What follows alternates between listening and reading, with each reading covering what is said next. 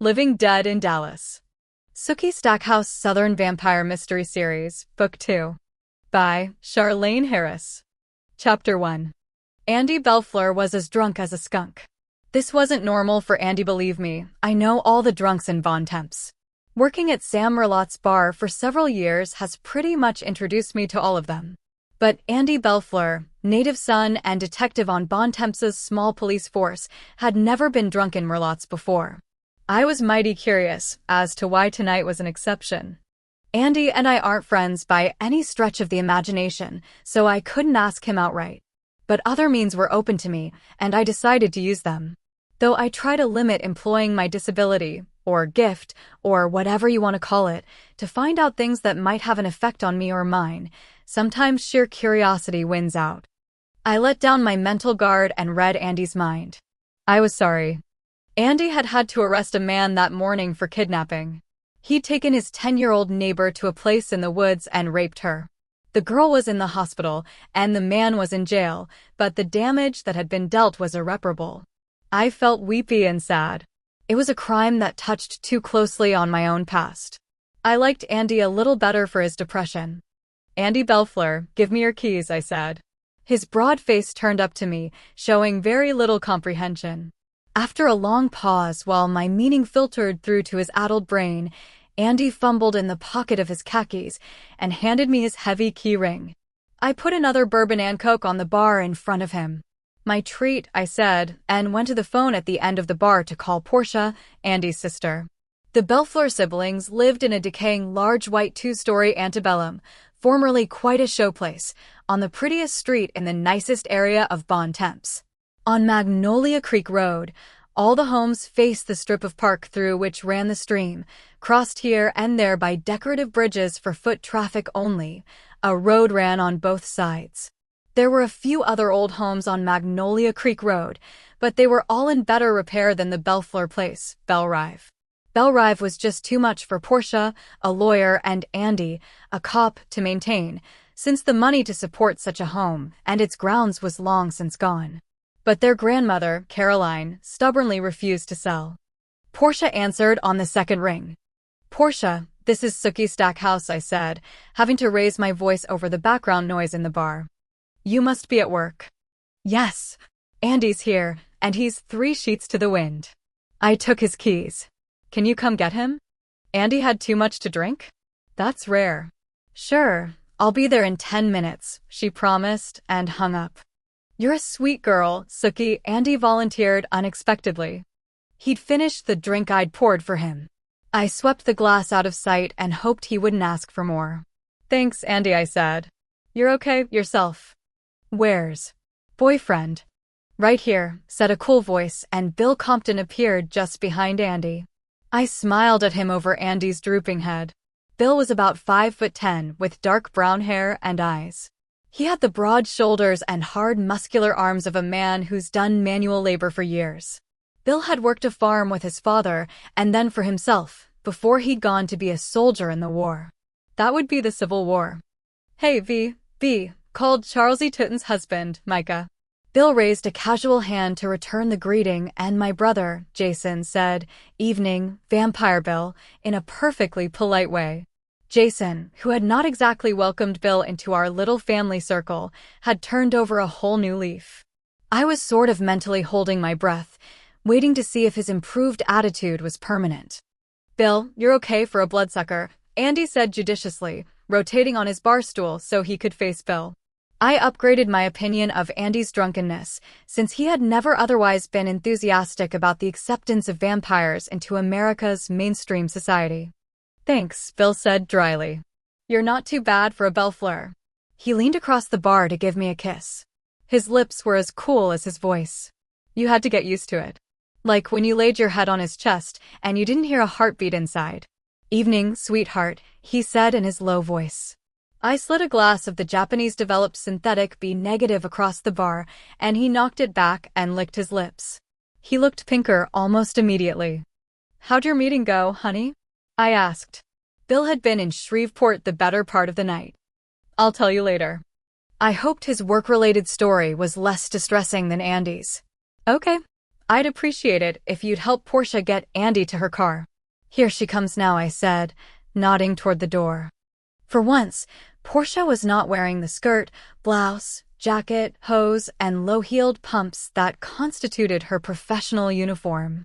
She'd changed to blue jeans and a ragged Sophie Newcomb sweatshirt. Portia was built as squarely as her brother, but she had long, thick, chestnut hair. Keeping it beautifully tended was Portia's one signal that she hadn't given up yet. She plowed single-mindedly through the rowdy crowd. Well, he's soused, all right, she said, evaluating her brother. Portia was trying to ignore Bill, who made her very uneasy. It doesn't happen often, but if he decides to tie one on, he does a good job. Portia, Bill can carry him to your car, I said. Andy was taller than Portia and thick in body, clearly too much of a burden for his sister. I think I can handle him, she told me firmly, still not looking toward Bill, who raised his eyebrows at me. So I let her get one arm around him and try to hoist him off the stool. Andy stayed perched. Portia glanced around for Sam Merlot, the bar owner, who was small and wiry in appearance, but very strong. Sam's bartending at an anniversary party at the country club, I said. Better let Bill help. All right, the lawyer said stiffly, her eyes on the polished wood of the bar. Thanks very much. Bill had Andy up and moving toward the door in seconds, in spite of Andy's legs tending to turn to jelly. Micah Tuden jumped up to open the door, so Bill was able to sweep Andy right out into the parking lot. Thanks, Sookie, Portia said. Is his bar tab settled up? I nodded. Okay, she said, slapping her hand on the bar to signal she was out of there. She had to listen to a chorus of well-meant advice as she followed Bill out the front door of Merlot's. That was how Detective Andy Belfleur's old Buick came to sit in the parking lot at Merlot's all night and into the next day. The Buick had certainly been empty when Andy had gotten out to enter the bar, he would later swear. He'd also testify that he had been so preoccupied by his internal turmoil that he'd forgotten to lock the car. At some point between 8 o'clock, when Andy had arrived at Merlot's, and 10 the next morning, when I arrived to help open the bar, Andy's car acquired a new passenger. This one would cause considerable embarrassment for the policeman. This one was dead. ISHOULD and HAV been there at all. I'd worked the late shift the night before, and I should have worked the late shift again that night. But Bill had asked me if I could switch with one of my coworkers because he needed me to accompany him to Shreveport, and Sam hadn't objected. I'd asked my friend Arlene if she'd work my shift. She was due a day off, but she always wanted to earn the better tips we got at night, and she agreed to come in at 5 that afternoon. By all rights, Andy should have collected his car that morning, but he'd been too hungover to fool with getting Portia to run him over to Merlot's, which was out of the way to the police station. She told him she would pick him up at work at noon, and they'd eat lunch at the bar. Then he could retrieve his car. So the Buick, with its silent passenger, waited for discovery far longer than it should have. I'd gotten about 6 hours sleep the night before, so I was feeling pretty good. Dating a vampire can be hard on your equilibrium if you're truly a daytime person, like me.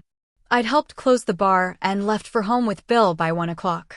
We'd gotten in Bill's hot tub together, then done other things, but I'd gotten to bed by a little after 2, and I didn't get up until almost 9.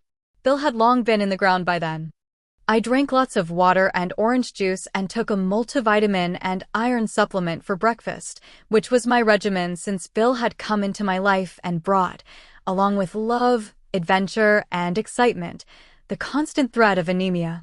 The weather was getting cooler, thank God, and I sat on Bill's front porch wearing a cardigan and the black slacks we wore to work at Merlot's when it was too cool for shorts. My white golf shirt had Merlot Espier embroidered on the left breast. As I skimmed the morning paper, with one part of my mind I was recording the fact that the grass was definitely not growing as fast. Some of the leaves appeared to be beginning to turn. The high school football stadium might be just about tolerable this coming Friday night. The summer just hates to let go in Louisiana, even northern Louisiana. Fall begins in a very half-hearted way, as though it might quit at any minute and revert to the stifling heat of July. But I was on the alert, and I could spot traces of fall this morning. Fall and winter meant longer nights, more time with Bill, more hours of sleep. So I was cheerful when I went to work. When I saw the Buick sitting all by its lonesome in front of the bar, I remembered Andy's surprising binge the night before. I have to confess, I smiled when I thought of how he'd be feeling today. Just as I was about to drive around and back and park with the other employees, I noticed that Andy's rear passenger door was open just a little bit. That would make his dome light stay on, surely? And his battery would run down. And he'd be angry and have to come in the bar to call the tow truck or ask someone to jump him. So I put my car in park and slid out, leaving it running. That turned out to be an optimistic error. I shoved the door to, but it would only give an inch. So I pressed my body to it, thinking it would latch and I could be on my way. Again, the door would not click shut. Impatiently, I yanked it all the way open to find out what was in the way. A wave of smell gusted out into the parking lot, a dreadful smell. Dismay clutched at my throat because the smell was not unknown to me. I peered into the back seat of the car, my hand covering my mouth, though that hardly helped with the smell. "Oh man," I whispered. "Oh shit." Lafayette, the cook for one shift at Merlotte's, had been shoved into the back seat. He was naked. It was Lafayette's thin brown foot, its toenails painted a deep crimson, that had kept the door from shutting, and it was Lafayette's corpse that smelled to high heaven. I backed away hastily, then scrambled into my car and drove around back behind the bar, blowing my horn. Sam came running out of the employee door, an apron tied around his waist. I turned off my car and was out of it so quick I hardly realized I'd done it, and I wrapped myself around Sam like a static-filled sock.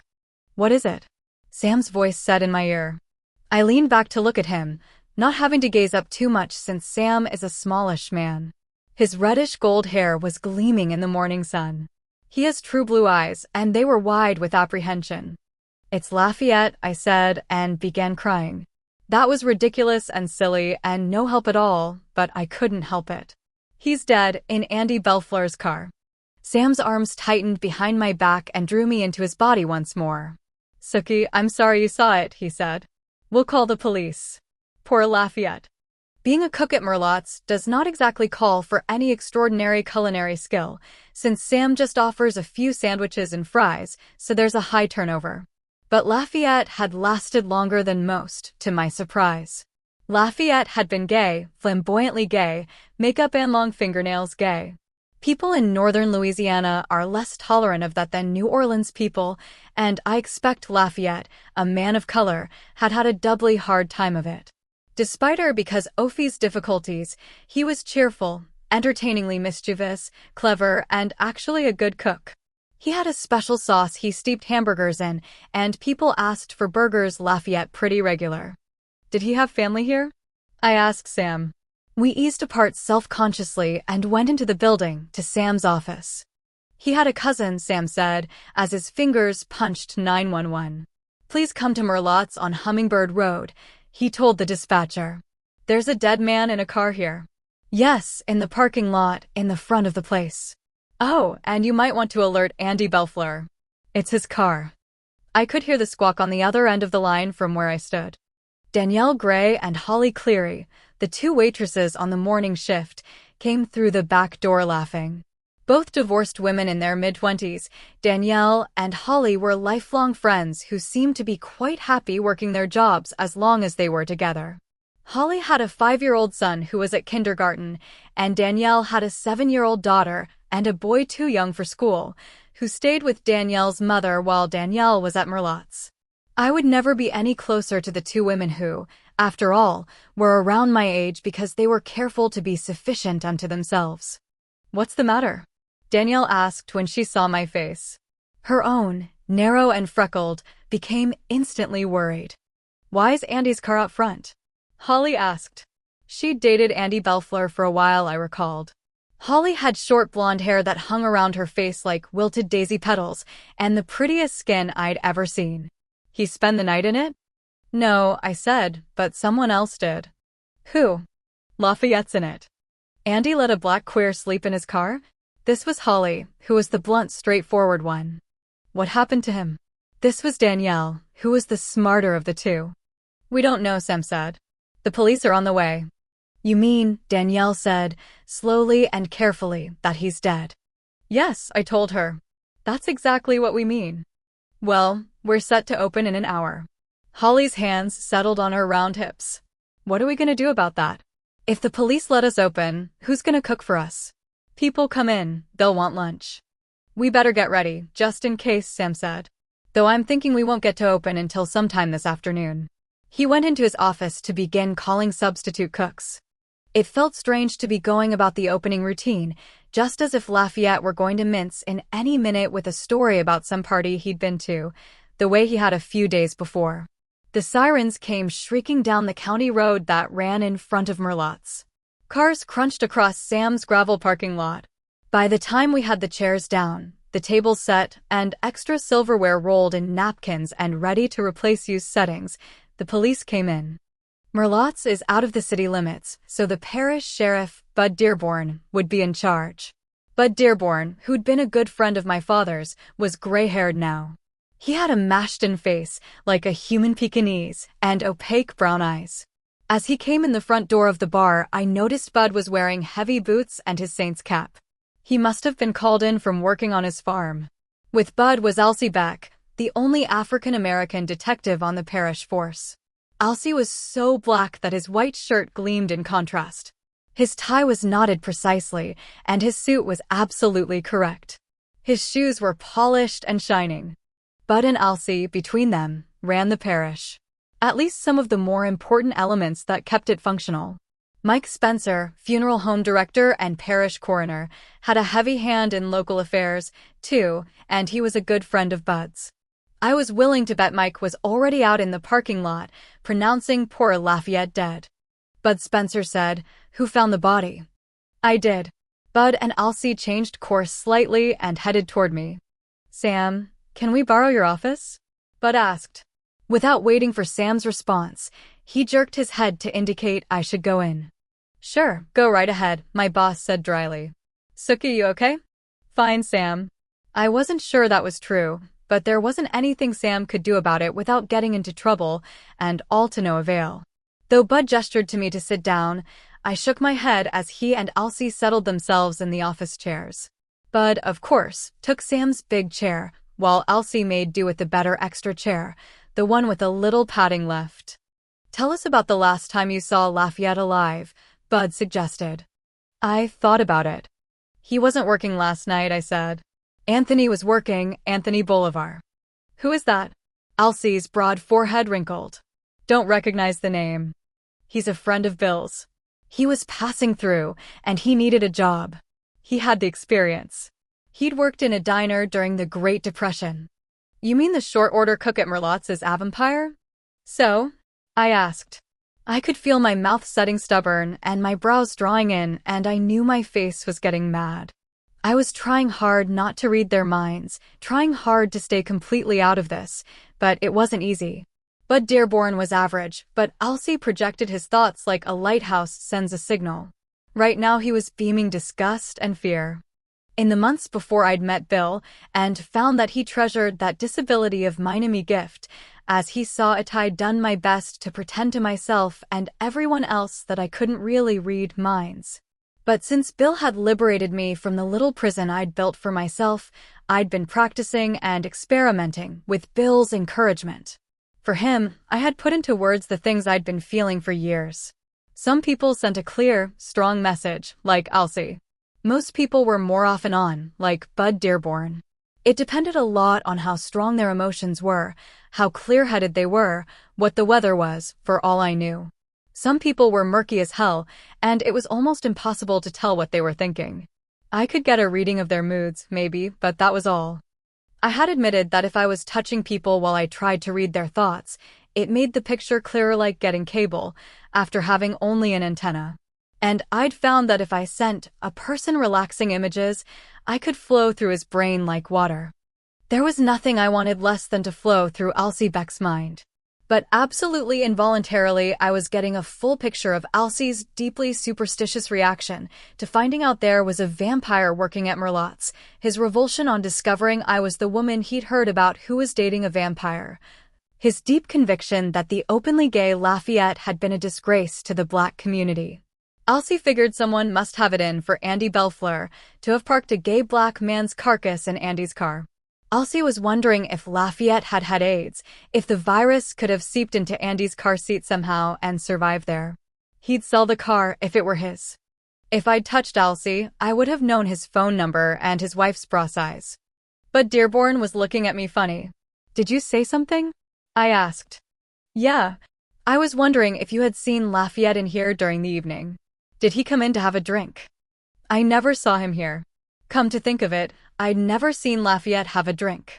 For the first time, I realized that though the lunch crowd was mixed, the night bar patrons were almost exclusively white. Where did he spend his social time? I have no idea. All Lafayette's stories were told with the names changed to protect the innocent. Well, actually, the guilty. When did you see him last? Dead in the car. Bud shook his head in exasperation. Alive, Sookie. I guess. 3 days ago.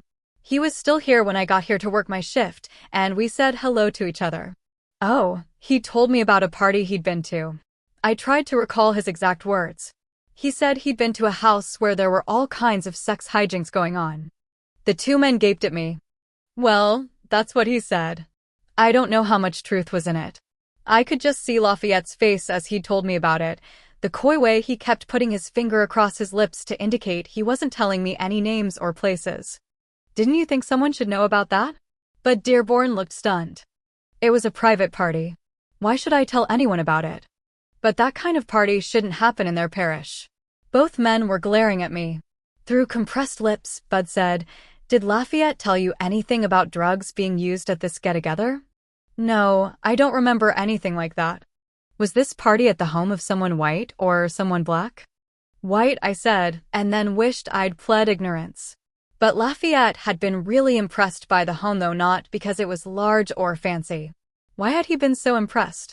I wasn't too sure what would constitute impressive for Lafayette, who had grown up poor and stayed that way, but I was sure he'd been talking about the home of someone white, because he'd said, all the pictures on the walls.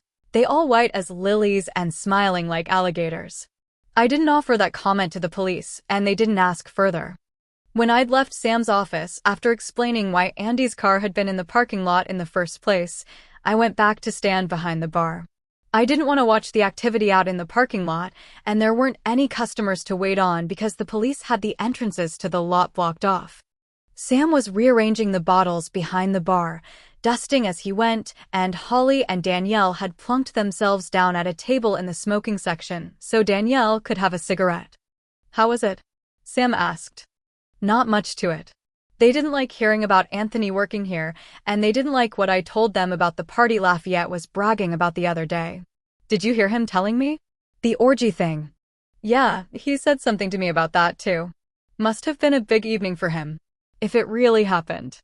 You think Lafayette made it up? I don't think there are too many biracial, bisexual parties in Bon Temps, he said. But that's just because no one invited you to one, I said pointedly. I wondered if I really knew at all what went on in our little town. Of all the people in Bon Temps, I should be the one to know the ins and the outs, since all that information was more or less readily available to me, if I chose to dig for it. At least, I assume that's the case? That's the case, Sam said, smiling at me a little as he dusted a bottle of whiskey. I guess my invitation got lost in the mail, too. You think Lafayette came back here last night to talk more to you or me about this party? I shrugged. He may have just arranged to meet someone in the parking lot. After all, everyone knows where Merlot's is. Had he gotten his paycheck? It was the end of the week when Sam normally paid us. No. Maybe he'd come in for that, but I'd have given it to him at work the next day. Today. I wonder who invited Lafayette to that party. Good question. You don't reckon he'd have been dumb enough to try to blackmail anyone, do you? Sam rubbed the fake wood of the bar with a clean rag.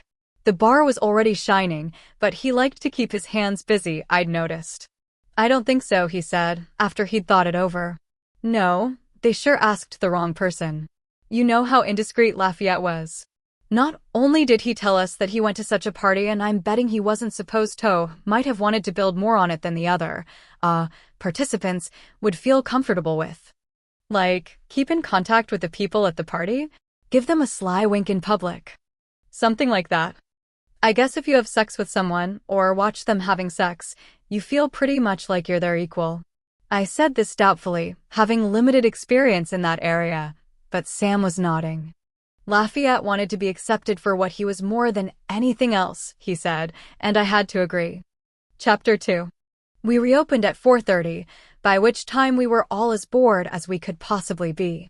I was ashamed of that, since after all, we were there because a man we knew had died, but it was undeniable that after straightening up the storeroom, cleaning out Sam's office, and playing several hands of bore, Sam won $5 and change. We were all ready to see someone new. When Terry Belfleur, Andy's cousin and a frequent substitute barman or cook at Merlotte's, came through the back door, he was a welcome sight. I guess Terry was in his late 50s. A Vietnam vet, he'd been a prisoner of war for a year and a half. Terry had some obvious facial scarring, and my friend Arlene told me that the scars on his body were even more drastic. Terry was red-headed, though he was graying a little more each month, it seemed like. I'd always been fond of Terry, who bent over backward to be kind to me except when he was in one of his black moods. Everyone knew not to cross Terry Belfleur when he was in one of his moods. Terry's dark days were inevitably preceded by nightmares of the worst kind, as his neighbors testified. They could hear Terry hollering on the nightmare nights. I never read Terry's mind. Terry looked okay today. His shoulders were relaxed, and his eyes didn't dart from side to side. You okay, sweet thing? He asked, patting my arm sympathetically. Thanks, Terry, I'm fine. Just sorry about Lafayette. Yeah, he wasn't too bad. From Terry, that was high praise. Did his job, always showed up on time. Cleaned the kitchen good. Never a bad word. Functioning on that level was Terry's highest ambition. And then he dies in Andy's Buick. I'm afraid Andy's car is kind of. I groped for the blandest term. It's cleanable, he said. Terry was anxious to close that subject. Did he tell you what had happened to Lafayette? Andy says it looks like his neck was broken. And there was some, evidence that he'd been messed with. Terry's brown eyes flickered away, revealing his discomfort. Messed with meant something violent and sexual to Terry. Oh, gosh, how awful. Danielle and Holly had come up behind me, and Sam, with another sack of garbage he'd cleaned out of his office, paused on his way to the dumpster out back. He didn't look that. I mean, the car didn't look that. Stained. Right. Andy thinks he was killed somewhere else. Yuck, said Holly. Don't talk about it. That's too much for me. Terry looked over my shoulder at the two women. He had no great love for either Holly or Danielle, though I didn't know why and had made no effort to learn. I tried to leave people privacy, especially now that I had better control over my own ability. I heard the two moving away after Terry had kept his gaze trained on them for a few seconds. Portia came and got Andy last night, he asked. Yes, I called her. He couldn't drive. Though I'm betting he wishes I'd let him now. I was just never going to be number one on Andy Belfleur's popularity list. She have trouble getting him to her car? Bill helped her. Vampire Bill? Your boyfriend. Uh-huh. I hope he didn't scare her, Terry said, as if he didn't remember I was still there. I could feel my face squinching up. There's no reason on earth why Bill would ever scare Portia Belfleur, I said, and something about the way I said it penetrated Terry's fog of private thought. Portia ain't as tough as everyone thinks she is, Terry told me. You, on the other hand, are a sweet little eclair on the outside and a pit bull on the inside. I don't know whether I should feel flattered or whether I should sock you in the nose. There you go. How many women or men, for that matter, would say such a thing to a crazy man like me? And Terry smiled as a ghost would smile. I hadn't known how conscious of his reputation Terry was until now. I stood on tiptoe to give him a kiss on the scarred cheek, to show him I wasn't scared of him. As I sank back to my heels, I realized that wasn't exactly true. Under some circumstances, not only would I be quite wary of this damaged man, but I might become very frightened indeed. Terry tied the strings of one of the white cook's aprons and began to open up the kitchen. The rest of us got back into the work mode. I wouldn't have long to wait tables, since I was getting off at 6 tonight to get ready to drive to Shreveport with Bill. I hated for Sam to pay me for the time I'd spent lollygagging around Merlotte's today, waiting to work, but straightening the storeroom and cleaning out Sam's office had to count for something. As soon as the police opened up the parking lot, people began streaming in, in as heavy a flow as a small town like Bontemps ever gets. Andy and Portia were among the first in, and I saw Terry look out the hatch from the kitchen at his cousins. They waved at him, and he raised a spatula to acknowledge their greeting. I wondered how close a cousin Terry actually was. He wasn't a first cousin, I was sure. Of course, here you could call someone your cousin or your aunt or your uncle with little or no blood relation at all.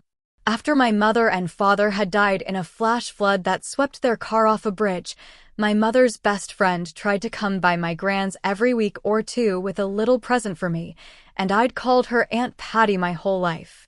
I answered all the customers' questions if I had time, and served hamburgers and salads and chicken breast strips and beer until I felt dazed. When I glanced at the clock, it was time for me to go. In the ladies' room, I found my replacement, my friend Arlene. Arlene's flaming red hair, 2 shades redder this month, was arranged in an elaborate cluster of curls on the back of her head, and her tight pants let the world know she'd lost 7 pounds. Arlene had been married 4 times, and she was on the lookout for number 5. We talked about the murder for a couple of minutes, and I briefed her on the status of my tables, before I grabbed my purse from Sam's office and scooted out the back door. It wasn't quite dark when I pulled up to my house, which is a quarter mile back in the woods off a seldom-traveled parish road.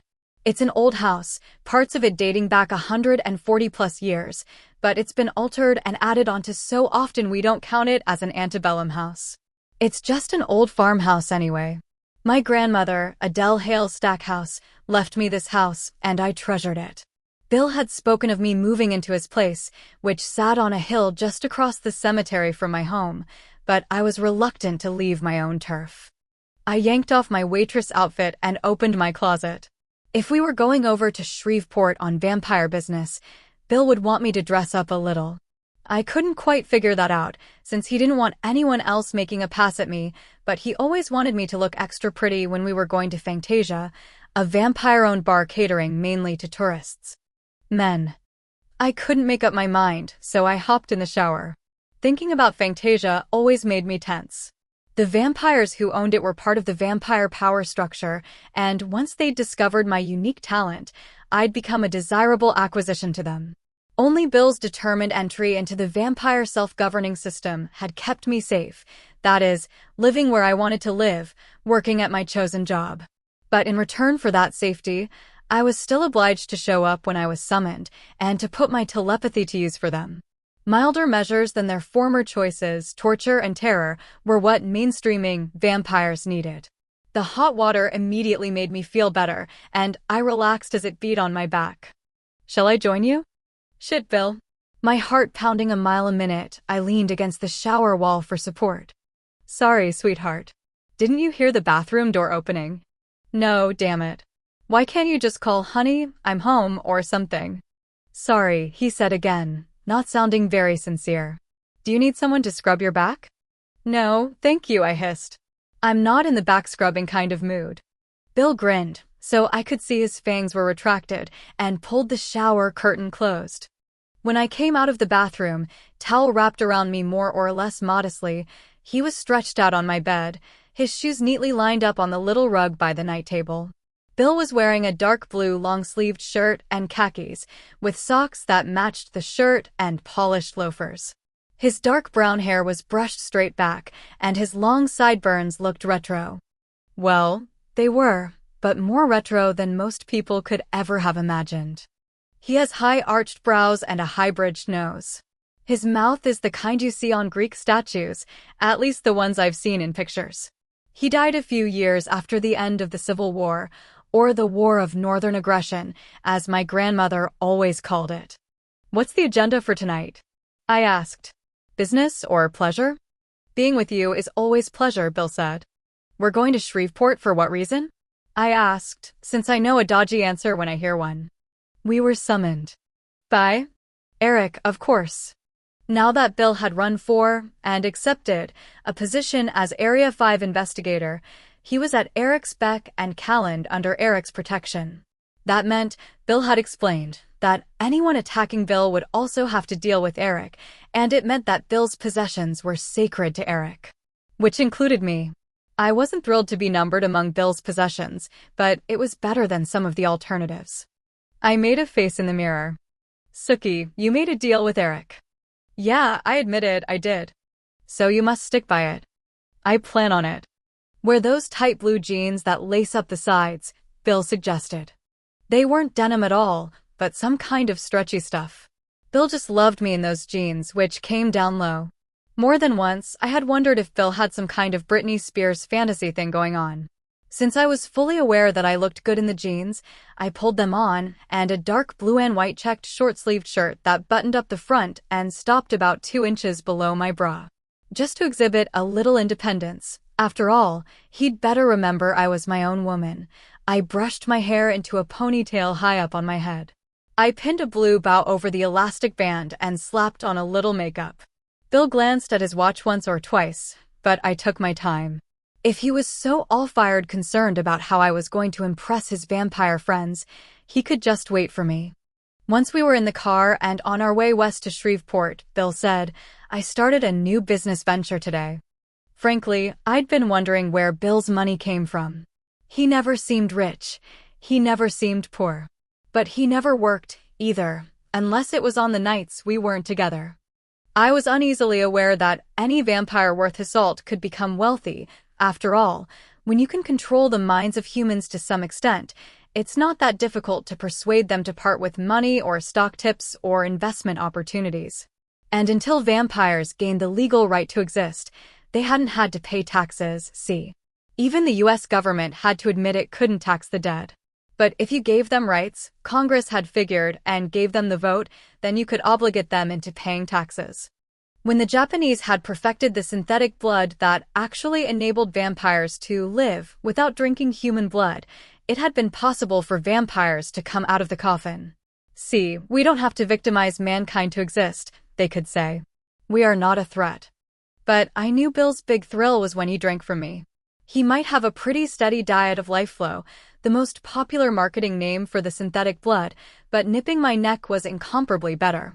He could drink some bottled A positive in front of a whole bar full of people, but if he planned on a mouthful of Sookie Stackhouse, we had better by golly be in private.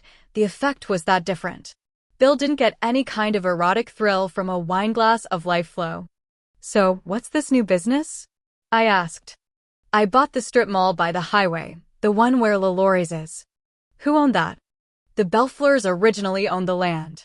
They let Sid Matt Lancaster do a development deal for them. Sid Matt Lancaster had acted as my brother's lawyer before. He'd been around for donkey's years and had way more clout than Portia.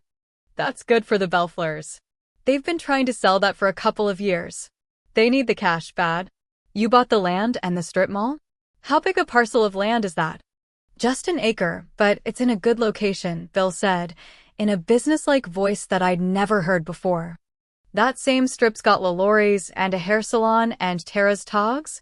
Aside from the country club, LaLaurie's was the only restaurant with any pretensions in the Bon Temps area. It was where you took your wife for your 20th wedding anniversary, or your boss when you wanted a promotion, or a date you really, really wanted to impress. But it didn't make a lot of money, I'd heard. I have no inkling of how to run a business or manage business dealings, having been just a step or two ahead of poor all my life. If my parents hadn't had the good fortune to find a little oil on their land and save all the money from it before the oil ran out, Jason and Gran and I would have had a hand-to-mouth time of it. At least twice, we had been close to selling my parents' place, just to keep up Gran's house and taxes, while she raised the two of us. So, how does that work? You own the building that houses those 3 businesses, and they pay you rent. Bill nodded. So now, if you want to get something done to your hair, go to Clip and Curl. I'd only been to a hairdresser once in my life. If the ends got ragged, I usually went over to Arlene's trailer, and she trimmed them evenly. Do you think my hair needs something done to it? I asked uncertainly. No, it's beautiful. Bill was reassuringly positive. But if you should want to go, they have, manicures and hair care products. He said hair care products as if it were in a foreign language. I stifled a smile. And he continued, take anyone you want to LaLaurie's, and you won't have to pay. I turned in my seat to stare at him. And Tara knows that if you come in, she will put any clothes you buy on my account. I could feel my temper creak and give way. Bill, unfortunately, could not.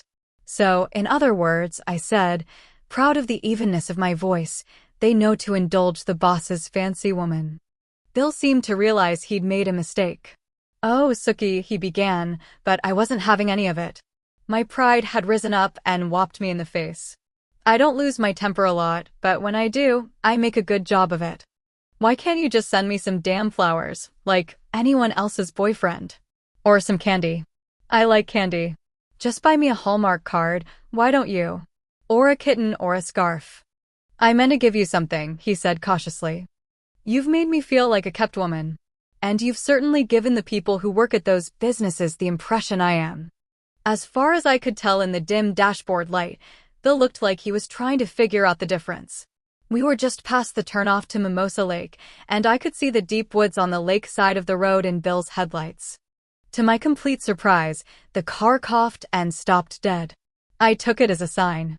Bill would have locked the doors if he'd known what I was going to do, because he certainly looked startled when I scrambled out of the car and marched over to the woods by the road. Sookie, get back in here right now. Bill was mad now, by God. Well, it had taken him long enough. I shot him the bird as I stepped into the woods. I knew if Bill wanted me in the car, I'd be in the car, since Bill's about 20 times stronger and faster than me. After a few seconds in the darkness, I almost wished he'd catch up with me. But then my pride gave a twitch and I knew I'd done the right thing. Bill seemed to be a little confused about the nature of our relationship, and I wanted him to get it straight in his head. He could just take his sorry ass to Shreveport and explain my absence to his superior, Eric. By golly, that'd show him. Sookie, Bill called from the road, I'm going to go to the nearest service station to get a mechanic. Good luck, I muttered under my breath. A service station with a full-time mechanic open at night?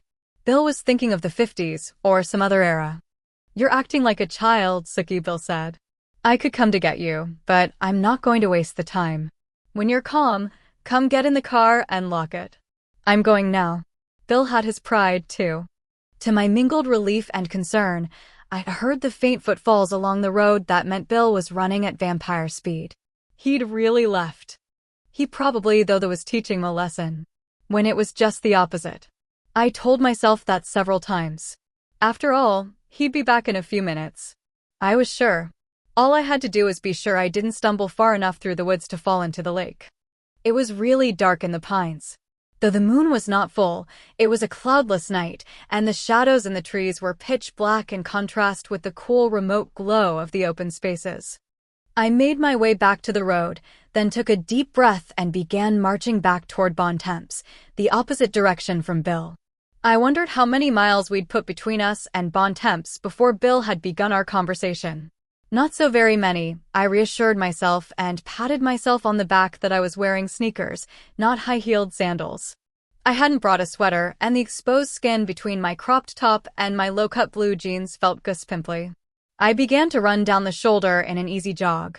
There weren't any streetlights, so I would have been in bad shape if it weren't for the moonlight. Just about the time I recalled that there was someone out there who'd murdered Lafayette, I heard footsteps in the woods parallel to my own path. When I stopped, the movement in the trees did also. I'd rather know now. Okay, who's there? I called. If you're going to eat me, let's just get it over with. A woman stepped out of the woods. With her was a razorback, a feral hog.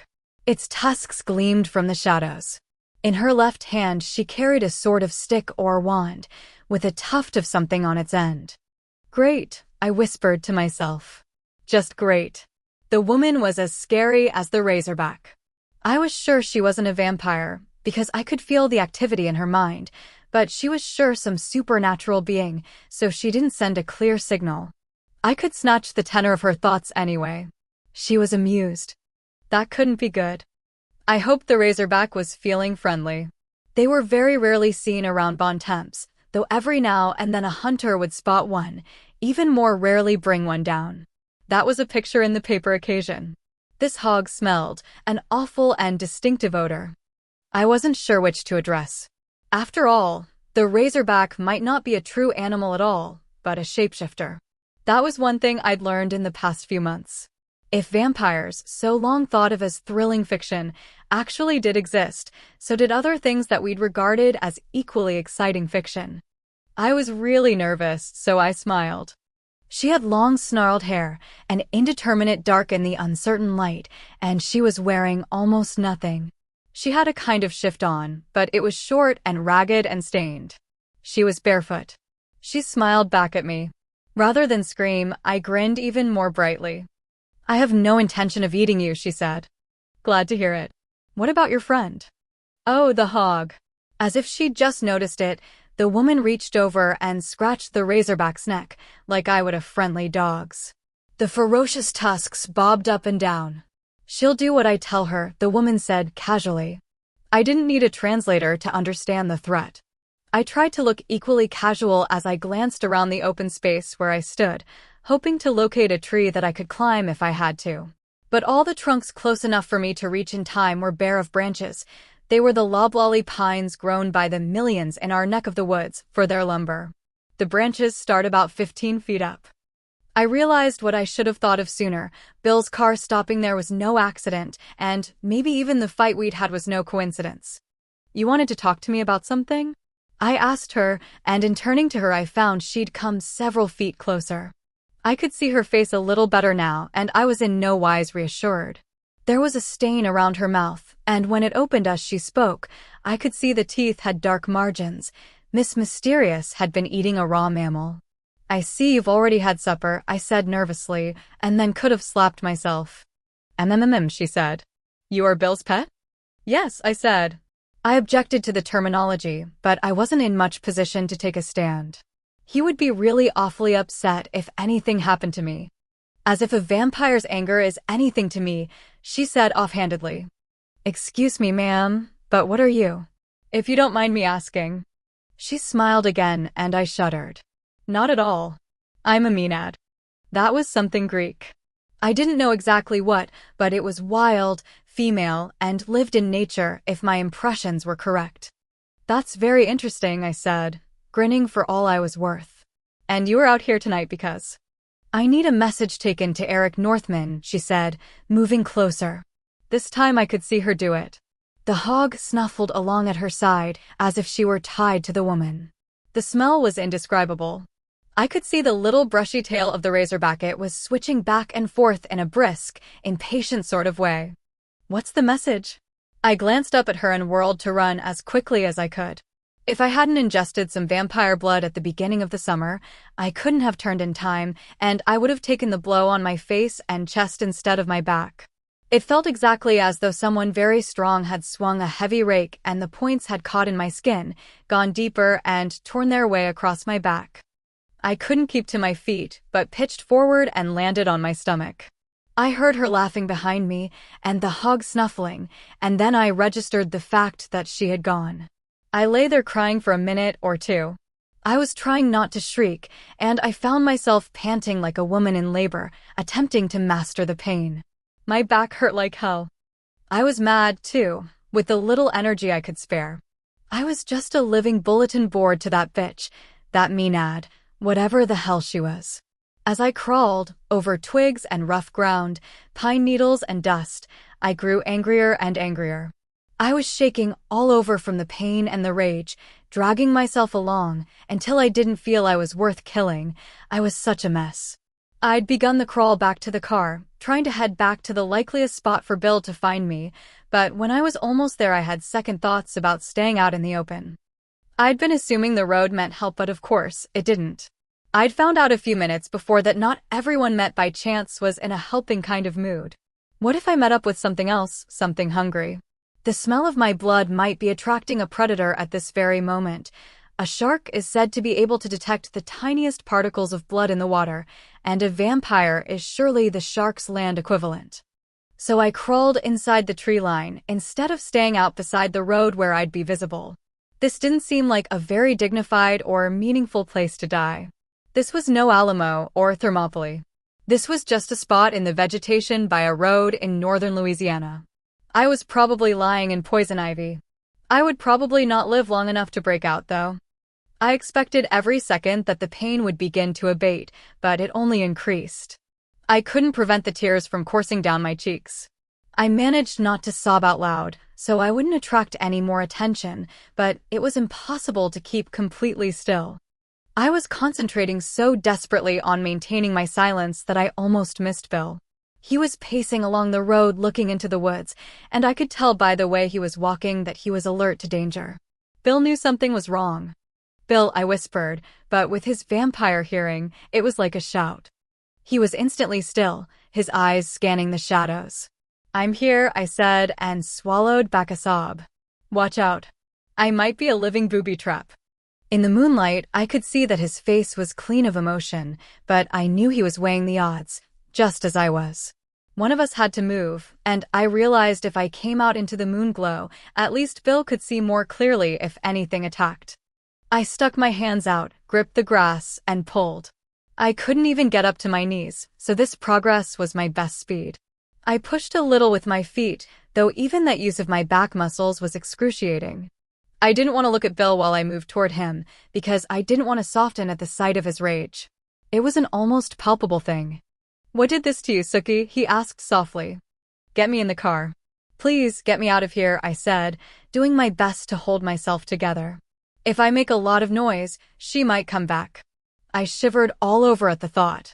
"Take me to Eric," I said, trying to keep my voice even. She said this was a message for Eric Northman. Bill squatted beside me. "I have to lift you," he told me. "Oh no." I started to say, there must be some other way, but I knew there wasn't. Bill knew better than to hesitate. Before I could anticipate the pain to its full extent, he scooted an arm under me and applied his other hand to my crotch, and in an instant he had me dangling across his shoulder. I screamed out loud. I tried not to sob after that, so Bill could listen for an attack, but I didn't manage that very well. Bill began to run along the road, back to the car. It was running already, its engine idling smoothly. Bill flung open the back door and tried to feed me gently, but quickly onto the back seat of the Cadillac. It was impossible not to cause me more pain by doing this, but he made the attempt. "It was her," I said, when I could say anything coherent. "It was her who made the car stop and made me get out." I was keeping an open mind about whether she'd caused the fight to begin with. "We'll talk about it in a little while," he said. He sped toward Shreveport at the highest speed he could, while I clawed at the upholstery in an attempt to keep control over myself. All I remember about that ride was that it was at least 2 years long. Bill got me to the back door of Fantasia somehow and kicked it to get attention. "What?" Pam sounded hostile. She was a pretty blonde vampire I'd met a couple of times before, a sensible sort of individual with considerable business acumen. "Oh, Bill. What's happened?" "Oh, she's bleeding." "Get Eric," Bill said. "He's been waiting in here," she began, but Bill strode right by her with me bouncing on his shoulder like a bag of bloody game.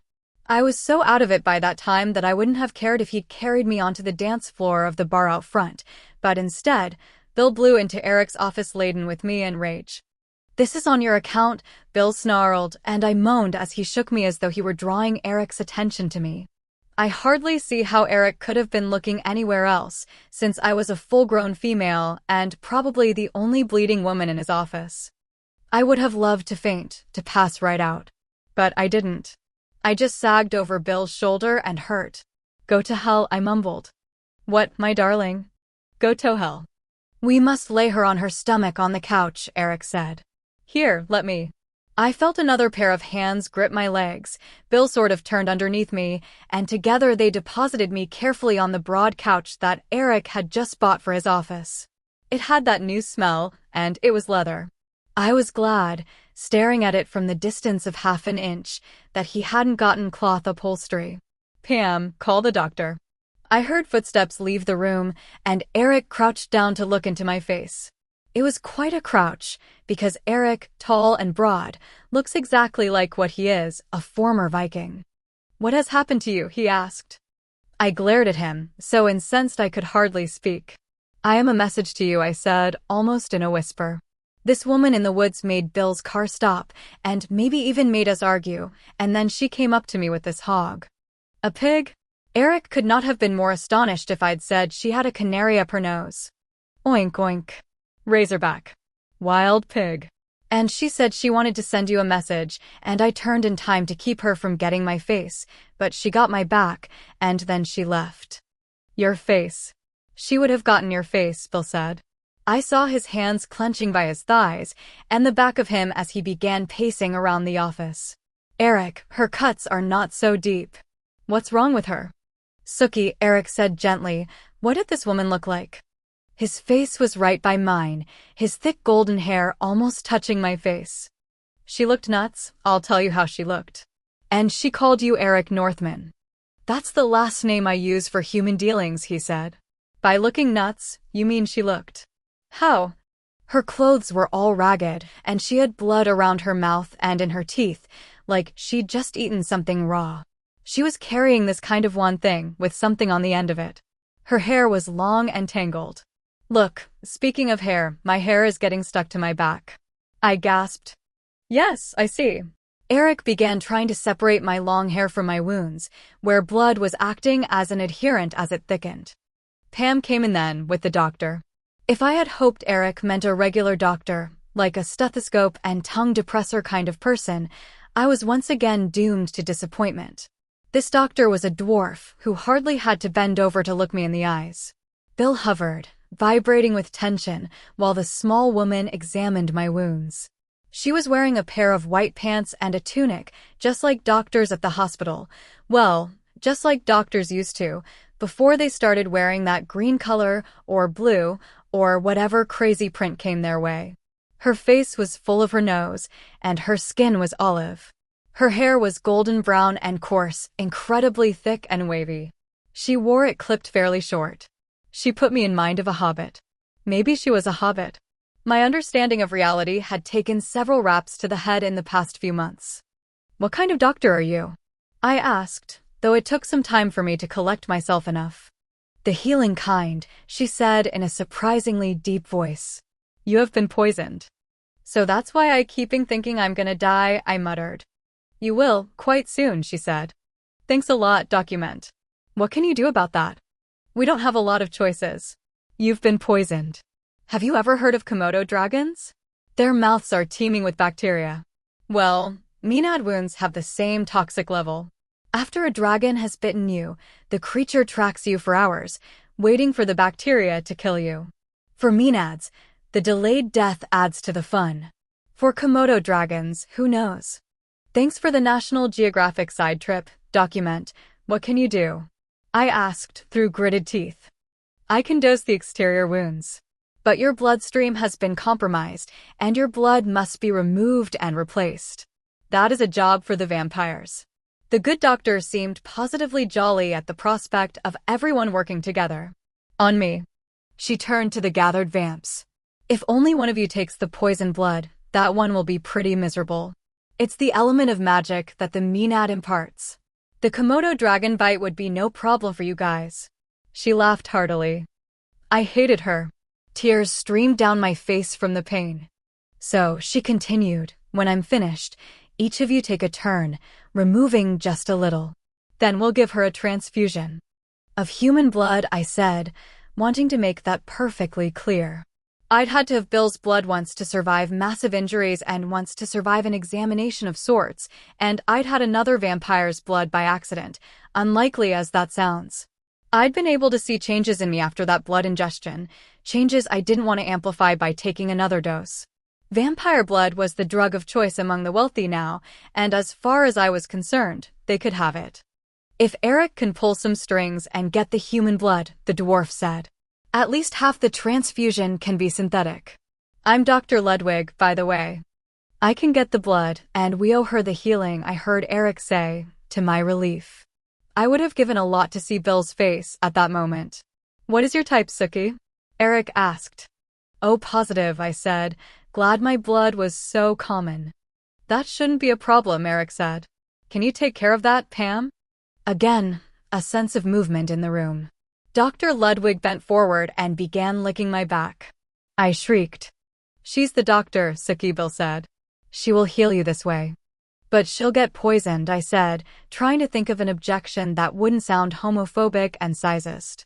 Truly, I didn't want anyone licking my back, female dwarf or large male vampire. She is the healer, Eric said, in a rebuking kind of way. You must accept her treatment. Oh, all right, I said, not even caring how sullen I sounded. By the way, I haven't heard an "I'm sorry" from you yet. My sense of grievance had overwhelmed my sense of self-preservation.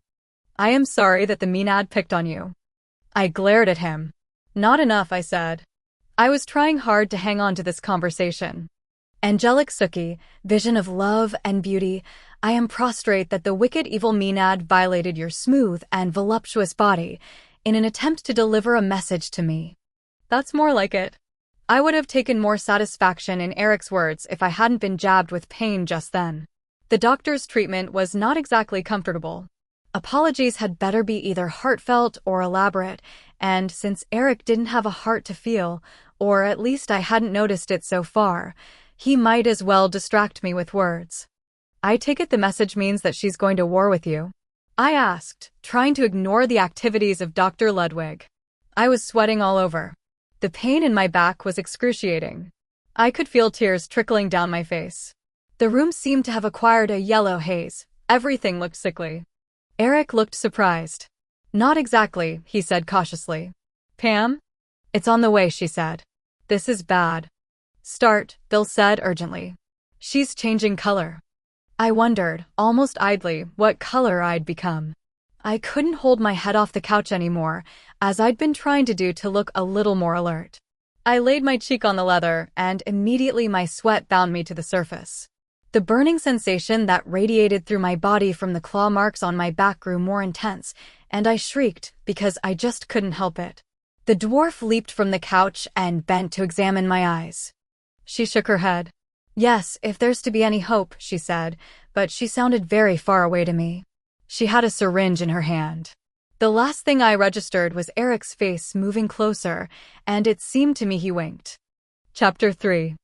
I opened my eyes with great reluctance. I felt that I'd been sleeping in a car, or that I'd taken a nap in a straight-back chair. I'd definitely dozed off somewhere inappropriate and uncomfortable. I felt groggy, and I ached all over. Pam was sitting on the floor a yard away, her wide blue eyes fixed on me. It worked, she commented. Dr. Ludwig was right. Great. Yes, it would have been a pity to lose you before we'd gotten a chance to get some good out of you, she said with shocking practicality. There are many other humans associated with us the Maenad could have picked, and those humans are far more expendable. Thanks for the warm fuzzies, Pam, I muttered. I felt the last degree of nasty, as if I'd been dipped in a vat of sweat and then rolled in the dust. Even my teeth felt scummy. You're welcome, she said, and she almost smiled. So Pam had a sense of humor, not something vampires were noted for. You never saw vampire stand-up comedians, and human jokes just left vampires cold, haha. Some off-tier humor could give you nightmares for a week. What happened? Pam relaced her fingers around her knee. We did as Dr. Ludwig said. Bill, Eric, Chow, and I all took a turn, and when you were almost dry, we began the transfusion. I thought about that for a minute, glad I'd checked out of consciousness before I could experience the procedure. Bill always took blood when we were making love, so I associated it with the height of erotic activity. To have donated to so many people would have been extremely embarrassing to me if I'd been there for it, so to speak. Who's Chow? I asked. See if you can sit up, Pam advised. Chow is our new bartender. He is quite a draw. Oh. Tattoos, Pam said, sounding almost human for a moment. He's tall for an Asian, and he has a wonderful set of tattoos. I tried to look like I cared. I pushed up, feeling a certain tenderness that made me very cautious. It was like my back was covered with wounds that had just healed, wounds that might break open again if I weren't careful. And that, Pam told me, was exactly the case. Also, I had no shirt on. Or anything else. Above the waist. Below, my jeans were still intact, though remarkably nasty.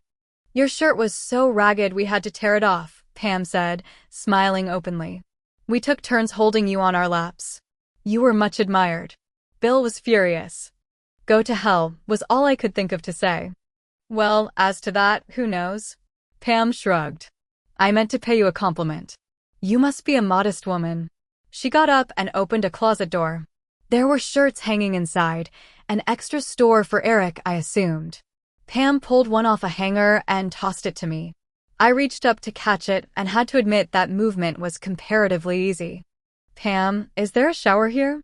I hated to pull the pristine white shirt over my grimy self. Yes, in the storeroom. By the employee's bathroom. It was extremely basic, but it was a shower with soap and a towel. You had to step right out into the storeroom, which was probably just fine with the vampires, since modesty is not a big issue with them. When Pam agreed to guard the door, I enlisted her help in pulling off the jeans and shucking my shoes and socks.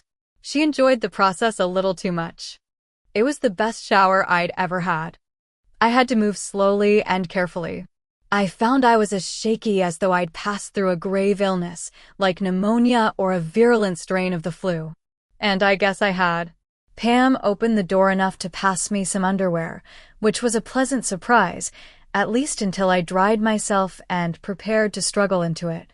The underpants were so tiny and lacy they hardly deserved to be called panties. At least they were white. I knew I was better when I caught myself wishing I could see how I looked in a mirror. The underpants and the white shirt were the only garments I could bear to put on. I came out barefoot, to find that Pam had rolled up the jeans and everything else and stuffed them in a plastic bag so I could get them home to the wash. My tan looked extremely brown against the white of the snowy shirt. I walked very slowly back to Eric's office and fished in my purse for my brush. As I began to try to work through the tangles, Bill came in and took the brush from my hand. "Let me do that, darling," he said tenderly. "How are you? Slide off the shirt so I can check your back." I did, anxiously hoping there weren't cameras in the office, though from Pam's account, I might as well relax. "How does it look?" I asked him over my shoulder. Bill said briefly, "There will be marks." I figured. Better on my back than on my front. And being scarred was better than being dead. I slipped the shirt back on, and Bill began working on my hair, a favorite thing for him. I grew tired very quickly and sat in Eric's chair while Bill stood behind me. "So why did the Maenad pick me?" "She would have been waiting for the first vampire to come through. That I had you with Meso much easier to hurt, that was a bonus." "Did she cause our fight?" "No, I think that was just chance." "I still don't understand why you got so angry." "I'm too tired to explain, Bill. We'll talk about it tomorrow, okay?" Eric came in, along with a vampire I knew must be Chow. Right away I could see why Chow would bring in customers. He was the first Asian vampire I'd seen, and he was extremely handsome. He was also covered, at least the parts one could see, with that intricate tattooing that I'd heard members of the Yakuza favored.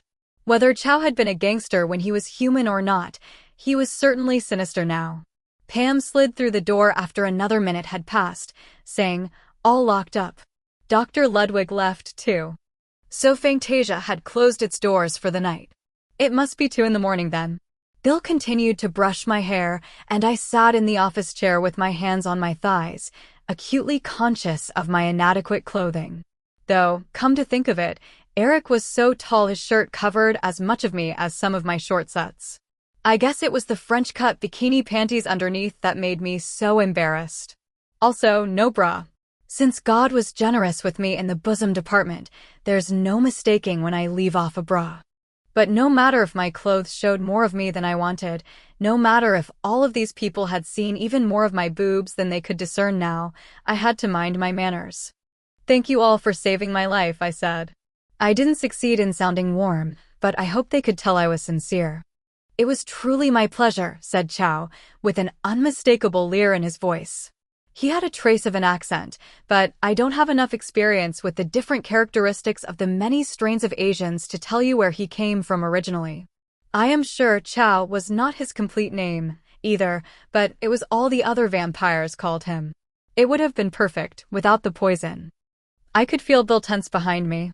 He laid his hands on my shoulders, and I reached up to put my fingers over his. Eric said it was worth ingesting the poison. He held his fingers to his lips and kissed them, as if praising the bouquet of my blood. "Ick."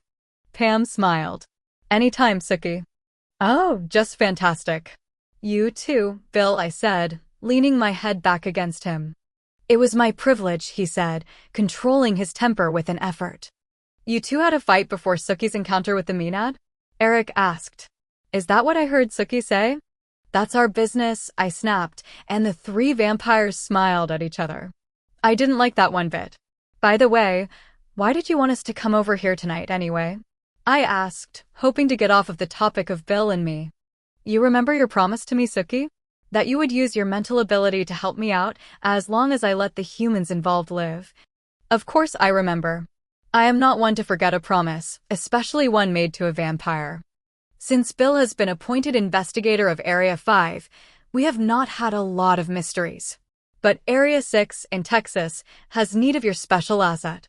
So we have loaned you out. I realized I'd been rented, like a chainsaw or backhoe. I wondered if the vampires of Dallas had had to put down a deposit against damage. I won't go without Bill. I looked Eric steadily in the eye. Bill's fingers gave me a little squeeze, so I knew I'd said the right thing. He'll be there. We drove a hard bargain, Eric said, smiling broadly. The effect was really disconcerting because he was happy about something and his fangs were out. We were afraid they might keep you or kill you, so an escort was part of our deal all along. And who better than Bill? If anything should render Bill incapable of guarding you, we will send another escort right out. And the vampires of Dallas have agreed to providing a car and chauffeur, lodgings and meals, and, of course, a nice fee. Bill will get a percentage of that. When I'd be doing the work. You must work out your financial arrangement with Bill, Eric said smoothly. I am sure he will at least recompense you for your time away from your bar job. Hadn't Landers ever covered when your date becomes your manager? Why a Maenad? I asked, startling all of them. I hoped I was pronouncing the word correctly. Naiads are water and dryads are trees, right? So why a Maenad out there in the woods? Weren't Maenads just women driven mad by the god Bacchus? Sookie, you have unexpected depths, Eric said, after an appreciable pause. I didn't tell him I'd learned that from reading a mystery. Let him think I read ancient Greek literature in the original language. It couldn't hurt. Chow said, the god entered some women so completely that they became immortal, or very close to it. Bacchus was the god of the grape, of course, so bars are very interesting to Maenads. In fact, so interesting that they don't like other creatures of the darkness becoming involved. Maenads consider that the violence sparked by the consumption of alcohol belongs to them. That's what they feed off, now that no one formally worships their god. And they're attracted to pride. That rang a chime. Hadn't Bill and I both been feeling our pride tonight? We had only heard rumors one was in the area, Eric said. Until Bill brought you in. So, what was she warning you of? What does she want? Tribute, Pam said. We think. What kind? Pam shrugged. It seemed that was the only answer I was going to get. Or what? I asked. Again with the stares. I gave a deep sigh of exasperation. What's she gonna do if you don't pay her tribute? Send her madness. Bill sounded worried. Into the bar? Merlot's? Though there were plenty of bars in the area. The vampires eyed each other. Or into one of us, Chow said. It has happened. The Halloween massacre of 1876 in St. Petersburg. They all nodded solemnly. I was there, Eric said. It took 20 of us to clean up. And we had to stake Gregory. It took all of us to do that. The Maenad, Phryne, received tribute after that, you can be sure. For the vampires to stake one of their own, things had to be pretty serious. Eric had staked a vampire who had stolen from him, and Bill had told me Eric had had to pay a severe penalty. Who to, Bill hadn't said, and I hadn't asked. There were some things I could live quite well without knowing. So you'll give a tribute to this Maenad? They were exchanging thoughts on this, I could tell. Yes, Eric said. It is better if we do. I guess Maenads are pretty hard to kill, Bill said, a question in his voice. Eric shuddered. Oh yes, he said. Oh yes. During our idea back to Bon Temps, Bill and I were silent. I had a lot of questions about the evening, but I was tired from my bones out to my skin. Sam should know about this, I said, as we stopped at my house. Bill came around to open my door. Why, Sookie? He took my hand to pull me from the car, knowing that I could barely walk. Because, and then I stopped dead. Bill knew Sam was supernatural, but I didn't want to remind him. Sam owned a bar, and we had been closer to Bon Temps than Shreveport when the Maenad had interfered. He owns a bar, but he should be all right, Bill said reasonably. Besides, The Maenad said the message was for Eric. That was true. You think too much about Sam to suit me, Bill said, and I gaped up at him. You're jealous. Bill was very wary when other vampires seemed to be admiring me, but I'd assumed that was just territorial. I didn't know how to feel about this new development. I'd never had anyone feel jealous of my attentions before. Bill didn't answer, in a very snitty way. I said thoughtfully. Well. I was smiling to myself as Bill helped me up the steps and through the old house, into my room, the room my grandmother had slept in for so many years. Now the walls were painted pale yellow, the woodwork was off-white, the curtains were off-white with bright flowers scattered over them. The bed had a matching cover. I went into the bathroom for a moment to brush my teeth and take care of necessities, and came out still in Eric's shirt. Take it off, Bill said. Look, Bill, normally I'd be hot to trot, but tonight. I just hate to see you in his shirt. Well. I could get used to this. On the other hand, if he carried it to extremes, it could be a nuisance. Oh, all right, I said, making a sigh he could hear from yards away. I guess I'll just have to take this old shirt off. I unbuttoned it slowly, knowing Bill's eyes were watching my hands move down the buttons, pulling the shirt apart a little more each time. Finally, I doffed it and stood there in Pam's white underwear. Oh, Bill breathed, and that was tribute enough for me. Maenads be damned, just seeing Bill's face made me feel like a goddess. Maybe I'd go to Foxy Femme Lingerie in Ruston my next day off. Or maybe Bill's newly acquired clothing store carried lingerie. Explaining to Sam that I needed to go to Dallas wasn't easy. Sam had been wonderful to me when I'd lost my grandmother, and I counted him as a good friend, a great boss, and, every now and then, a sexual fantasy.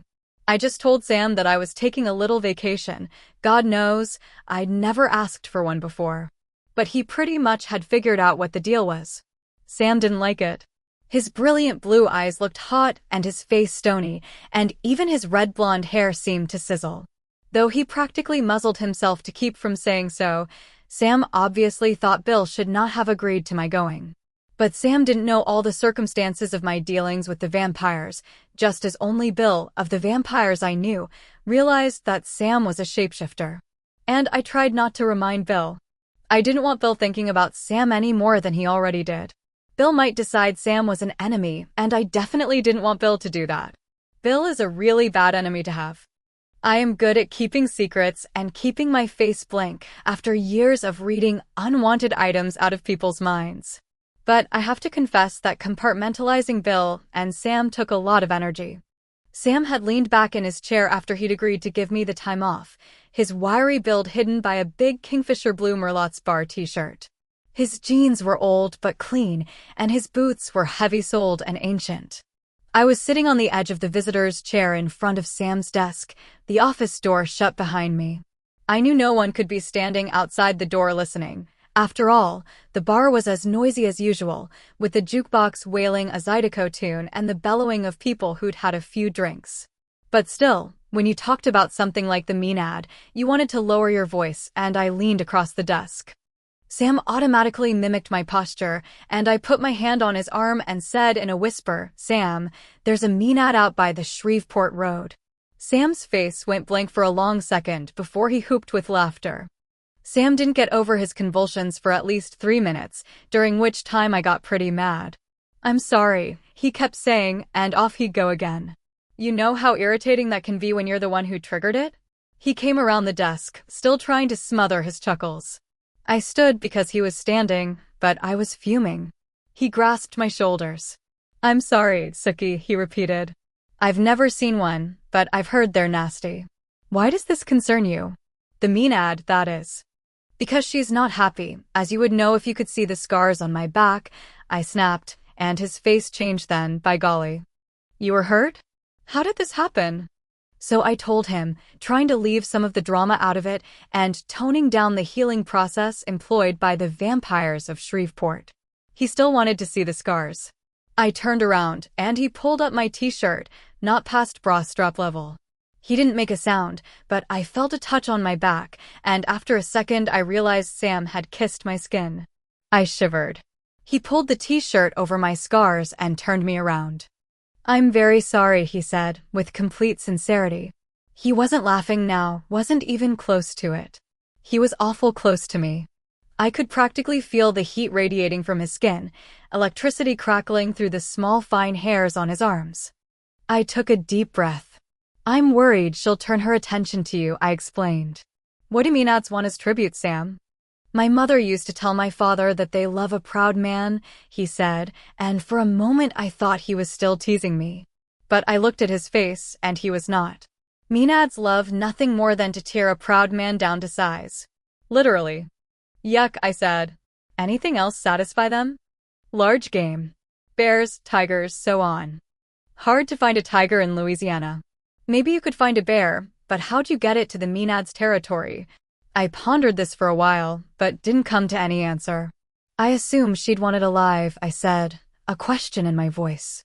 Sam, who seemed to have been watching me instead of thinking over the problem, nodded, and then he leaned forward and kissed me. I should have seen it coming. He was so warm after Bill, whose body never got up to warm. Tepid, maybe. Sam's lips actually felt hot, and his tongue, too. The kiss was deep, intense, unexpected, like the excitement you feel when someone gives you a present you didn't know you wanted. His arms were around me, mine were around him, and we were giving it everything we had, until I came back to earth. I pulled away a little, and he slowly raised his head from mine. "I do need to get out of town for a little while," I said. "Sorry, Sookie, but I've been wanting to do that for years." There were a lot of ways I could go from that statement, but I ratcheted up my determination and took the high road. "Sam, you know I am in love with Bill." He finished my sentence. I wasn't completely sure I was in love with Bill, but I loved him, and I had committed myself to him. So to simplify the matter, I nodded in agreement. I couldn't read Sam's thoughts clearly, because he was a supernatural being. But I would have been a dunce, a telepathic null, not to feel the waves of frustration and longing that rolled off of him. "The point I was trying to make," I said, after a minute, during which time we disentangled and stepped away from each other, "is that if this Maenad takes a special interest in bars, this is a bar run by someone who is not exactly run-of-the-mill human. Like Eric's bar in Shreveport. So you better watch out." Sam seemed to take heart that I was warning him, seemed to get some hope from it. "Thanks for telling me, Sookie. The next time I change, I'll be careful in the woods." I hadn't even thought of Sam encountering the Maenad in his shape-shifting adventures, and I had to sit down abruptly as I pictured that. "Oh no," I told him emphatically. "Don't change at all." "It's full moon in 4 days," Sam said, after a glance at the calendar.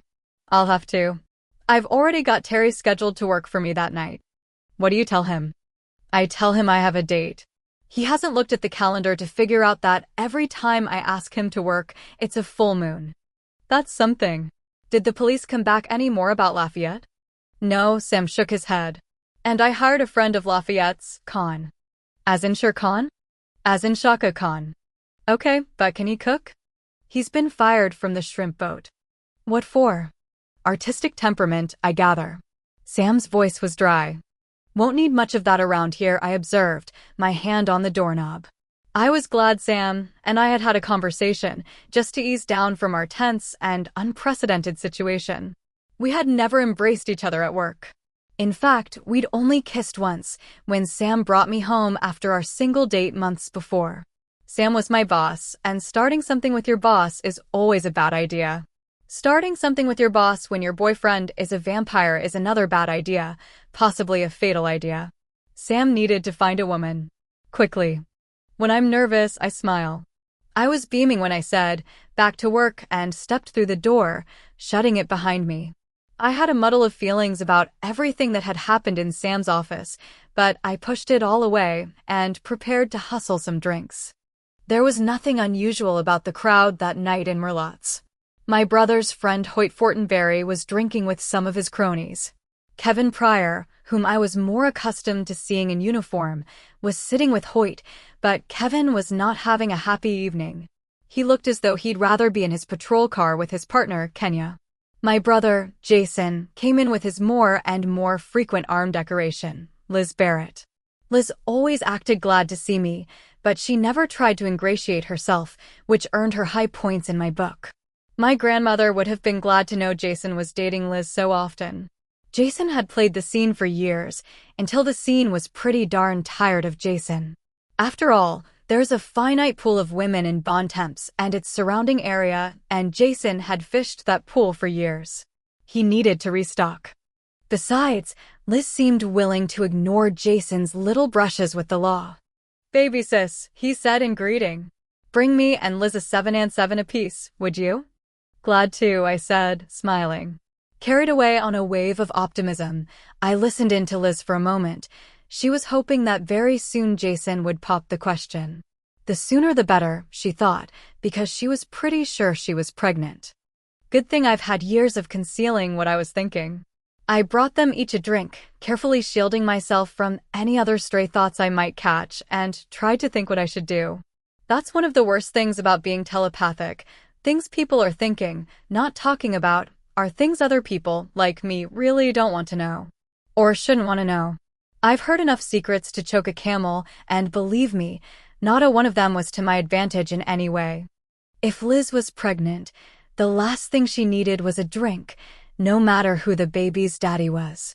I watched her carefully, and she took a tiny sip from her glass.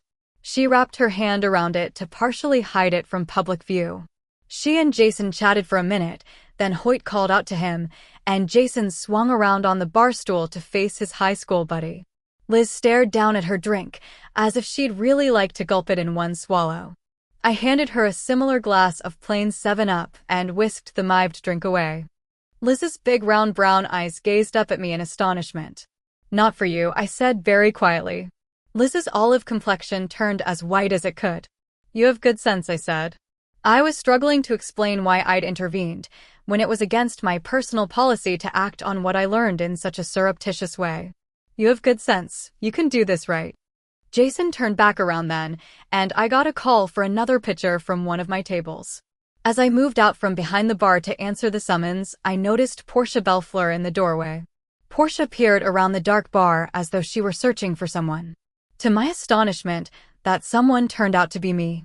"Sookie, do you have a minute?" she asked. I could count the personal conversations I'd had with Portia on one hand, almost on one finger, and I couldn't imagine what was on her mind. "Sit over there," I said, nodding at an empty table in my area. "I'll be with you in a minute." "Oh, all right. And I'd better order a glass of wine, I guess." "Merlot." "I'll have it right there." I poured her glass carefully and put it on a tray. After checking visually to make sure all my customers looked content, I carried the tray over to Portia's table and sat opposite her. I perched on the edge of the chair, so anyone who ran out of a drink could see I was fixing to hop up in just a second. "What can I do for you?" I reached up to check that my ponytail was secure and smiled at Portia. She seemed intent on her wine glass. She turned it with her fingers, took a sip, positioned it on the exact center of the coaster. "I have a favor to ask you," she said. "No shit, Sherlock." Since I'd never had a casual conversation with Portia longer than 2 sentences, it was obvious she needed something from me. "Let me guess. You were sent here by your brother to ask me to listen in on people's thoughts when they're in the bar, so I can find out about this orgy thing Lafayette went to." Like I hadn't seen that coming. Portia looked embarrassed, but determined. "He would never have asked you if he wasn't in serious trouble, Sookie. He would never have asked me because he doesn't like me. Though I've never been anything but nice to him his whole life. But now, it's okay to ask me for help, because he really needs me." Portia's fair complexion was turning a deep, unbecoming red. I knew it wasn't very pleasant of me to take out her brother's problems on her, but she had, after all, agreed to be the messenger. You know what happens to messengers. That made me think of my own messenger role the night before, and I wondered if I should be feeling lucky today. "I wasn't for this," she muttered. It hurt her pride to ask a favor of a barmaid, a Stackhouse to boot. Nobody liked me having a gift. No one wanted me to use it on her. But everyone wanted me to find out something to her advantage, no matter how I felt about sifting through the thoughts, mostly unpleasant and irrelevant, of bar patrons to glean pertinent information. "You'd probably forgotten that just recently Andy arrested my brother for murder?" Of course he'd had to let Jason go, but still. If Portia had turned any redder, she'd have lit a fire. "Just forget it, then," she said, scraping together all her dignity. "We don't need help from a freak like you anyway." I had touched her at the quick because Portia had always been courteous, if not warm. "Listen to me, Portia Belfleur. I'll listen a little. Not for you or your brother, but because I liked Lafayette. He was a friend of mine, and he was always sweeter to me than you or Andy." "I don't like you." "I don't care."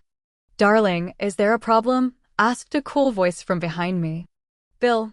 I reached with my mind and felt the relaxing empty space right behind me. Other minds just buzzed like bees in a jar, but Bill's was like a globe filled with air. It was wonderful. Portia stood up so abruptly that her chair almost went over backwards. She was frightened of even being close to Bill, like he was a venomous snake or something.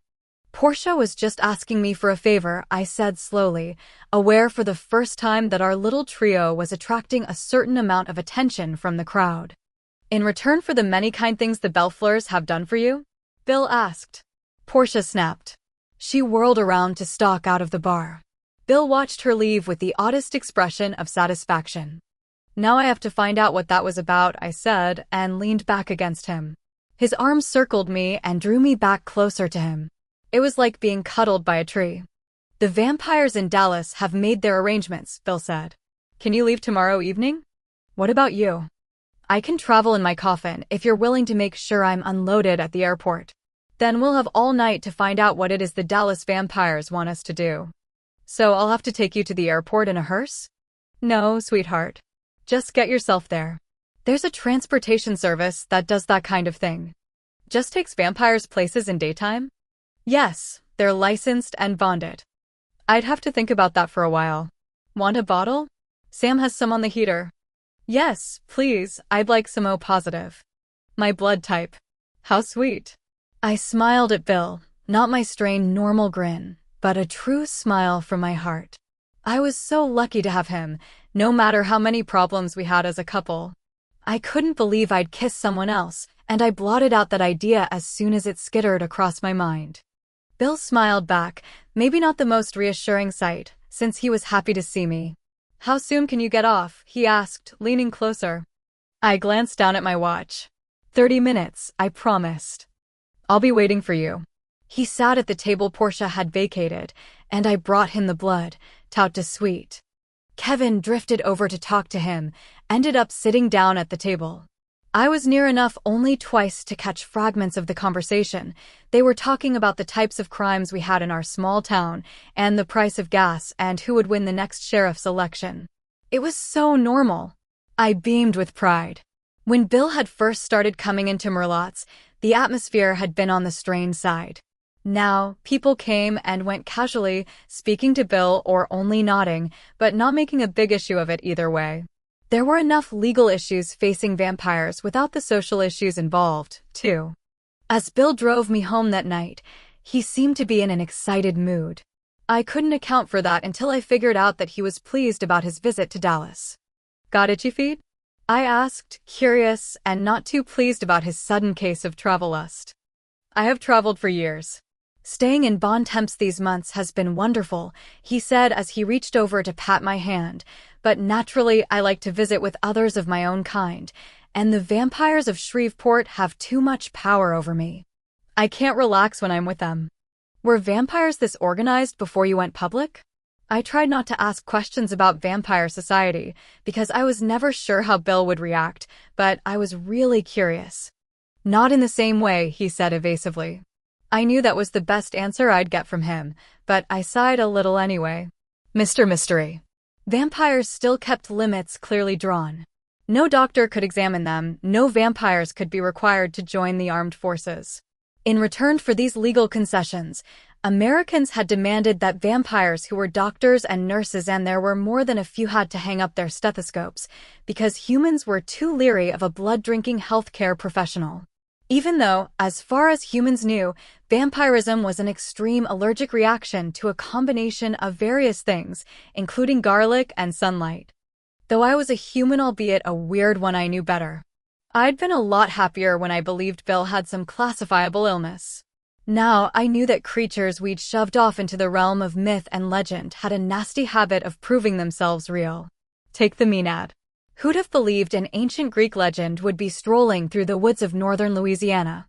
Maybe there really were fairies at the bottom of the garden, a phrase I remembered from a song my grandmother had sung when she hung out the clothes on the line. Sookie? Bill's voice was gently persistent. What? You were thinking mighty hard about something. Yes, just wondering about the future, I said vaguely. And the flight.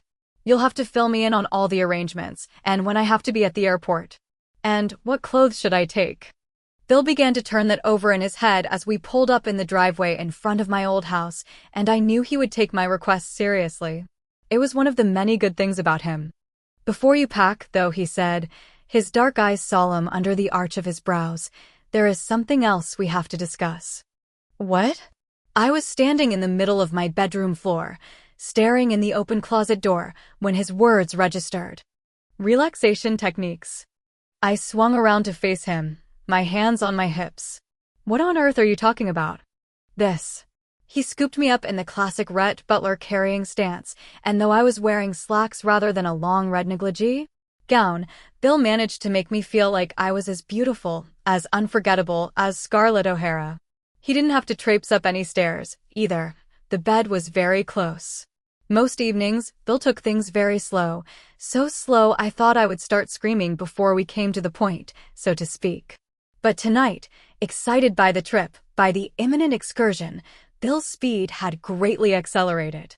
We reached the end of the tunnel together, and as we lay together during the little aftershocks following successful love, I wondered what the vampires of Dallas would make of our association. I'd only been to Dallas once, on a senior trip to Six Flags, and it hadn't been a wonderful time for me. I'd been clumsy at protecting my mind from the thoughts eternally broadcasting from other brains. I'd been unprepared for the unexpected pairing of my best friend, Marianne, and a classmate named Dennis Engelbright, and I'd never been away from home before. This would be different, I told myself sternly. I was going at the request of the vampires of Dallas. Was that glamorous, or what? I was needed because of my unique skills.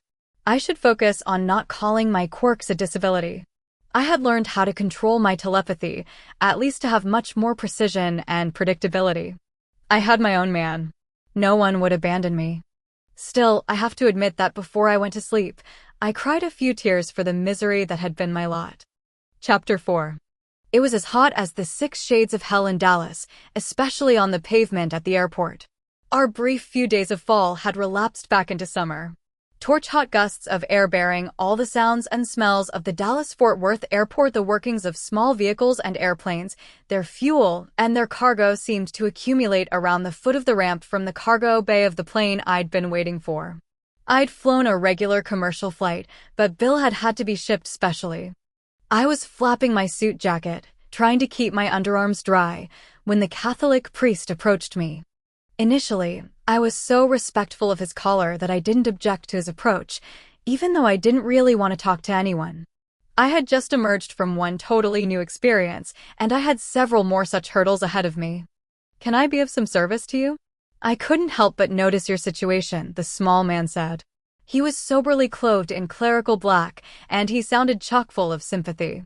Furthermore, he had the confidence of someone used to approaching strangers and being received politely. He had what I thought was sort of an unusual haircut for a priest, though. His brown hair was longish and tangled, and he had a mustache, too. But I only noticed this vaguely. My situation? I asked, not really paying attention to his words. I just glimpsed the polished wood coffin at the edge of the cargo hold. Bill was such a traditionalist. Metal would have been more practical for travel. The uniformed attendants were rolling it to the head of the ramp, so they must have put wheels under it somehow. They'd promised Bill it would get to its destination without a scratch. And the armed guards behind me were insurance that no fanatic would rush over and tear the lid off. That was one of the extras Anubis Air had plugged in its ad. Per Bill's instructions, I'd also specified that he be first off the plane. So far, so good. I cast a look at the dusky sky. The lights around the field had come on minutes ago. The black jackal's head on the airplane's tail looked savage in the harsh light, which created deep shadows where none had been. I checked my watch again. Yes, I'm very sorry. I glanced sideways at my unwanted companion. Had he gotten on the plane in Baton Rouge? I couldn't remember his face, but then I'd been pretty nervous the whole flight.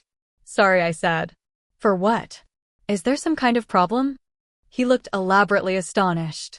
Well, he said, nodding his head toward the coffin, which was now descending on the ramp on a roller system. Your bereavement. Was this a loved one? He edged a little closer to me. Well, sure, I said, poised between puzzlement and aggravation. Why was he out here? Surely the airline didn't pay a priest to meet every person traveling with a coffin, especially one being unloaded from Anubis Air. Why else would I be standing here? I began to worry. Slowly, carefully, I slid down my mental shields and began to examine the man beside me. I know, an invasion of his privacy. But I was responsible for not only my own safety, but Bill's.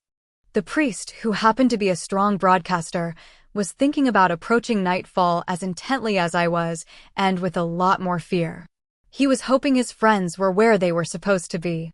Trying not to show my increasing anxiety, I looked upward again. Deep into dusk, there was only the faintest trace of light remaining in the Texas sky. Your husband, maybe? He curved his fingers around my arm. Was this guy creepy, or what?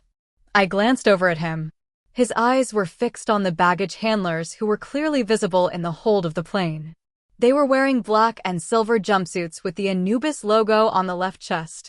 Then his gaze flickered down to the airline employee on the ground, who was preparing to guide the coffin onto the padded, flat-bedded baggage cart. The priest wanted. What did he want? He was trying to catch the men all looking away, preoccupied. He didn't want them to see. Well, What? Nah, it's my boyfriend, I said, just to keep our pretense up. My grandmother had raised me to be polite, but she hadn't raised me to be stupid. Surreptitiously, I opened my shoulder bag with one hand and extracted the pepper spray Bill had given me for emergencies. I held the little cylinder down by my thigh. I was edging away from the false priest and his unclear intentions, and his hand was tightening on my arm when the lid of the coffin swung open. The two baggage handlers in the plane had swung down to the ground. Now they bowed deeply. The one who'd guided the coffin onto the cart said, "Shit," before he bowed too. New guy, I guess. This little piece of obsequious behavior was also an airline extra, but I considered it way over the top. The priest said, "Help me, Jesus." But instead of falling to his knees, he jumped to my right, seized me by the arm holding the spray, and began to yank at me. At first, I thought he felt he was trying to remove me from the danger represented by the opening coffin, by pulling me to safety. And I guess that was what it looked like to the baggage handlers, who were wrapped up in their role-playing as Anubis Air attendants. The upshot was, they didn't help me, even though I yelled, "Let go," at the top of my well-developed lungs. The priest kept yanking at my arm and trying to run, and I kept digging in my 2-inch heels and pulling back. I flailed at him with my free hand. I'm not letting anyone haul me off somewhere I don't want to go, not without a good fight. Bill, I was really frightened. The priest was not a big man, but he was taller and heavier than me, and almost as determined. Though I was making his struggle as hard as possible, inch by inch he was moving me toward a staff door into the terminal. A wind had sprung up from nowhere, a hot, dry wind, and if I sprayed the chemicals, they would blow right back in my face. The man inside the coffin sat up slowly, his large dark eyes taking in the scene around him. I caught a glimpse of him running a hand over his smooth brown hair. The staff door opened and I could tell there was someone right inside, reinforcements for the priest. Bill. There was a whoosh through the air around me, and all of a sudden the priest let go and zipped through the door like a rabbit at a greyhound track. I staggered and would have landed on my butt if Bill hadn't slowed to catch me. "Hey, baby," I said, incredibly relieved. I yanked at the jacket of my new gray suit and felt glad I'd put on some more lipstick when the plane landed. I looked in the direction the priest had taken. That was pretty weird. I tucked the pepper spray back in my purse. "Sookie," Bill said, "are you all right?" He leaned down to give me a kiss, ignoring the odd whispers of the baggage handlers at work on a charter plane next to the Anubis gate. Even though the world at large had learned 2 years ago that vampires were not only the stuff of legends and horror movies, but truly led a centuries-long existence among us, lots of people had never seen a vampire in the flesh. Bill ignored them. Bill is good at ignoring things that he doesn't feel are worth his attention. Yes, I'm fine, I said, a little dazed. I don't know why he was trying to grab me. He misunderstood our relationship? I don't think so. I think he knew I was waiting for you, and he was trying to get me away before you woke up. We'll have to think about this, said Bill, master of the understatement. Other than this bizarre incident, how did the evening go? The flight was all right, I said, trying not to stick my bottom lip out. Did anything else untoward happen? Bill sounded just a wee bit dry. He was quite aware that I considered myself put upon.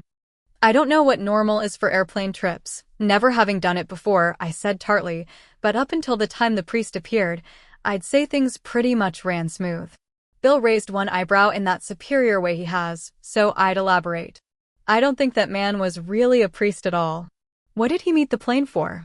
Why'd he come over to talk to me? He was just waiting till everyone working on the plane was looking in another direction. We'll talk about it in a more private place, my vampire said, glancing at the men and women who'd begun to gather around the plane to check out the commotion. He stepped over to the uniformed Anubis employees, and in a quiet voice he chastised them for not coming to my help. At least, I assumed that was the burden of his conversation, from the way they turned white and began to babble. Bill slid an arm around my waist, and we began to stroll to the terminal. Send the coffin to the address on the lid, Bill called back over his shoulder. The Silent Shore Hotel. The Silent Shore was the only hotel in the Dallas area that had undergone the extensive renovation necessary to accommodate vampire patrons.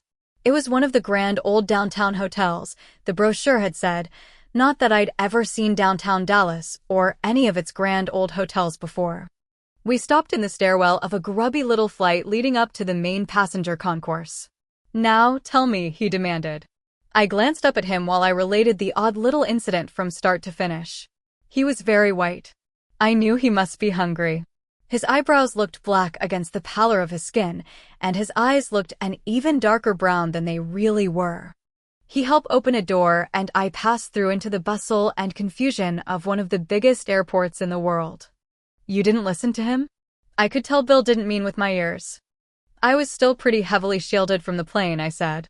And by the time I got concerned, began to try to read him, you came out of your coffin and he took off. I had the funniest feeling before he ran. I hesitated, knowing this was far-fetched. Bill just waited. He's not one to waste words. He lets me finish what I'm saying. We stopped walking for a second, edged over to the wall. I felt like he was there to kidnap me, I said. I know that sounds nuts. Who would know who I am here in Dallas? Who would know to be meeting the plane? But that's definitely the impression I got.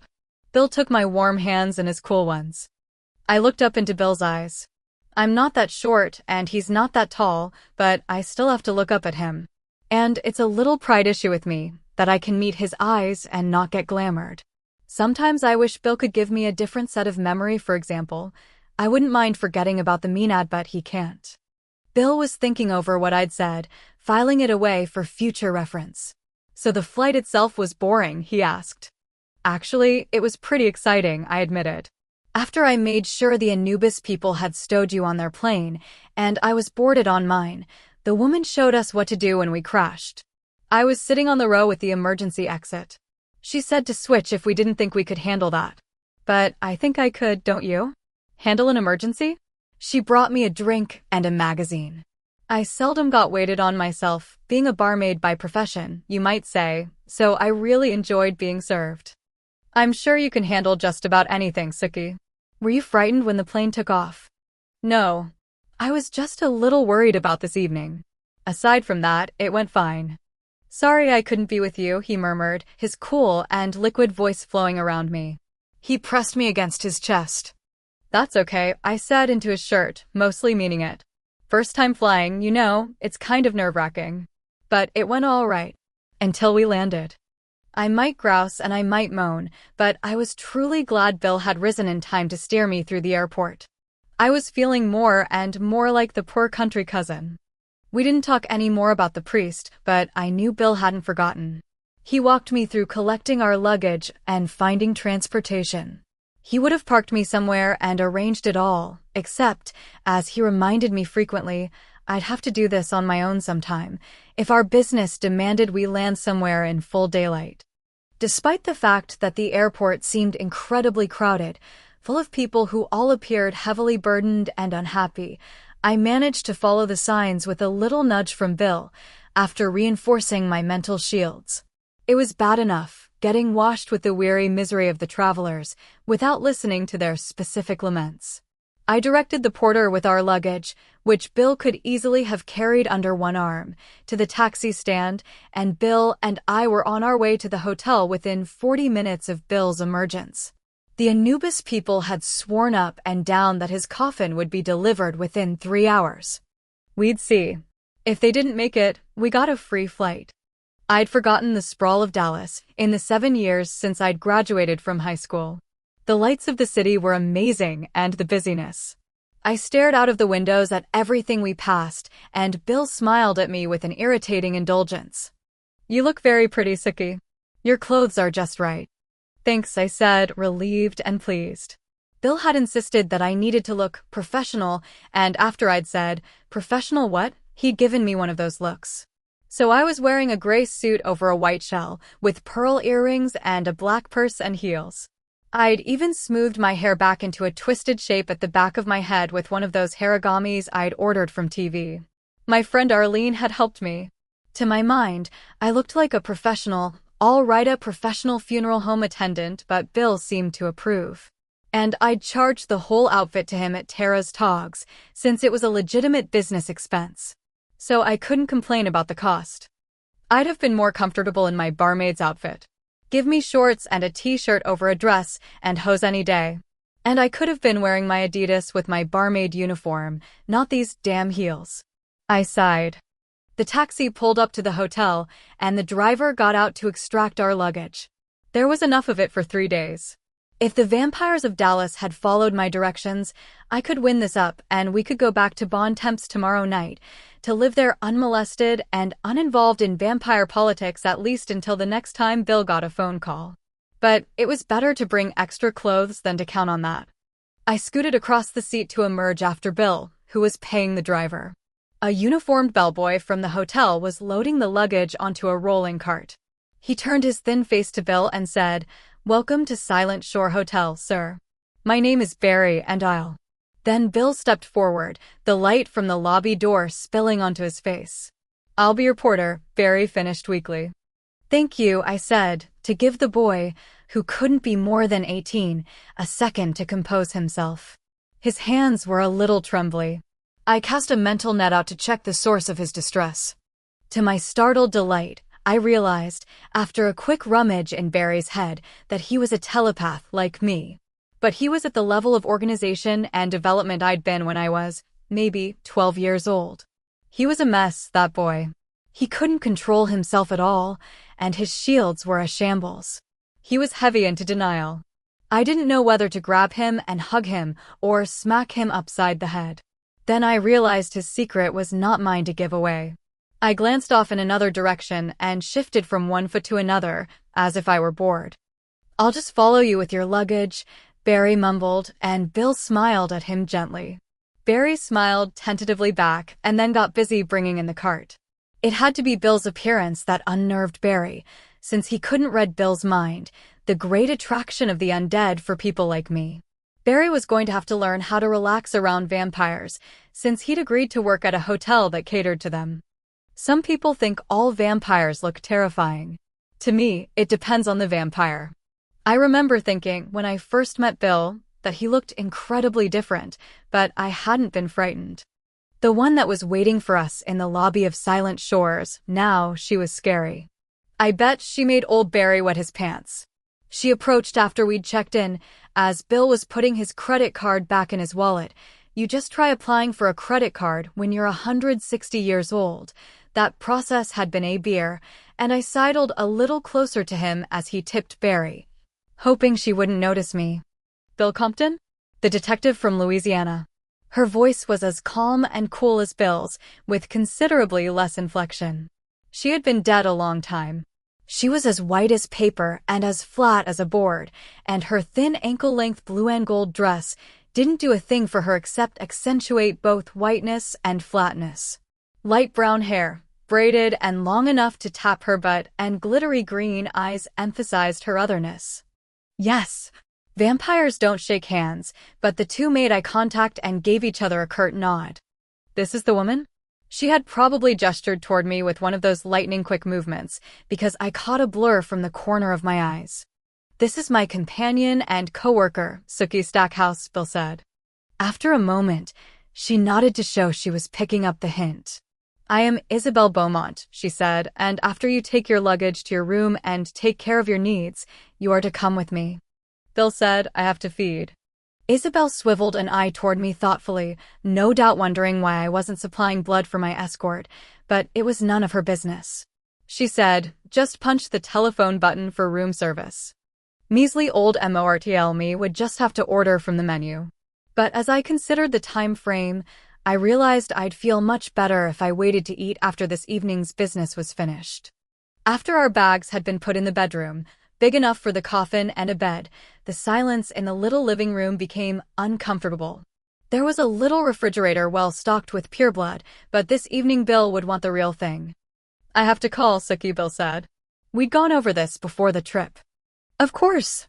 Without looking at him, I retreated into the bedroom and shut the door.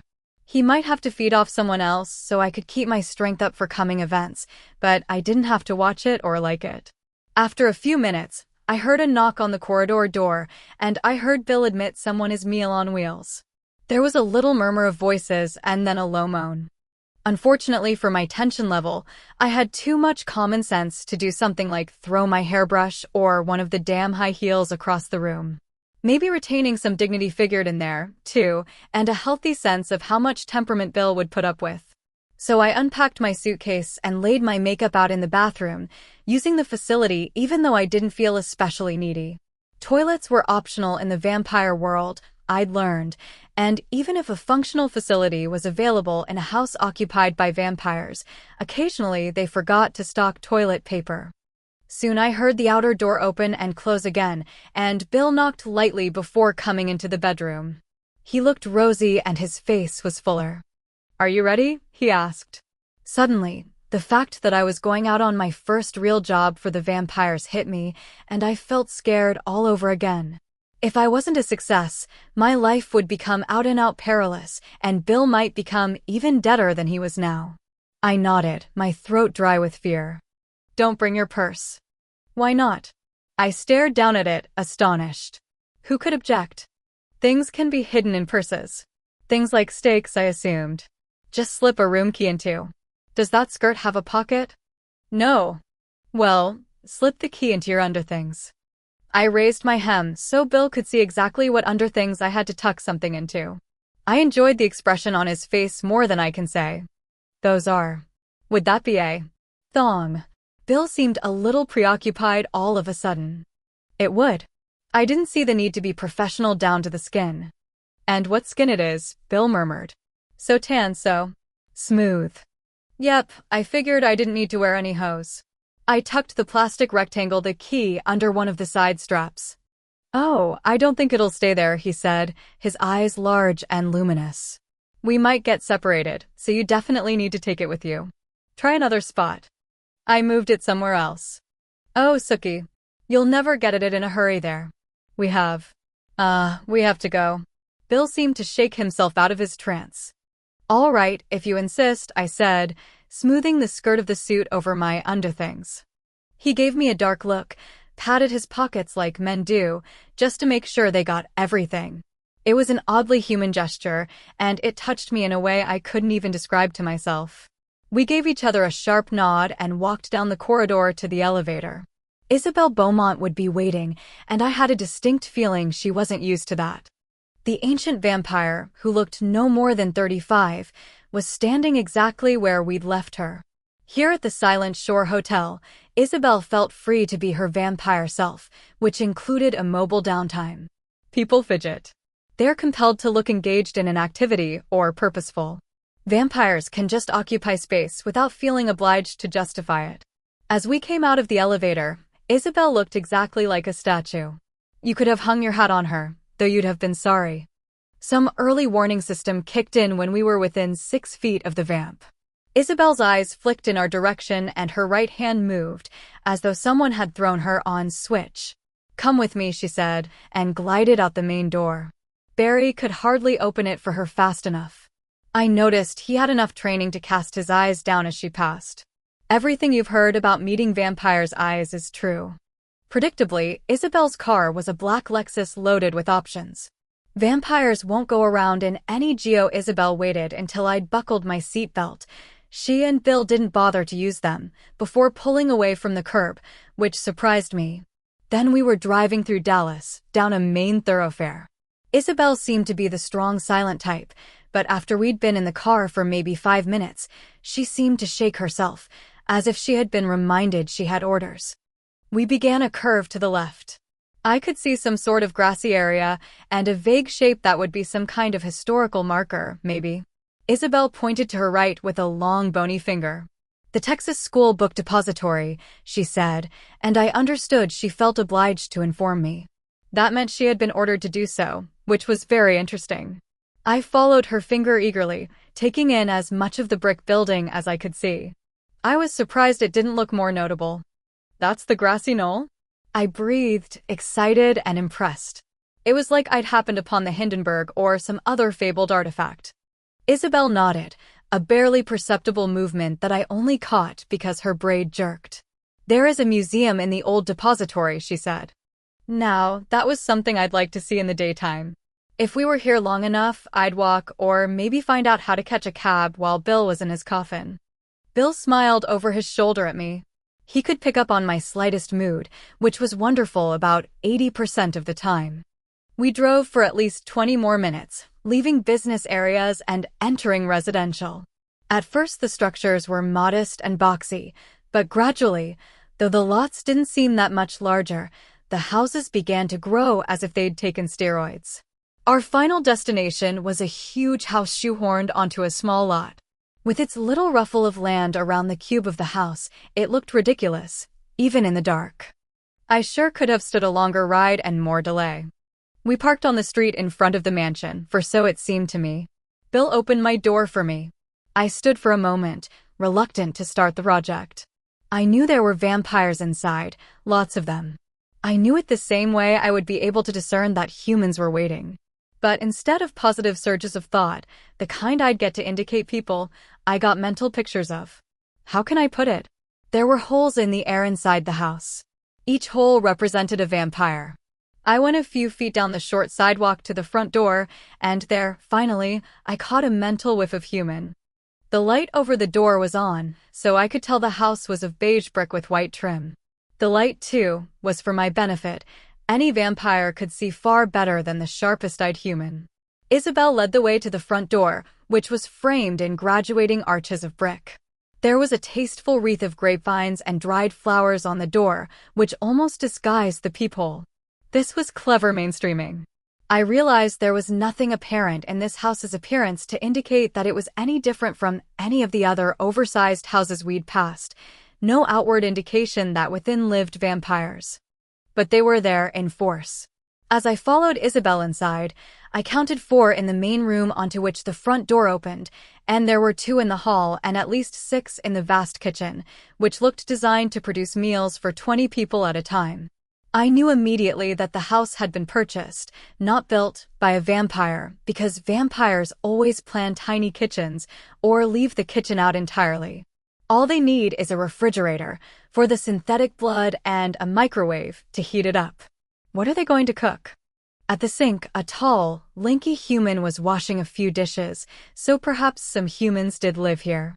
He half-turned as we passed through and nodded to me. He was wearing glasses and his shirt sleeves were rolled up. I didn't have a chance to speak because Isabel was ushering us into what appeared to be the dining room. Bill was tense. I might not be able to read his mind, but I knew him well enough to interpret the set of his shoulders. No vampire is ever comfortable entering another vamp's territory. Vampires have as many rules and regulations as any other society. They just try to keep them secret. But I was figuring things out. Among all the vampires in the house, I quickly spotted the leader. He was one of those sitting at the long table in the large dining room. He was a total geek. That was my first impression. Then I realized that he was carefully disguised as a geek. He was quite other. His sandy hair was slicked back, his physique was narrow and unimpressive, his black-rimmed glasses were sheer camouflage, and his pinstriped Oxford cloth shirt was tucked into cotton polyester blend pants. He was pale, dun freckled, with invisible eyelashes and minimal eyebrows. "Bill Compton," the geek said. "Stan Davis," Bill said. "Yeah, welcome to the city." There was a faint trace of foreign accent in the geek's voice. "He used to be Stanislaus Davidovitz," I thought, and then wiped my mind clean like a slate. If any of them found out that every now and then I picked a stray thought out of the silence of their minds, I'd be bloodless before I hit the floor. Even Bill didn't know that. I packed the fear down in the cellar of my mind as the pale eyes fixed on me and scrutinized me feature by feature. "She comes in an agreeable package," he said to Bill, and I supposed that was meant to be a compliment, a pat on the back for Bill. Bill inclined his head. Vampires didn't waste time saying a lot of things humans would under similar circumstances. A human executive would ask Bill how Eric, his boss, was doing, would threaten Bill a little in case I didn't perform, would maybe introduce Bill and me to at least the more important people in the room. Not Stan Davis, head vampire. He lifted his hand, and a young Hispanic vampire with bristly black hair left the room and returned with a human girl in tow. When she saw me, she gave a screech and lunged, trying to break free of the grip the vampire had on her upper arm. "Help me," she shrieked. "You have to help me." I knew right away that she was stupid. After all, what could I do against a room full of vampires? Her appeal was ridiculous. I told myself that several times, very fast, so I could go through with what I had to do. I caught her eyes and held up my finger to tell her to be silent. Once she'd looked at me, locked onto me, she obeyed. I don't have the hypnotic eyes of a vamp, but I don't look the least bit threatening. I look exactly like the girl you'd see in a low-paying job any place in any town in the South, blonde and bosomy and tan and young. Possibly, I don't look very bright. But I think it's more that people and vampires assume that if you're pretty and blonde and have a low-paying job, you are ipso facto dumb. I turned to Stan Davis, very grateful that Bill was right behind me. "Mr. Davis, you understand that I need more privacy when I question this girl. And I have to know what you need from her." The girl began to sob. It was slow and heartrending and almost unbelievably irritating under the circumstances. Davis's pale eyes fastened on mine. He was not trying to glamour me or subdue me, he was just examining me.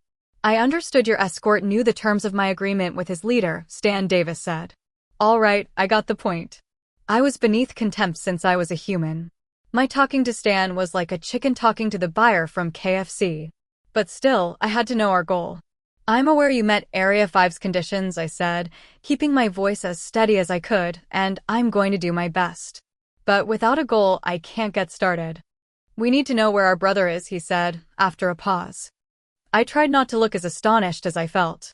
As I've said, some vampires, like Bill, live by themselves. Others feel more secure in a cluster, called a nest. They call each other brother and sister when they've been in the same nest for a while, and some nests lasted decades. One in New Orleans has lasted 2 centuries. I knew from Bill's briefing before we left Louisiana that the Dallas vampires lived in an especially large nest. I'm no brain surgeon, but even I realized that for a vampire as powerful as Stan to be missing one of his nest brothers was not only very unusual, it was humiliating. Vampires like to be humiliated about as much as people do. "Explain the circumstances, please," I said in my most neutral voice. "My brother Farrell has not returned to his nest for 5 nights, Stan Davis said. I knew they would have checked Farrell's favorite hunting grounds, have asked every other vampire in the Dallas nest to find out if Farrell had been seen. Nevertheless, I opened my mouth to ask, as humans are compelled to do. But Bill touched my shoulder, and I glanced behind me to see a tiny headshake. My questions would be taken as a serious insult. "This girl?" I asked instead. She was still quiet, but she was shivering and shaking. The Hispanic vampire seemed to be the only thing holding her up. "Works in the club where he was last seen. It's one we own, the Bat's Wing." Bars were favorite enterprises for vampires, naturally, because their heaviest traffic came at night. Somehow, fanged all-night dry cleaners didn't have the same allure that a vampire-studded bar did. In the past 2 years, vampire bars had become the hottest form of nightlife a city could boast. The pathetic humans who became obsessed with vampires fangbanger hung out in vampire bars, often in costumes, in the hopes of attracting the attention of the real thing. Tourists came in to gape at the undead and the fangbangers. These bars weren't the safest place to work. I caught the eyes of the Hispanic vampire and indicated a chair on my side of the long table. He eased the girl into it. I looked down at her, preparing to slide into her thoughts. Her mind had no protection whatsoever. I closed my eyes. Her name was Bethany. She was 21, and she had thought of herself as a wild child, a real bad girl. She had had no idea what trouble that could get her into until now. Getting a job at the Bat's Wing had been the rebellious gesture of her life, and it might just turn out to be fatal. I turned my eyes back to Stan Davis. "You understand," I said, taking a great risk, "that if she yields the information you want, she goes free unharmed." He'd said he understood the terms, but I had to be sure. Bill heaved a sigh behind me.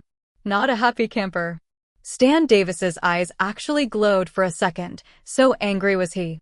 "Yes," he said, biting out the words, his fangs half out. I agreed. We met each other's eyes for a second. We both knew that even 2 years ago, the vampires of Dallas would have kidnapped Bethany and tortured her until they had every scrap of information she had stored in her brain, and some she'd made up. Mainstreaming, going public with the fact of their existence, had many benefits, but it also had its price. In this instance, the price was my service. "What does Farrell look like?" "Like a cowboy." Stan said this without a trace of humor. "He wears one of those string ties, jeans, and shirts with fake pearl snaps." The Dallas vampires didn't seem to be into haute couture. Maybe I could have worn my barmaid outfit after all. "What color hair and eyes?" "Brown hair going gray. Brown eyes. A big jaw. About 5 feet, 11 inches. Stan was translating from some other method of measurement. "He would look about 38 to you," Stan said. "He's clean-shaven and thin." "Would you like me to take Bethany somewhere else?" "You got a smaller room, less crowded." I tried to look agreeable, because it seemed like such a good idea. Stan made a movement with his hand, almost too fast for me to detect, and in a second literal every vampire, except Stan himself and Bill, had left the kitchen. Without looking, I knew that Bill was standing against the wall, ready for anything. I took a deep breath. Time to start this venture. "Bethany, how are you?" I said, making my voice gentle.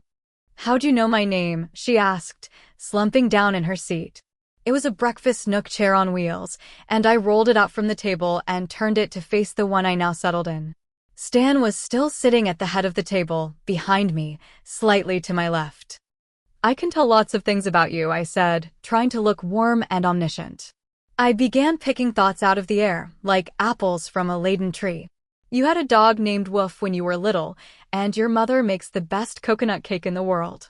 Your dad lost too much money at a card game one time, and you had to hawk your VCR to help him pay up, so your mom wouldn't find out."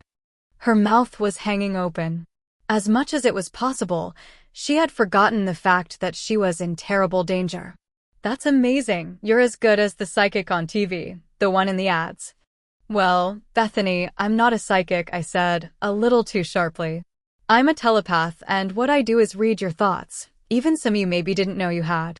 I'm going to relax you first, and then we're going to remember the evening you worked at the bar, not tonight, but 5 nights ago." I glanced back at Stan, who nodded. "But I wasn't thinking about my mother's cake," Bethany said, stuck on what had struck her. I tried to suppress my sigh. "You weren't aware of it, but you did. It slid across your mind when you looked at the palest vampire Sable because her face was as white as the icing for the cake. And you thought of how much you missed your dog when you were thinking of how your parents would miss you." I knew that was a mistake as soon as the words went out of my mouth, and sure enough, she began crying again, recalled to her present circumstances. "So, what are you here for?" she asked between sobs. "I'm here to help you remember." "But you said you're not psychic." "And I'm not. Or was I?" Sometimes I thought I had a streak mixed in with my other gift, which was what the vampires thought it was. I had always thought of it as more of a curse myself until I'd met Bill. Psychics can touch objects and get information about the wearers. Some psychics see visions of past or future events. Some psychics can communicate with the dead. I'm a telepath. I can read some people's thoughts. Supposedly, I can send thoughts, too, but I've never tried that. Now that I'd met another telepath, the attempt was an exciting possibility, but I stowed that idea away to explore at my leisure. I had to concentrate on the business at hand. As I sat knee to knee with Bethany, I was making a series of decisions. I was new to the idea of using my listening in to some purpose. Most of my life had been spent struggling not to hear. Now, hearing was my job, and Bethany's life probably depended on it. Mine almost certainly did. Listen, Bethany, here's what we're going to do.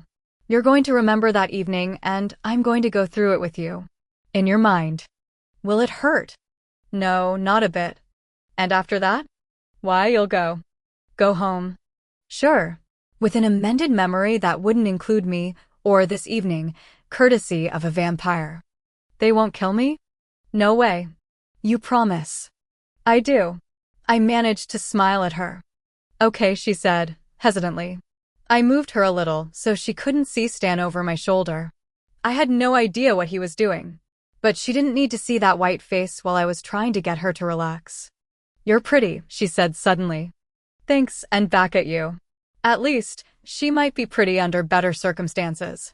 Bethany had a mouth that was too small for her face, but that was a feature some men found attractive, since it looked like she was always puckered up. She had a great quantity of brown hair, thick and bushy, and a thin body with small breasts.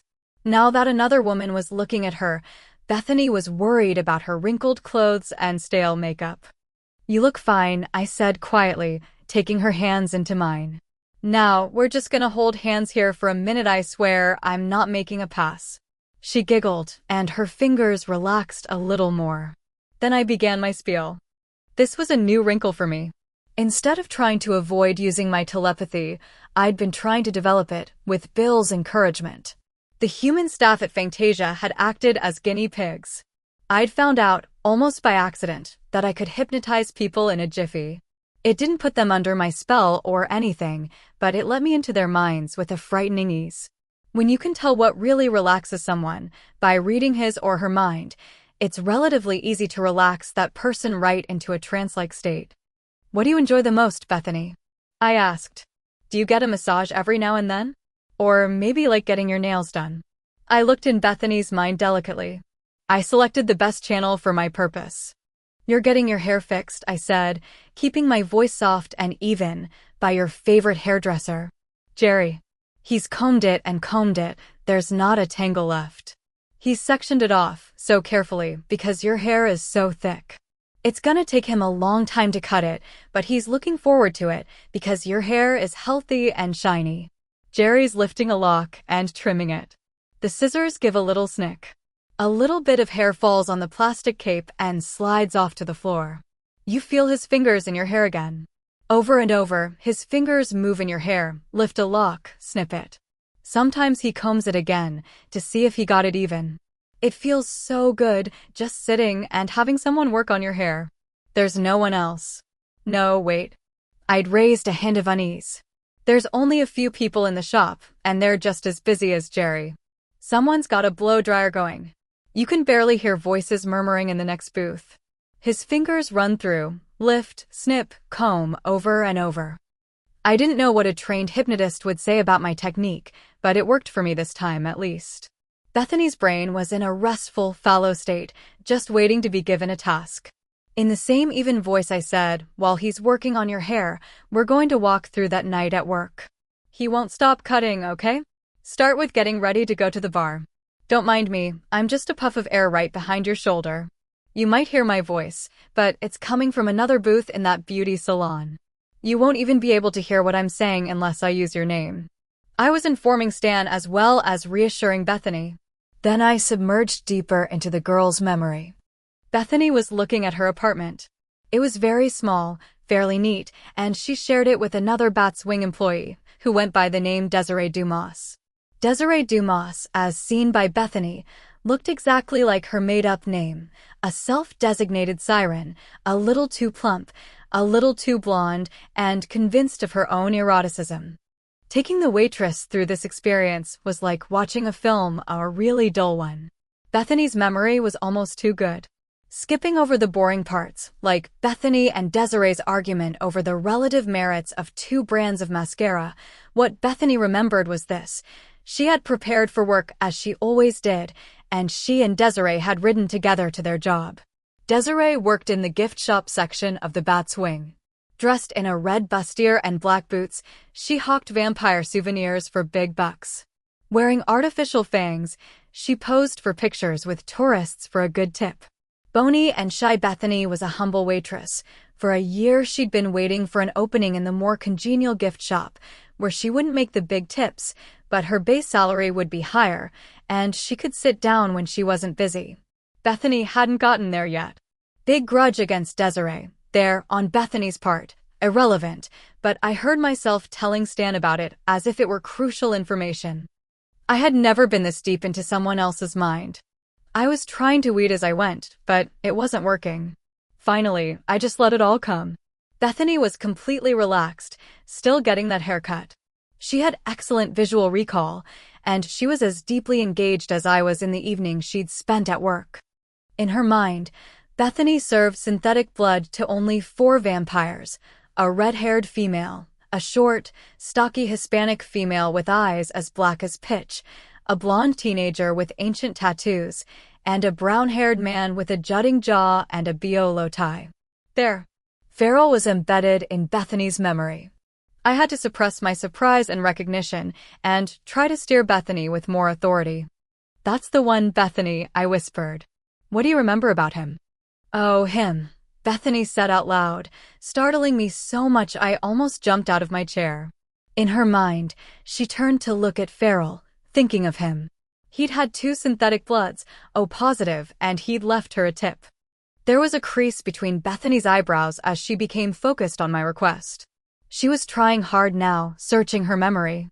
Bits of the evening began to compact, so she could reach the parts containing the memory of the brown-haired vampire.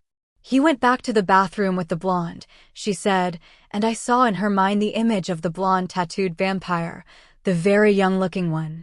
If I'd been an artist, I could have drawn him. Young vampire, maybe 16. Blonde, tattoo, I murmured to Stan, and he looked surprised. I barely caught that. Having so much to concentrate on this was like trying to juggle, but I did think surprise was the flash of feeling on Stan's face. That was puzzling. "Sure he was a vampire?" I asked Bethany. "He drank the blood," she said flatly. "He had that pale skin. He gave me the creeps." "Yes, I'm sure." And he'd gone into the bathroom with Farrell. I was disturbed.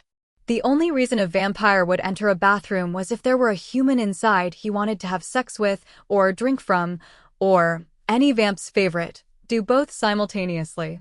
Submerging myself again in Bethany's recollections, I watched her serve a few more customers, no one I recognized, though I got as good a look as I could at the other patrons. Most of them seemed like harmless tourist types.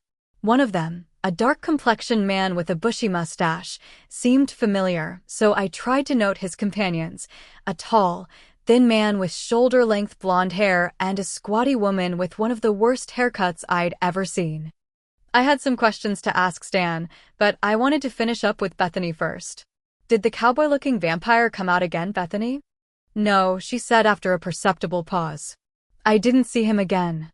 I checked her carefully for blank spots in her mind. I could never replace what had been erased, but I might know if her memory had been tampered with. I found nothing. And she was trying to remember, I could tell. I could sense her straining to recall another glimpse of Farrell. I realized, from the sense of her straining, that I was losing control of Bethany's thoughts and memories. What about the young blonde one? The one with the tattoos? Bethany pondered that. She was about half out of her trance now. "I didn't see him neither," she said. A name slid through her head. "What's that?" I asked, keeping my voice very quiet and calm. "Nothing. Nothing." Bethany's eyes were wide open now. Her haircut was over. I'd lost her. My control was far from perfect. She wanted to protect someone. She wanted him not to go through the same thing she was going through. But she couldn't stop herself from thinking the name, and I caught it. I couldn't quite understand why she thought this man would know something else, but she did. I knew no purpose would be served by letting her know I'd picked up on her secret, so I smiled at her and told Stan, without turning to look at him, "She can go. I've gotten everything." I absorbed the look of relief on Bethany's face before I turned to look at Stan. I was sure he realized I had something up my sleeve, and I didn't want him to say anything. Who can tell what a vampire's thinking when the vamp is being guarded? But I had the distinct feeling Stan understood me. He didn't speak out loud, but another vampire came in, a girl who'd been about Bethany's age when she went over. Stan had made a good choice. The girl leaned over Bethany, took her hand, smiled with fangs fully retracted, and said, "We'll take you home now, okay?" "Oh, great." Bethany's relief was written in neon on her forehead. "Oh, great," she said again, less certainly. You really are going to my house?" "You." But the vampire had looked directly into Bethany's eyes, and now she said, "You won't remember anything about today or this evening except the party." "Party?" Bethany's voice sounded sluggish. "Only mildly curious." "You went to a party," the vampire said as she led Bethany from the room. "You went to a great party, and you met a cute guy there. You've been with him." She was still murmuring to Bethany as they went out. I hoped she was giving her a good memory. "What?" Stan asked, when the door shut behind the two. Bethany thought the club bouncer would know more. She watched him go into the men's room right on the heels of your friend Farrell and the vampire you didn't know. What I didn't know, and hardly liked to ask Stan, was whether vampires ever had sex with each other. Sex and food were so tied together in the vampire life system that I couldn't imagine a vampire having sex with someone non-human, that is, someone he couldn't get blood from. Did vampires ever take blood from each other in non-crisis situations? I knew if a vampire's life was at stake, hard to har, another vampire would donate blood to revive the damaged one, but I had never heard of another situation involving blood exchange. I hardly liked to ask Stan. Maybe I'd broach the subject with Bill when we got out of this house. What you uncovered in her mind was that Farrell was at the bar and that he went into the toilet room with another vampire, a young male with long blonde hair and many tattoos, Stan summarized. The bouncer went into the toilet while the two were in there. Correct. There was a sizable pause while Stan made up his mind about what to do next. I waited, delighted not to hear one word of his inner debate.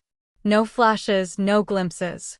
At least such momentary glimpses into a vampire mind were extremely rare. And I'd never had one from Bill. I hadn't known it was possible for some time after I'd been introduced to the vampiric world. So his company remained pure pleasure to me. It was possible, for the first time in my life, to have a normal relationship with a male. Of course, he wasn't a live male, but you couldn't have everything. As if he knew I'd been thinking of him, I felt Bill's hand on my shoulder. I put my own over it, wishing I could get up and give him a full-length hug. Not a good idea in front of Stan. Might make him hungry. "We don't know the vampire who went in with Farrell," Stan said, which seemed a little bit of an answer after all that thinking. Maybe he'd imagined giving me a longer explanation, but decided I wasn't smart enough to understand the answer. I would rather be underestimated than overrated any day. Besides, what real difference did it make? But I filed my question away under facts I needed to know. "So, who's the bouncer at the Bat's Wing?" "A man called Rebar," Stan said. There was a trace of distaste in the way he said it. "He is a fangbanger." So Rebar had his dream job. Working with vampires, working for vampires, and being around them every night. For someone who had gotten fascinated by the undead, Rebar had hit a lucky streak. What could he do if a vampire got rowdy? I asked, out of sheer curiosity. He was only there for the human drunks. We found that a vampire bouncer tended to overuse his strength.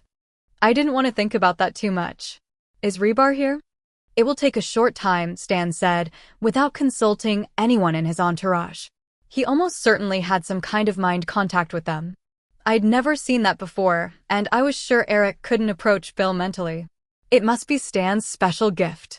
While we waited, Bill sat down in the chair next to me. He reached over and took my hand. I found it very comforting and loved Bill for it. I kept my mind relaxed, trying to maintain energy for the questioning ahead. But I was beginning to frame some worries, very serious worries, about the situation of the vampires of Dallas. And I was concerned about the glimpse I'd had of the bar patrons, especially the man I'd thought I recognized. "Oh no," I said sharply, suddenly recalling where I'd seen him. The vampires shot to full alert. "What's Sookie?" Bill asked. Stan looked like he'd been carved from ice. His eyes actually glowed green. I wasn't just imagining it. I stumbled all over my words in my haste to explain what I was thinking. "The priest," I told Bill. "The man that ran away at the airport, the one who tried to grab me. He was at the bar." The different clothes and setting had fooled me when I was deep into Bethany's memory, but now I was sure. "I see," Bill said slowly. Bill seems to have almost total recall, and I could rely on him to have the man's face imprinted in his memory. "I didn't think he was really a priest then, and now I know he was at the bar the night Farrell vanished," I said. "Dressed in regular clothes. Not, the white collar and black shirt." There was a pregnant pause. Stan said, delicately, "But this man, this pretend priest at the bar, even with 2 human companions, he could not have taken Farrell if Farrell didn't want to go." I looked directly down at my hands and didn't say one word. I didn't want to be the one to say this out loud. Bill, wisely, didn't speak either. At last, Stan Davis, head vampire of Dallas, said, "Someone went in the bathroom with Farrell," Bethany recalled. "A vampire I didn't know." I nodded, keeping my gaze directed elsewhere. "Then this vampire must have helped to abduct Farrell." "Is Farrell gay?" I asked, trying to sound as if my question had just oozed out of the walls. "He prefers men, yes." "You think?" "I don't think a thing." I shook my head emphatically, to let him know how much I wasn't thinking. Bill squeezed my fingers. "Ouch!" The silence was tense until the teenage-looking vamp returned with a burly human, one I'd seen in Bethany's memories. He didn't look like Bethany saw him, though, through her eyes, he was more robust, less fat, more glamorous, less unkempt. But he was recognizable as Rebar. It was apparent to me immediately that something was wrong with the man. He followed after the girl vamp readily enough, and he smiled at everyone in the room, but that was off, wasn't it? Any human who sensed vampire trouble would be worried, no matter how clear his conscience. I got up and went over to him. He watched me approach with cheerful anticipation. "Hi, buddy," I said gently and shook his hand. I dropped it as soon as I decently could. I took a couple of steps back. I wanted to take some Advil and lie down. "Well," I said to Stan, "he sure enough has a hole in his head." Stan examined Rebar's skull with a skeptical eye. "Explain," he said. "How you doin', Mr. Stan?" Rebar asked. I was willing to bet no one had ever spoken to Stan Davis that way, at least not in the past 500 years or so. "I'm fine, Rebar. How are you?" I gave Stan credit for keeping it calm and level. "You know, I just feel great," Rebar said, shaking his head in wonderment. "I'm the luckiest sumbitch on earth, excuse me, lady." "You're excused." I had to force the words out. Bill said, "What has been done to him, Sookie?" "He's had a hole burned in his head," I said. "I don't know how else to explain it, exactly. I can't tell how it was done, because I've never seen it before, but when I look in his thoughts, his memories, there's just a big old ragged hole. It's like Rebar needed a tiny tumor removed, but the surgeon took his spleen and maybe his appendix, too, just to be sure. You know when y'all take away someone's memory, you replace it with another one." I waved a hand to show I meant all vampires. "Well, someone took a chunk out of Rebar's mind and didn't replace it with anything. Like a lobotomy," I added, inspired. I read a lot. School was tough for me with my little problem, but reading by myself gave me a means of escape from my situation. I guess I'm self-educated. "So whatever Rebar knew about Farrell's disappearance is lost," Stan said. "Yep, along with a few components of Rebar's personality and a lot of other memories." "Is he still functional?" "Why, yeah, I guess so.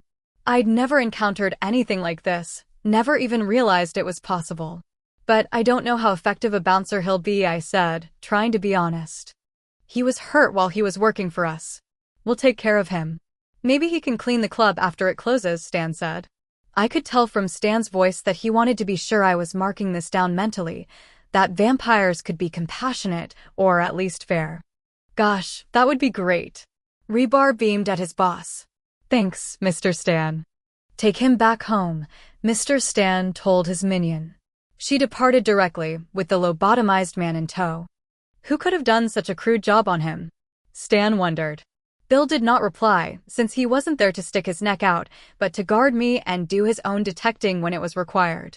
A tall red-haired female vampire came in, the one who'd been at the bar the night Farrell was taken. What did you notice the evening Farrell vanished? I asked her, without thinking about protocol. She snarled at me, her white teeth standing out against her dark tongue and brilliant lipstick. Stan said, cooperate. At once her face smoothed out, all expression vanishing like wrinkles in a bedspread when you run your hand over it. I don't remember, she said finally. So Bill's ability to recall what he'd seen in minute detail was a personal gift. I don't remember seeing Farrell more than a minute or two. Can you do the same thing to Rachel that you did to the barmaid? Stan asked. No, I said immediately, my voice may be a little too emphatic. I can't read vampire minds at all. Closed books. Bill said, can you remember a blonde one of us? Whoa, looks about 16 years old? One with ancient blue tattooing on his arms and torso. Oh, yes, red-haired Rachel said instantly. The tattoos were from the time of the Romans, I think. They were crude but interesting. I wondered about him, because I hadn't seen him coming here to the house to ask Stan for hunting privileges. So vamps passing through someone else's territory were required to sign in at the visitor's center, so to speak. I filed that away for future reference. He was with a human, or at least had some conversation with him, the red-haired vampire continued. She was wearing blue jeans and a green sweater that looked incredibly hot to me. But vamps don't worry about the actual temperature.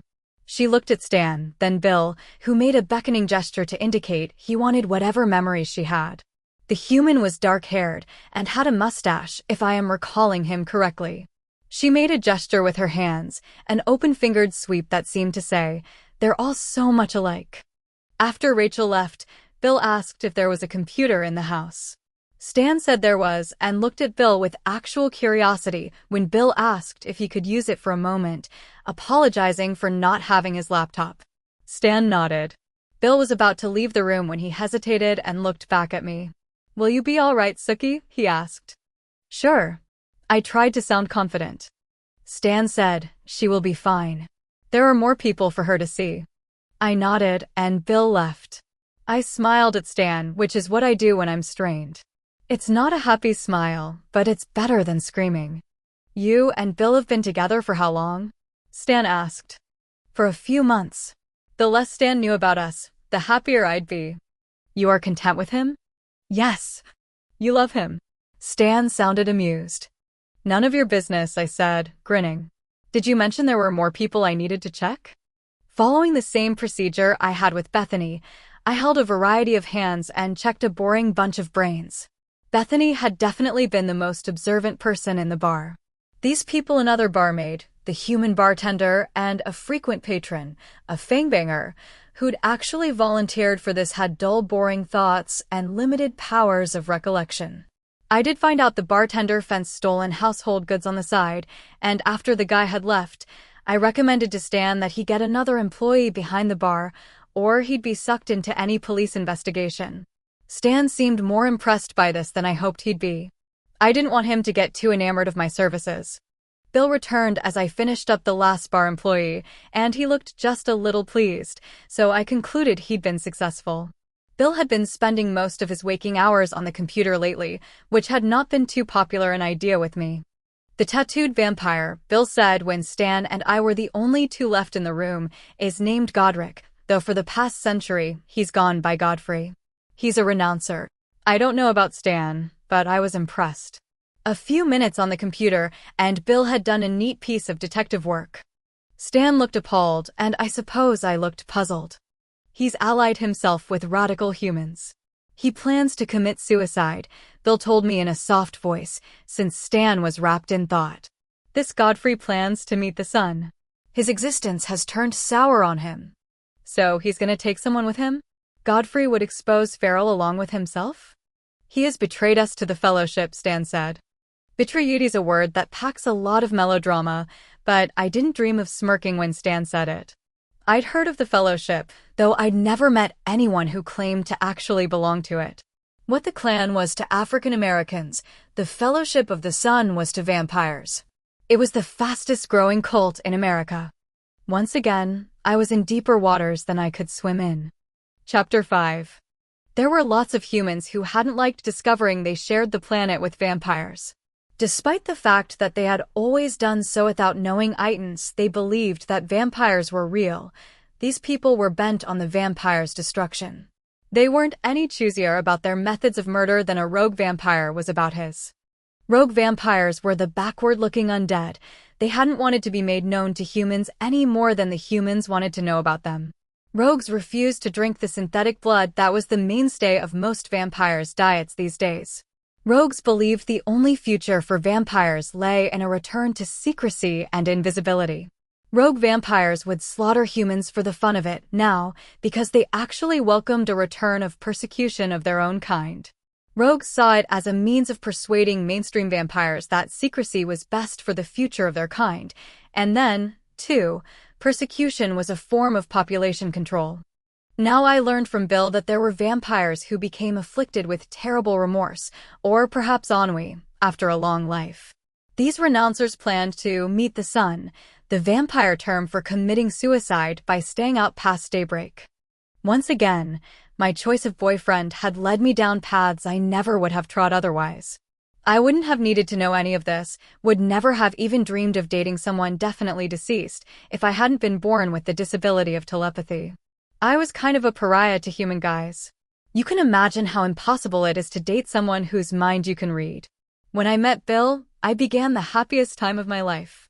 But I'd undoubtedly encountered more trouble in the months I'd known him than I had in my entire 25 years previously. So, you're thinking Farrell is already dead? I asked, forcing myself to focus on the current crisis. I hated to ask, but I needed to know. Maybe, Stan said after a long pause. Possibly they're keeping him somewhere, said Bill. You know how they invite the press to these ceremonies. Stan stared into space for a long moment. Then he stood. The same man was in the bar and at the airport, he said, almost to himself. Stan, the geeky head vampire of Dallas, was pacing now, up and down the room. It was making me nuts, though saying so was out of the question. This was Stan's house and his brother was missing. But I'm not one for long, brooding silences. I was tired and I wanted to go to bed. So I said, doing my best to sound brisk, how'd they know I was going to be there? If there's anything worse than having a vampire stare at you, it's having two vampires stare at you. To know you were coming ahead of time. There is a traitor, Stan said. The air in the room began to tremble and crackle with the tension he was producing. But I had a less dramatic idea. I picked up a notepad lying on the table and wrote, "Maybe you're bugged." They both glared at me as if I'd offered them a Big Mac. Vampires, who individually have incredible and various powers, are sometimes oblivious to the fact that humans have developed some powers of their own. The two men gave each other a look of speculation, but neither of them offered any practical suggestion. Well, to heck with them. I'd only seen this done in movies, but I figured if someone had planted a bug in this room, they'd done it in a hurry and they'd been scared to death. So the bug would be close and not well hidden. I shrugged off the gray jacket and kicked off my shoes. Since I was a human and had no dignity to lose in Stan's eyes, I dropped below the table and began crawling down its length, pushing the rolling chairs away as I went.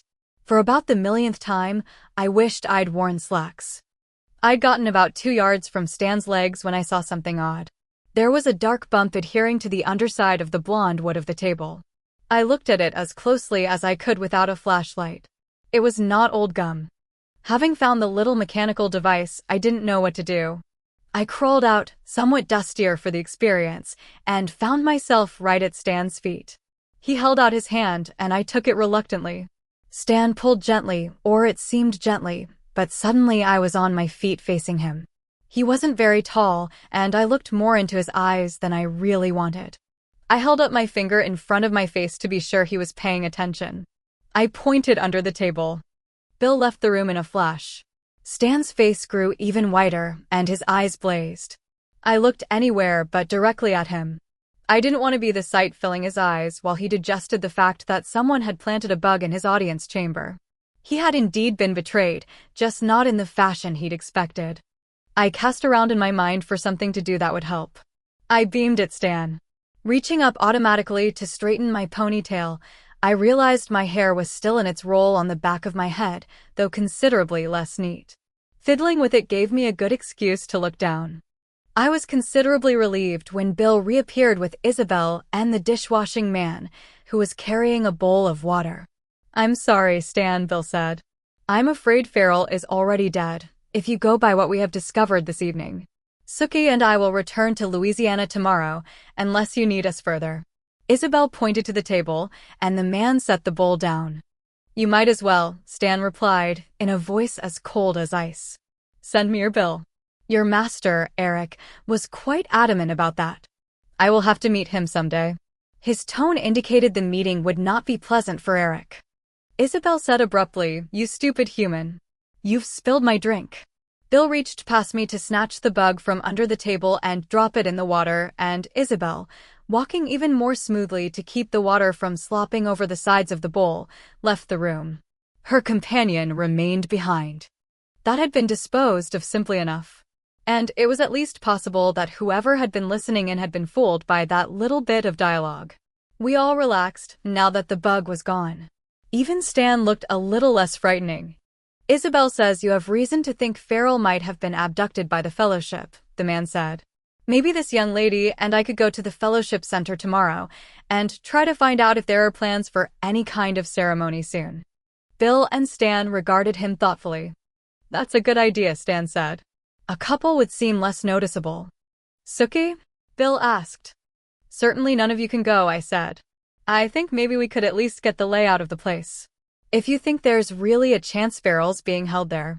If I could find out more about the situation at the Fellowship Center, maybe I could keep the vampires from attacking." They sure weren't going to go down to the police station to file a missing persons report to prod the police into searching the center. No matter how much the Dallas vampires wanted to remain within the boundaries of human law so they could successfully reap the benefits of mainstreaming, I knew that if a Dallas vampire was being held captive in the center, humans would die right, left, and sideways. I could maybe prevent that from happening and locate the missing Farrell, too. If this tattooed vampire is a renouncer and plans to meet the sun, taking Farrell with him, and if this is being arranged through the Fellowship, then this pretend priest who tried to grab you at the airport must work for them. "They know you now," Bill pointed out. "You would have to wear your wig." He smiled with gratification. The wig had been his idea. A wig in this heat. Oh, hell. I tried not to look petulant. After all, it would be better to have an itchy head than to be identified as a woman who associated with vampires while I was visiting a fellowship of the Sun Center. It would be better if there were another human with me, I admitted, sorry as I was to involve anyone else in danger. "This is Isabel's current man," Stan said. He was silent for a minute, and I guessed he was beaming at her, or however he contacted his underlings. Sure enough, Isabel glided in. It must be handy, being able to summon people like that. You wouldn't need an intercom or a telephone. I wondered how far away other vamps could be and still receive his message. I was kind of glad Bill couldn't signal me without words, because I'd feel too much like his slave girl. Could Stan summon humans the way he called his vamps? Maybe I didn't really want to know. The man reacted to Isabel's presence the way a bird dog does when he senses quail. Or maybe it was more like a hungry man who gets served a big steak and then has to wait for grace. You could almost see his mouth water. I hoped I didn't look like that when I was around Bill. "Isabel, your man has volunteered to go with Sookie to the Fellowship of the Sun Center. Can he be convincing as a potential convert?" "Yes, I think he can," Isabel said, staring into the man's eyes. "Before you gore their visitors this evening?" "Yes, one, from California." "Where is he?" "In the house." "Has he been in this room?" Naturally, Stan would love the bug planter to be a vamp or human he didn't know. "Yes." "Bring him." A good 5 minutes later, Isabel returned with a tall blonde vampire in tow. He must have been 6'4", or maybe even more. He was brawny, clean-shaven, and he had a mane of wheat-colored hair. I looked down at my feet immediately, just as I sensed Bill going immobile. Isabel said, "This is Leaf." "Leaf," Stan said smoothly, "welcome to my nest. This evening we have a problem here." I stared at my toes, wishing more than I'd ever wished anything that I could be completely alone with Bill for 2 minutes and find out what the hell was going on, because this vampire wasn't any Leaf, and he wasn't from California. It was Eric. Bill's hand came into my line of vision and closed around mine. He gave my fingers a very careful little squeeze, and I returned it. Bill slid his arm around me, and I leaned against him. I needed to relax, by golly. "How may I help you?" Eric No Leaf, for the moment, asked courteously. "It seems that someone has entered this room and performed an act of spying." That seemed a nice way to put it. Stan wanted to keep the bugging a secret for right now, and in view of the fact that there surely was a traitor here, that was probably a great idea. "I am a visitor to your nest, and I have no problem with you or any of yours." Leaf's calm and sincere denial was quite impressive, given that I knew for a fact that his whole presence was an imposture to further some unfathomable vampire purpose. "Excuse me," I said, sounding as frail and human as I possibly could. Stan looked quite irritated at the interruption, but screw him. "The, item would have had to be put in here earlier than today," I said, trying to sound like I was sure Stan had already thought of this fact. "To get the details of our arrival in Dallas." Stan was staring at me with no expression whatsoever. "In for a penny, in for a pound. And excuse me, but I am really worn out. Could Bill take me back to the hotel now?" "We will have Isabel take you back by herself," Stan said dismissively. "No, sir." Behind the fake glasses, Stan's pale eyebrows flew up. "No?" He sounded as though he'd never heard the word. "By the terms of my contract, I don't go anywhere without a vampire from my area. Bill is that vampire. I go nowhere without him, at night." Stan gave me another good long stare. I was glad I had found the bug and proved myself useful otherwise, or I wouldn't last long in Stan's bailiwick. "Go," he said, and Bill and I didn't waste any time. We couldn't help Eric if Stan came to suspect him, and we might quite possibly give him away. I would be by far the more likely to do that by some word or gesture, with Stan watching me. Vampires have studied humans for centuries, in the way predators learn as much as they can about their prey. Isabel came out with us, and we got back into her Lexus for the ride back to the Silent Shore Hotel. The streets of Dallas, though not empty, were at least much quieter than when we'd arrived at the nest hours earlier. I estimated it was less than 2 hours until dawn. "Thank you," I said politely when we pulled under the porte cochere of the hotel. "My human will come to get you at 3 o'clock in the afternoon," Isabel told me. Repressing the urge to say, "Yes, ma'am," and click my heels together, I just told her that would be fine. "What's his name?" I asked. "His name is Hugo Ayres," she said. "Okay." I already knew that he was a quick man with an idea. I went into the lobby and waited for Bill. He was only seconds behind me, and we went up in the elevator in silence. "Do you have your key?" he asked me at the room door. I had been half asleep. "Where's yours?" I asked, none too graciously. "I'd just like to see you recover yours," he said. Suddenly I was in a better mood. "Maybe you'd like to find it," I suggested. A male vampire with a waist-length black mane strolled down the hall, his arm around a plump girl with a head of curly red hair. When they'd entered a room farther down the hall, Bill began searching for the key. He found it pretty fast. Once we'd gotten inside, Bill picked me up and kissed me at length. We needed to talk, since a lot had happened during this long night, but I wasn't in the mood and he wasn't, either. The nice thing about skirts, I discovered, was that they just slide up, and if you were only wearing a thing underneath, it could vanish in a jiffy. The gray jacket was on the floor, the white shell was discarded, and my arms were locked around Bill's neck before you could say, "Screw a vampire." Bill was leaning against the sitting room wall trying to open his slacks with me still wrapped around him when there was a knock at the door. "Damn," he whispered in my ear.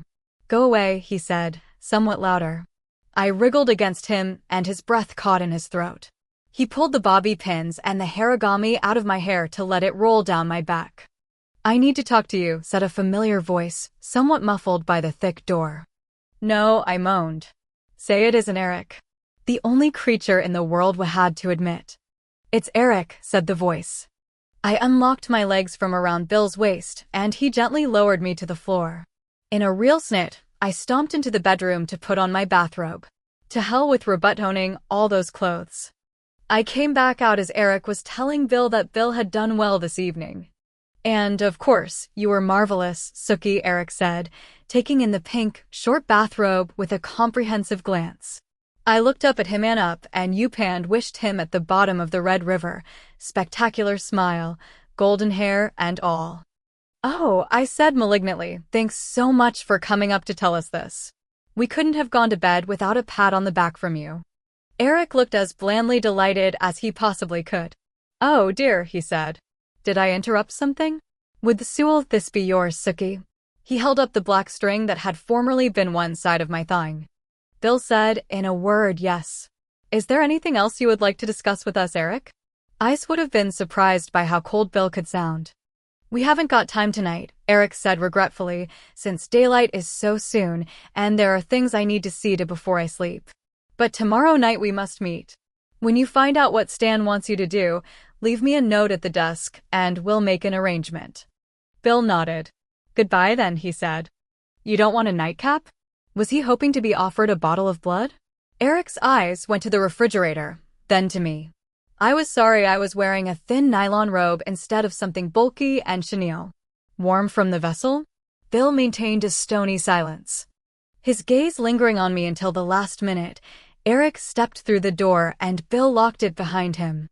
You think he's listening outside? I asked Bill as he untied the sash of my robe. I don't care, Bill said and bent his head to other things. When I geoed up, about 1 o'clock in the afternoon, the hotel had a silent feel to it. Of course, most of the guests were sleeping. Maids would not come into a room during the day. I had noted the security last night vampire guards. The daytime would be different, since daytime guarding was what the guests were paying so heavily for. I called room service for the first time in my life and ordered breakfast. I was as hungry as a horse, since I hadn't eaten last night at all.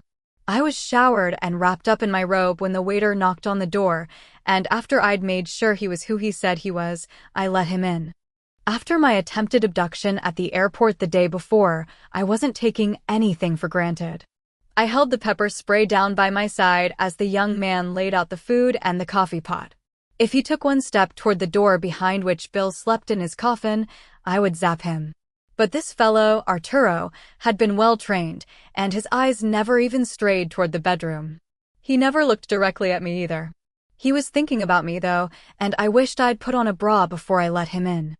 When he'd gone and as Bill had instructed me, I added a tip to the room ticket I signed. I ate everything he'd brought, sausage and pancakes and a bowl of melon balls. Oh gosh, it tasted good. The syrup was real maple syrup, and the fruit was just ripe enough. The sausage was wonderful. I was glad Bill wasn't around to watch and make me feel uncomfortable. He didn't really like to see me eat, and he hated it if I ate garlic. I brushed my teeth and hair and got my makeup situated. It was time to prepare for my visit to the Fellowship Center. I sectioned my hair and pinned it up and got the wig out of its box. It was short and brown and really undistinguished. I had thought Bill was nuts when he'd suggested I get a wig, and I still wondered why it had occurred to him I might need one, but I was glad to have it. I had a pair of glasses like Stan's, serving the same camouflaging purpose, and I put them on. There was a little magnification in the bottom part, so I could legitimately claim they were reading glasses. What did fanatics wear to go to a fanatic gathering place? In my limited experience, fanatics were usually conservative in dress, either because they were too preoccupied with other concerns to think about it or because they saw something evil in dressing stylishly. If I'd been at home, I'd have run to Walmart and been right on the money, but I was here in the expensive, windowless silent shores. However, Bill had told me to call the front desk for anything I needed. So I did.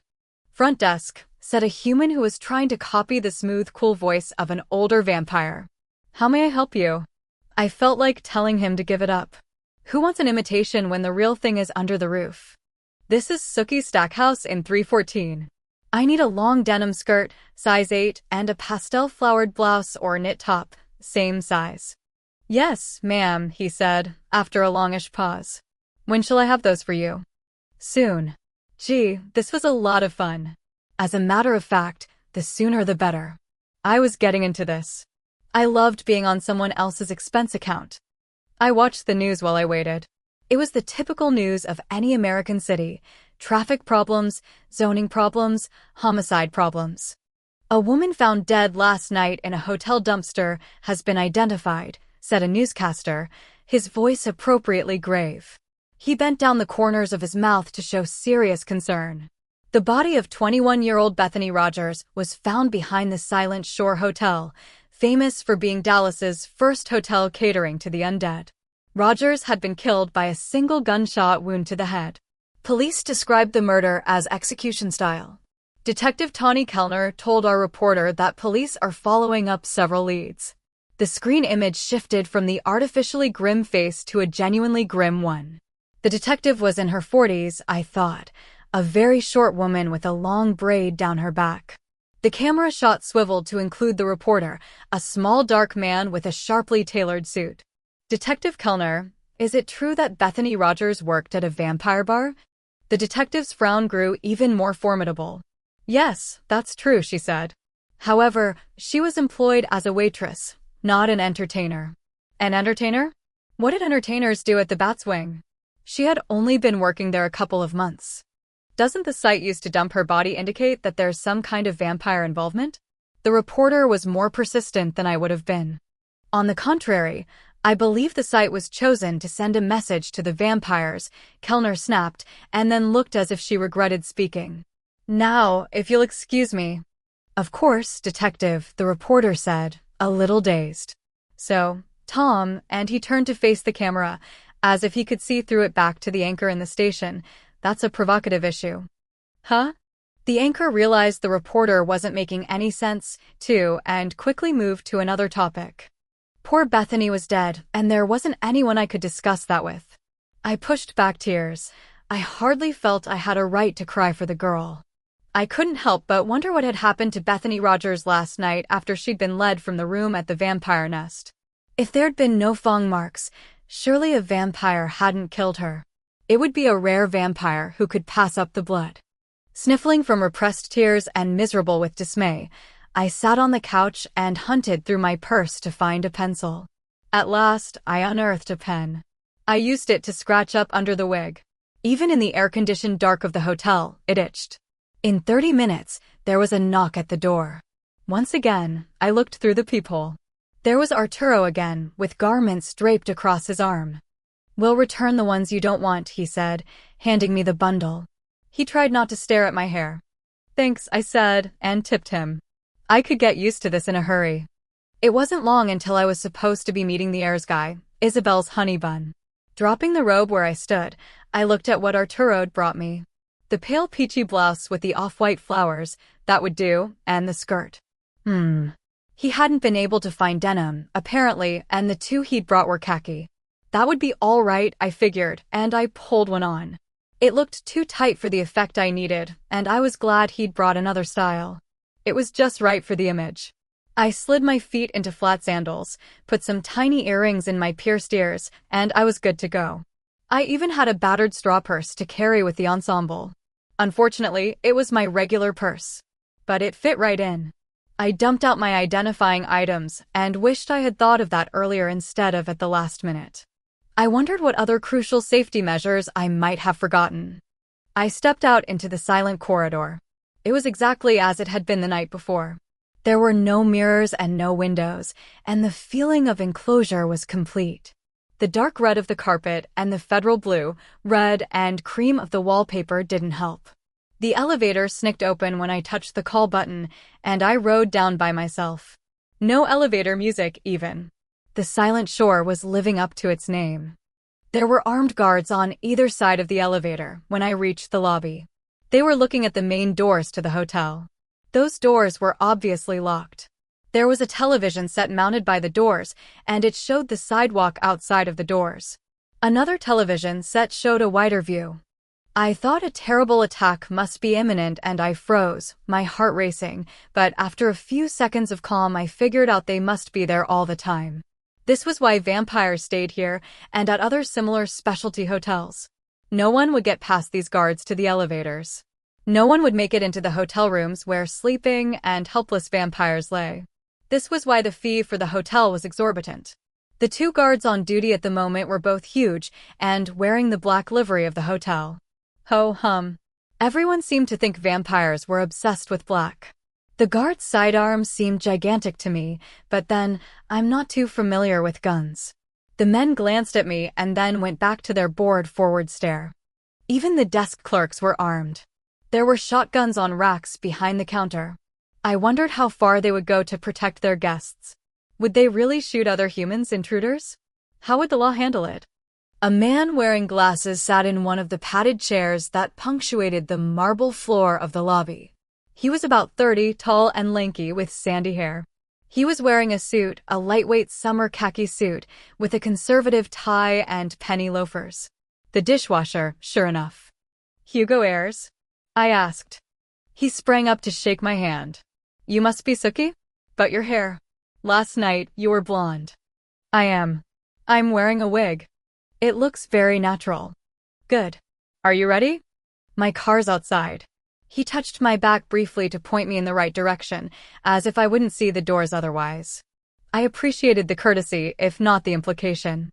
I was trying to get a feel for Hugo Ayres. He wasn't a broadcaster. How long have you been dating Isabel? I asked as we buckled up in his caprice. I guess about 11 months, Hugo Ayres said. He had big hands with freckles on the back.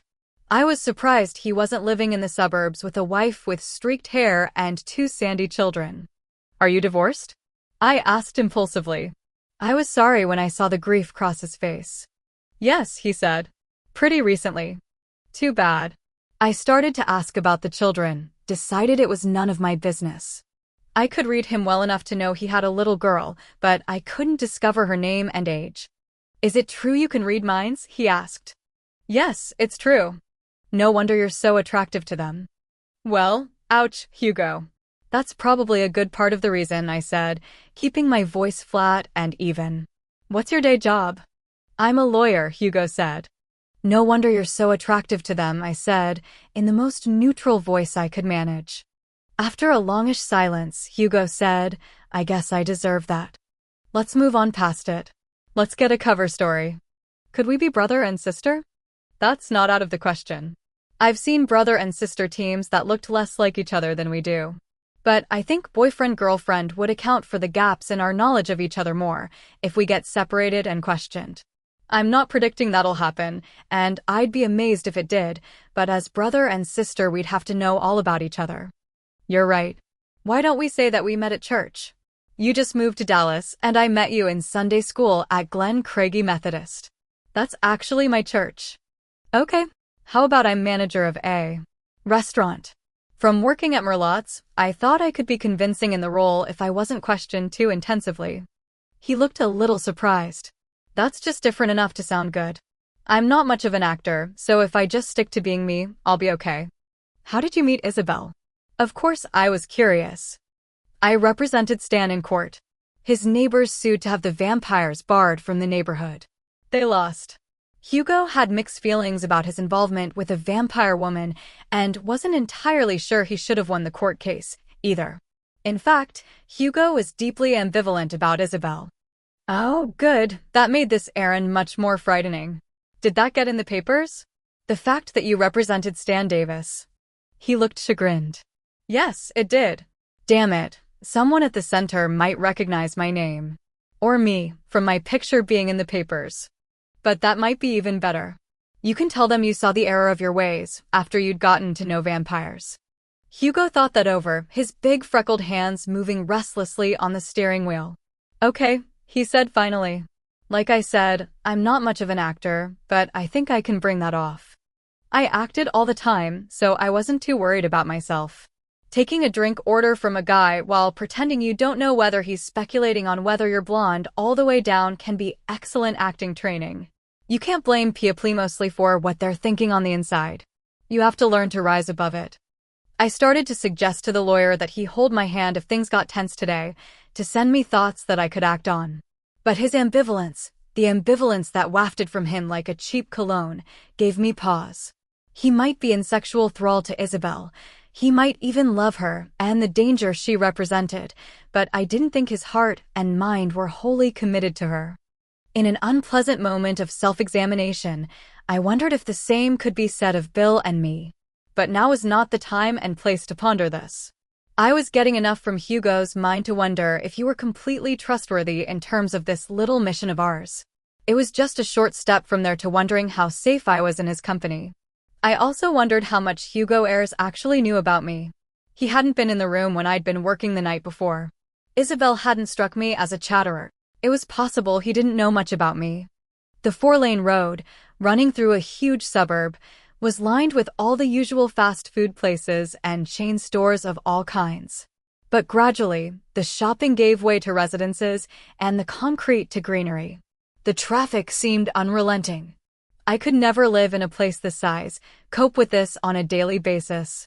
Hugo slowed and put on his turn signal when we came to a major intersection. We were about to turn into the parking lot of a large church. At least, it had formerly been a church. The sanctuary was huge, by Bon Temps standards. Only Baptists could count that kind of attendance in my neck of the woods, and that's if all their congregations joined together. The 2-story sanctuary was flanked by 2 long 1-story wings. The whole building was white-painted brick, and all the windows were tinted. There was a chemically green lawn surrounding the whole, and a huge parking lot. The sign on the well-tended lawn read "The Fellowship of the Sun Center, only Jesus rose from the dead." I snorted as I opened my door and emerged from Hugo's car. "That right there is false," I pointed out to my companion. "Lazarus rose from the dead, too. Jerks can't even get their scripture right." "You better banish that attitude from your head," Hugo warned me as he got out and hit the lock button. "It'll make you careless. These people are dangerous. They've accepted responsibility, publicly, for handing over 2 vampires to the Drainers, saying at least humanity can benefit from the death of a vampire in some way." "They deal with Drainers?" I felt sick. Drainers followed an extremely hazardous profession. They trapped vampires, wound them around with silver chains, and drained the blood from them for sale on the black market. "These people in here have handed over vampires to the Drainers?" That's what one of their members said in a newspaper interview. Of course, the leader was on the news the next day, denying the report vehemently, but I think that was just smokescreen. The Fellowship kills vampires any way they can, thinks they're unholy and an abomination, and they're capable of anything. If you're a vampire's best friend, they can bring tremendous pressure to bear. Just remember that every time you open your mouth in here. You, too, Mr. Ominous Warning. We walked to the building slowly, looking it over as we went. There were about 10 other cars in the parking lot, ranging from aging and dented to brand new and upscale. My favorite was a pearly white Lexus, so nice it might almost have belonged to a vampire. "Someone's doing well out of the hate business," Hugo observed. "Who's the head of this place?" "Guy named Steve Newlin. Bet this is his car." That would account for the bumper sticker. I nodded. It read "Take the UN out of undead." Dangling from the mirror inside was a replica well, maybe a replica off a stake. This was a busy place for a Saturday afternoon.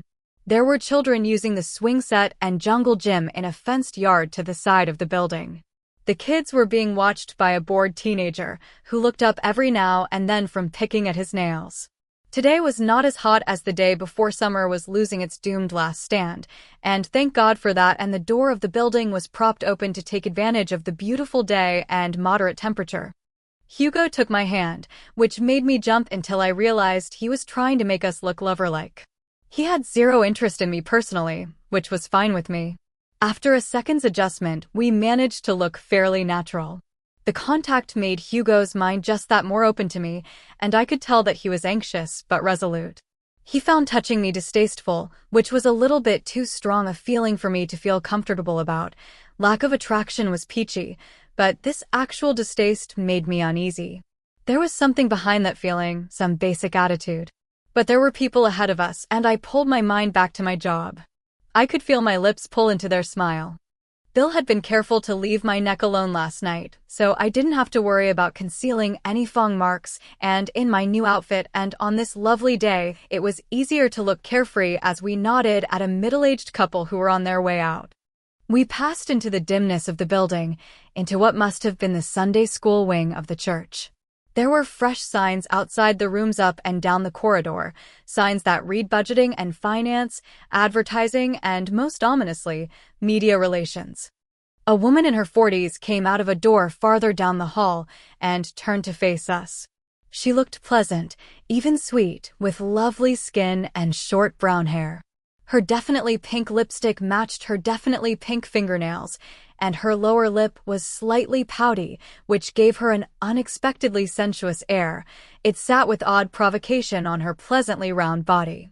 A denim skirt and a knit shirt, neatly tucked in, were the echo of my own outfit, and I patted myself on the back mentally. "Can I help you?" she asked, looking hopeful. "We want to find out more about the fellowship," Hugo said, and he seemed every bit as nice and sincere as our new friend. She had on a name tag I noticed, which reads Newlin. "We're glad you're here," she said. "I'm the wife of the director, Steve Newlin." "I'm Sarah." She shook hands with Hugo, but not with me. Some women don't believe in shaking hands with another woman, so I didn't worry about it. We exchanged pleased-to-medias, and she waved a manicured hand toward the double doors at the end of the hall. "If you'll just come with me, I'll show you where we get things done." She laughed a little, as if the idea of meeting goals was a touch ludicrous. All of the doors in the hall were open, and within the rooms there was evidence of perfectly open activity. If the Newlands organization was keeping prisoners or conducting covert ops, it was accomplishing its goals in some other part of the building. I looked at everything as hard as I could, determined to fill myself with information. But so far the interior of the Fellowship of the Sun was as blindingly clean as the outside, and the people hardly seemed sinister or devious. Sarah covered ground ahead of us with an easy walk. She clutched a bundle of file folders to her chest and chattered over her shoulder as she moved at a pace that seemed relaxed, but actually was a bit challenging. Hugo and I, abandoning the hand-holding, had to step out to keep up. This building was proving to be far larger than I'd estimated. We'd entered at the far end of one wing. Now we crossed the large sanctuary of the former church, set up for meetings like any big hall, and we passed into the other wing. This wing was divided into fewer and larger rooms. The one closest to the sanctuary was clearly the office of the former pastor. Now it had a sign on the door that read G. Stephen Newlin, Director. This was the only closed door I'd seen in the building. Sarah knocked and, having waited for a moment, entered. The tall, lanky man behind the desk stood to beam at us with an air of pleased expectancy. His head didn't seem quite big enough for his body. His eyes were a hazy blue, his nose was on the beaky side, and his hair was almost the same dark brown as his wife's, with a threading of gray. I don't know what I'd been expecting in a fanatic, but this man was not it. He seemed a little amused by his own life. He'd been talking to a tall woman with iron gray hair. She was wearing a pair of slacks and a blouse, but she looked as if she'd have been more comfortable in a business suit. She was formidably made up, and she was less than pleased about something, maybe our interruption. "What can I do for you today?" Steve Newlin asked, indicating that Hugo and I should be seated. We took green leather armchairs pulled up opposite his desk, and Sarah, unasked, plopped down in a smaller chair that was against the wall on one side. "Excuse me, Steve," she said to her husband. "Listen, can I get you two some coffee? Soda?" Hugo and I looked at each other and shook our heads. "Honey, this ISO, I didn't even ask your names?" She looked at us with charming ruefulness. "I'm Hugo Ayres, and this is my girlfriend, Marigold." "Marigold?" was Hennet's. I kept my smile pasted on my face with an effort. Then I saw the pot of marigolds on the table beside Sarah, and at least I could understand his selection. We'd certainly made a large mistake already. We should have talked about this on the drive over. It stood to reason that if the Fellowship was responsible for the bug, the Fellowship knew the name of Sookie Stackhouse. Thank God Hugo had figured that out. "Don't we know Hugo Ayres, Sarah?" Steve Newlin's face had the perfect quizzical expression, brow slightly wrinkled, eyebrows raised inquiringly, head tilted to one side. "Ayres," said the gray-haired woman. "By the way, I'm Polly Blythe, the Fellowship Ceremonies Officer." "Oh, Polly, I'm sorry, I got sidetracked." Sarah tilted her head right back. Her forehead wrinkled, too. Then it smoothed out and she beamed at her husband. Wasn't an Ayers the lawyer representing the vampires in University Park? So he was, Steve said, leaning back in his chair and crossing his long legs. He waved to someone passing by in the corridor and wrapped his laced fingers around his knee. Well, it's very interesting that you're paying us a call, Hugo. Can we hope that you've seen the other side of the vampire question? Satisfaction rolled off Steve Newlin like sent off a skunk. It's appropriate that you should put it that way, Hugo began, but Steve's voice just kept rolling on. The blood-sucking side, the dark side of vampire existence? Have you found that they want to kill us all, dominate us with their foul ways and empty promises? I knew my eyes were as round as plates. Sarah was nodding thoughtfully, still looking as sweet and bland as a vanilla pudding. Polly looked as if she were having some really grim kind of orgasm. Steve said, and he was still smiling, you know, eternal life on this earth may sound good, but you'll lose your soul and eventually, when we catch up with you, maybe not me, of course, maybe my son. Or eventually my granddaughter will stake you and burn you, and then you'll be in true hell. And it won't be any the better for having been put off. God has a special corner for vampires who've used up humans like toilet tissue and then flushed. Well, this was going downhill in a hurry. And what I was getting off of Steve was just this endless, gloating satisfaction, along with a heavy dash of cleverness. Nothing concrete or informative. Excuse me, Steve, said a deep voice. I swiveled in my chair to see a handsome black-haired man with a crew cut and a bodybuilder's muscles. He smiled at all of us in the room with the same goodwill they were all showing. It had impressed me earlier. Now, I thought it was just creepy. Our guest is asking for you. Really? I'll be there in a minute. I wish you would come now. I'm sure your guests wouldn't mind waiting. Black crew cut glanced at us appealingly. Hugo was thinking of some deep place, a flash of thought which seemed very peculiar to me. Gabe, I'll be there when I finished with our visitors, Steve said very firmly. Well, Steve. Gabe wasn't willing to give up that easily, but he got a flash from Steve's eyes and Steve sat up and uncrossed his legs, and Gabe got the message. He shot Steve a look that was anything but worshipful, but he left. That exchange was promising. I wondered if Farrell was behind some locked door, and I could picture myself returning to the Dallas nest, telling Stan exactly where his nest brother was trapped. And then Stan would come and attack the Fellowship of the Sun and kill all the members and free Farrell, and then, oh dear. We just WNTDTO know if you have some upcoming events we can attend, something that'll give us an idea of the scope of the programs here. Hugo's voice sounded mildly inquiring, nothing more. Since Miss Blythe is here, maybe she can answer that.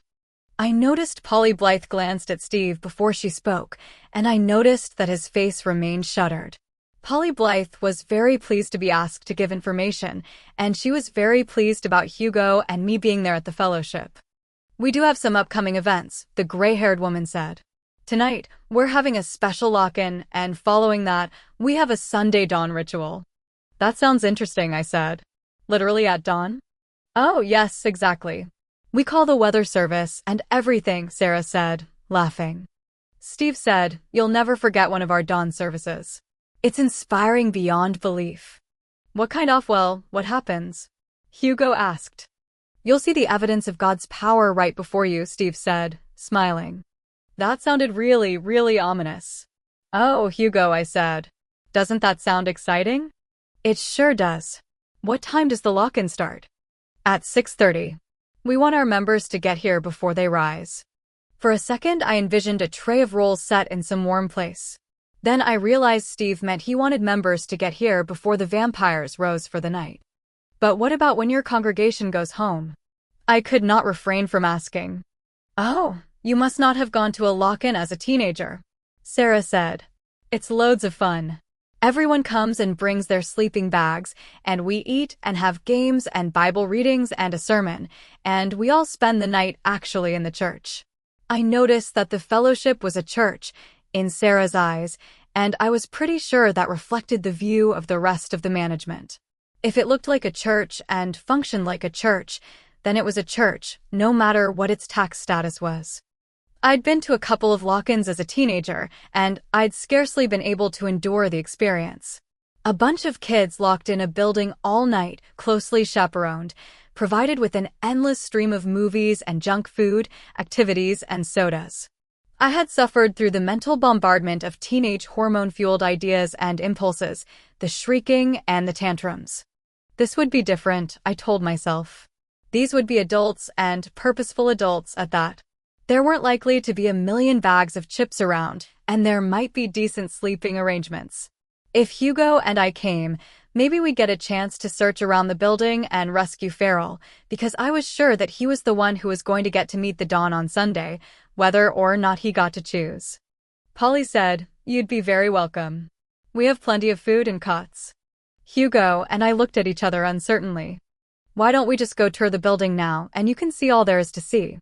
Then you can make up your minds," Sarah suggested. I took Hugo's hand, got a wallop of ambivalence. I was filled with dismay at Hugo's torn emotions.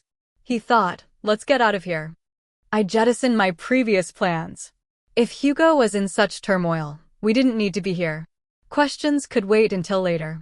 "We should go back to my place and pack our sleeping bags and pillows," I said brightly. "Right, baby?" "And I've got to feed the cat," Hugo said. "But we'll be back here at 6:30, you said?" "Gosh, Steve, don't we have some bedrolls left in the supply room? From when that other couple came to stay here for a while." "We'd love to have you stay until everyone gets here," Steve urged us, his smile as radiant as ever. I knew we were being threatened, and I knew we needed to get out, but all I was receiving from the Newlands psychically was a wall of determination. Polly Blythe seemed to actually be almost gloating. I hated to push and probe, now that I was aware they had some suspicion of us. If we could just get out of here right now, I promised myself I'd never come back. I'd give up this detecting for the vampires. I'd just tend bar and sleep with Bill. "We really do need to go," I said with firm courtesy. "We are so impressed with you all here, and we want to come to the lock-in tonight, but there is still enough time before then for us to get some of our errands done. You know how it is when you work all week. All those little things pile up." "Hey, they'll still be there when the lock-in ends tomorrow," Steve said. "You need to stay, both of you. There wasn't any way to get out of here without dragging everything out into the open. And I wasn't going to be the first one to do that, not while there was any hope left we could get out. There were lots of people around." We turned left when we came out of Steve Newland's office, and with Steve ambling behind us and Polly to our right and Sarah ahead of us, we went down the hall. Every time we passed an open door, someone inside would call, "Steve, can I see you for a minute?" Or, "Steve, Ed says we have to change the wording on this." But aside from a blink or a minor tremor in his smile, I could not see much reaction from Steve Newland to these constant demands. I wondered how long this movement would last if Steve were removed. Then I was ashamed of myself for thinking this, because what I meant was if Steve were killed. I was beginning to think either Sarah or Polly would be able to step into his shoes, if they were allowed, because both seemed made of steel. All the offices were perfectly open and innocent, if you considered the premise on which the organization was founded to be innocent. These all looked like average, rather cleaner cut than normal, Americans, and there were even a few people who were non-Caucasian. And one non-human. We passed a tiny, thin Hispanic woman in the hall, and as her eyes flicked over to us, I caught a mental signature I'd only felt once before. Then, it came from Sam Merlot. This woman, like Sam, was a shapeshifter, and her big eyes widened as she caught the waft of difference from me.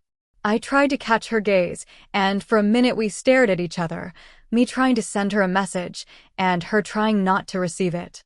"Did I tell you the first church to occupy this site was built in the early 60s? Sarah was saying, as the tiny woman went on down the hall at a fast clip. She glanced back over her shoulder, and I met her eyes again. Hers were frightened.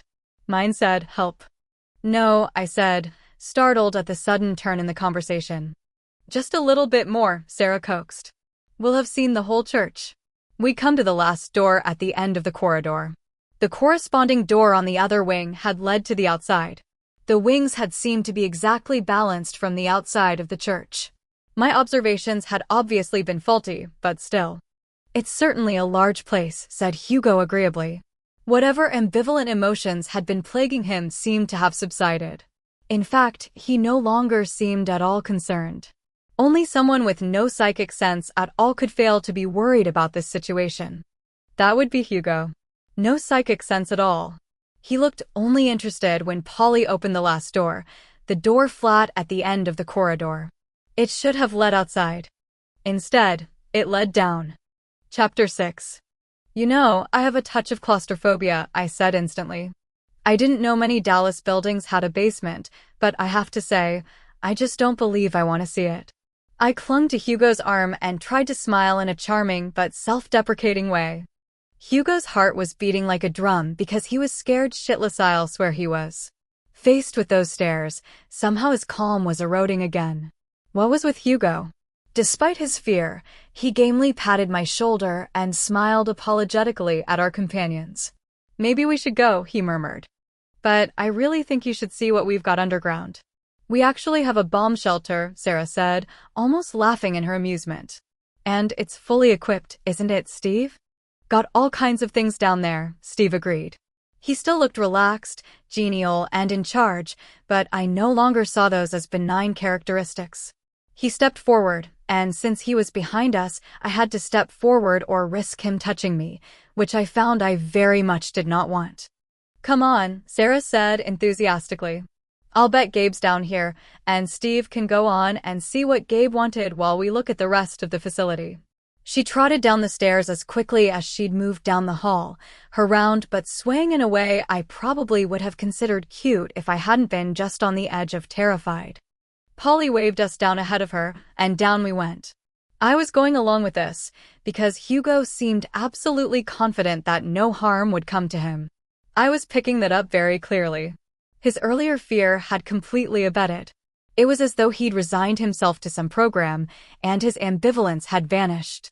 Vainly, I wished he were easier to read. I turned my focus on Steve Newlin, but what I got from him was a thick wall of self-satisfaction. We moved farther down the stairs, despite the fact that my steps had slowed, and then become slower again. I could tell Hugo was convinced that he would get to walk back up these stairs. After all, he was a civilized person. These were all civilized people. Hugo really couldn't imagine that anything irreparable could happen to him, because he was a middle-class white American with a college education, as were all the people on the stairs with us. I had no such conviction. I was not a wholly civilized person.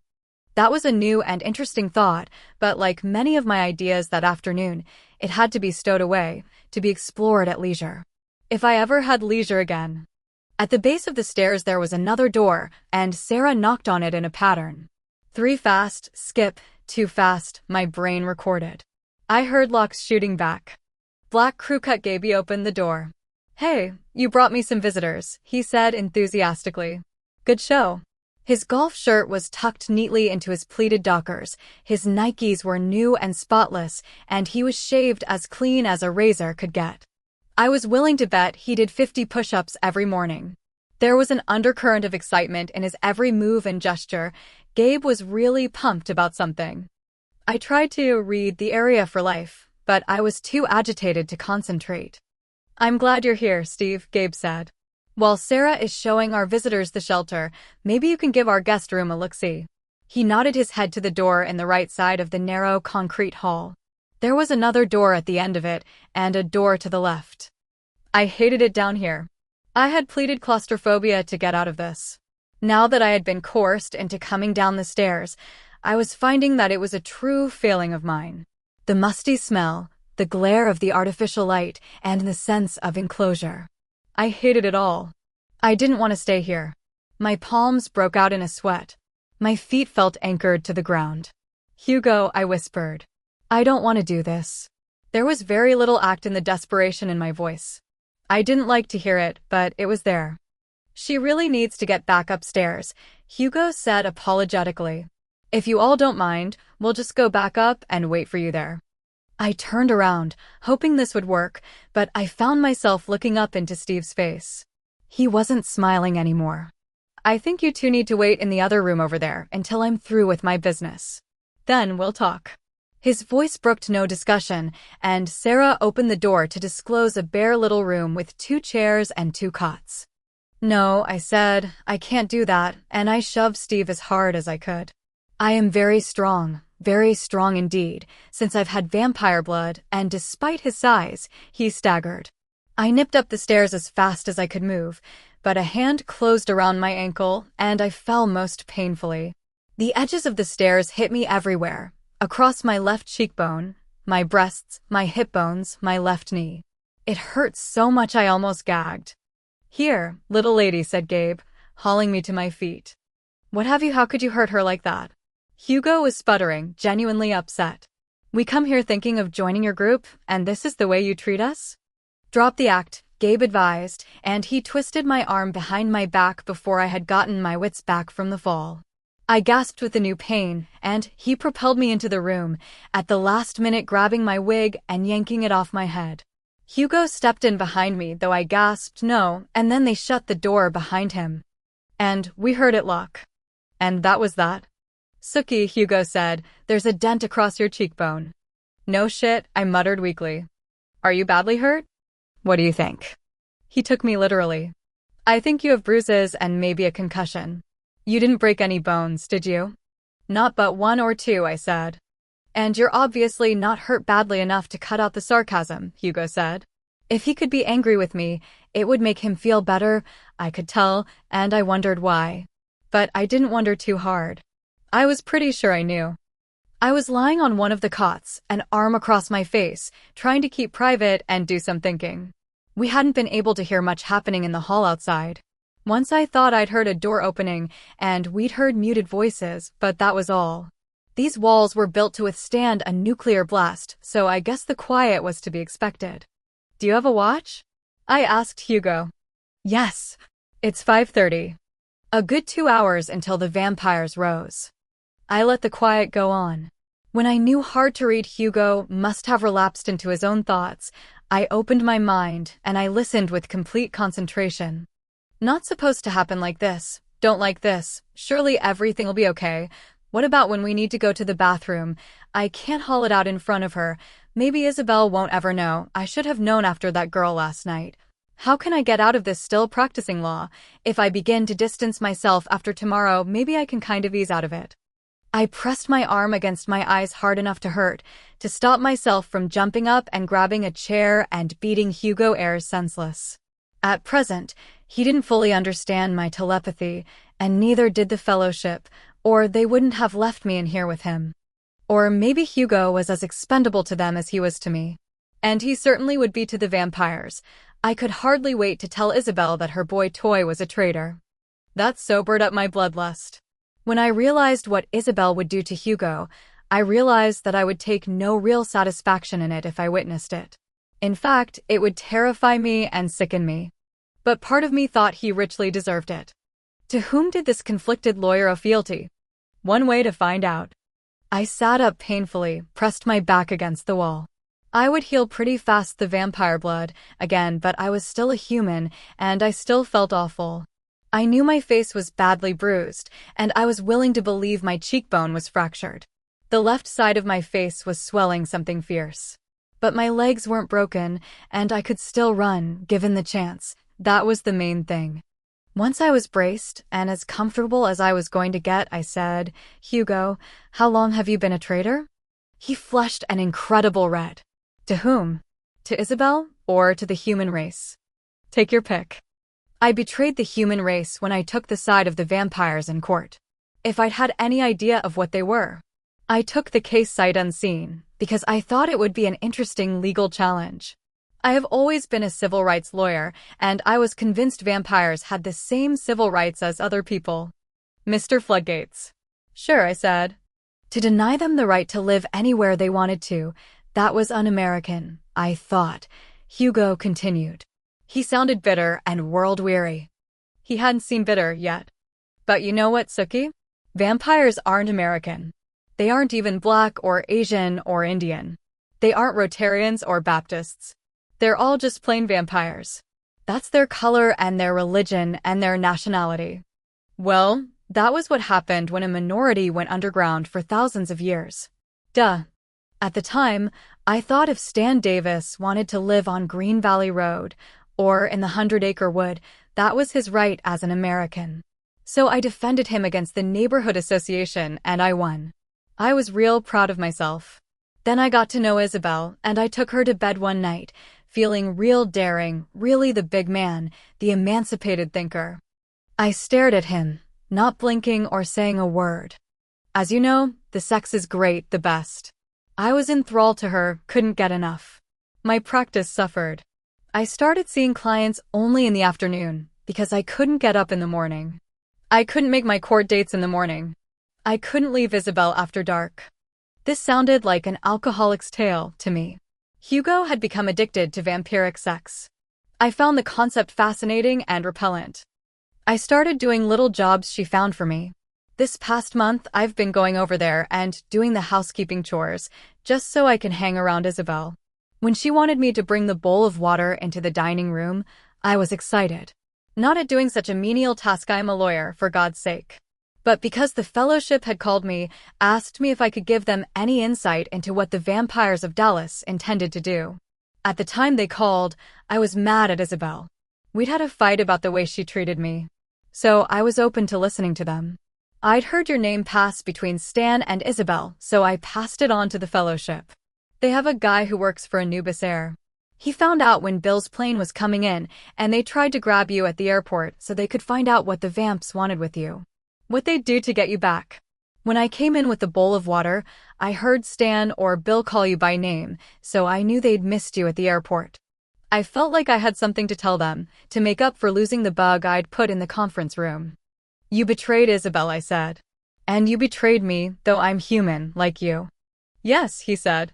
He didn't look me in the eyes. What about Bethany Rogers? The waitress. He was stalling.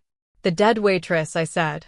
They took her, he said, shaking his head from side to side, as if he were actually saying no, they couldn't have done what they did. They took her, and I didn't know what they were going to do. I knew she was the only one who'd seen Farrell with Godfrey, and I'd told them that. When I got up today, and I heard she'd been found dead, I just couldn't believe it. They abducted her after you told them she'd been at Stan's. After you told them she was the only true witness. Yes, they must have. You called them last night. Yes, I have a cell phone. I went out in the backyard and I called. I was really taking a chance, because you know how well the vamps can hear, but I called. He was trying to convince himself that had been a brave, bold thing to do. Place a phone call from vamp headquarters to lay the finger on poor, pathetic Bethany, who'd ended up shot in an alley. She was shot after you betrayed her. Yes, I heard that on the news. Guess who did that, Hugo? I just don't know. Sure you do, Hugo. She'd been an eyewitness. And she was a lesson to the vampires. This is what we'll do to people who work for you or make their living from you, if they go against the fellowship. What do you think they're going to do with you, Hugo? I've been helping them, he said, surprised. Who else knows that? No one. So who would die? The lawyer that helped Stan Davis live where he wanted. Hugo was speechless. If you're so all-fired important to them, how come you're in this room with me? Because up until now, you didn't know what I'd done, he pointed out. Up until now, it was possible you would give me other information we could use against them. So now that I know what you are, they'll let you out. Right? Why don't you try it and see? I'd much rather be alone. Just then a small aperture in the door opened. I hadn't even known it was there, having been preoccupied while I was out in the hall. A face appeared at the opening, which measured perhaps 10 inches by 10 inches. It was a familiar face. Gabe, grinning. How you doing in there, you two? Sookie needs a doctor, Hugo said. She's not complaining, but I think her cheekbone is broken. He sounded reproachful. And she knows about my alliance with the fellowship, so you might as well let me out. I didn't know what Hugo thought he was doing, but I tried to look as beaten as possible. That was pretty easy. I have me an idea, Gabe said. I've gotten kind of bored down here, and I don't expect Steve or Sarah or even old Polly will be coming back down here anytime soon. We got another prisoner over here, Hugo, might be glad to see you. Farrell? You meet him over at the headquarters of the Evil Ones. Yes, said Hugo. He looked very unhappy about this turn of the conversation. You know how fond Farrell's gonna be of you? And he's gay too, a queer bloodsucker. We're so deep underground that he's been waking up early. So I thought I might just put you in there with him, while I have me a little fun with the female traitor here." And Gabe smiled at me in a way that made my stomach lurch. Hugo's face was a picture. A real picture. Several things crossed my mind, pertinent things to say. I forewent the doubtful pleasure. I needed to save my energy. One of my grand's favorite adages popped into my mind irresistibly as I looked at Gabe's handsome face. "Pretty is as pretty does," I muttered, and began the painful process of getting to my feet to defend myself.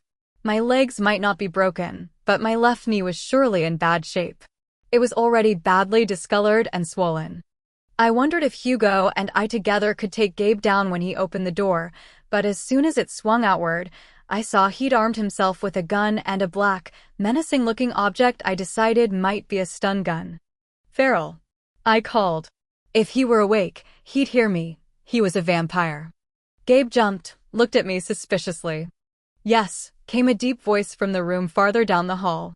I heard chains clink as the vampire moved. Of course, they'd have to chain him with silver. Otherwise, he could rip the door off its hinges. "Stan sent us," I yelled, and then Gabe backhanded me with the hand that held the gun.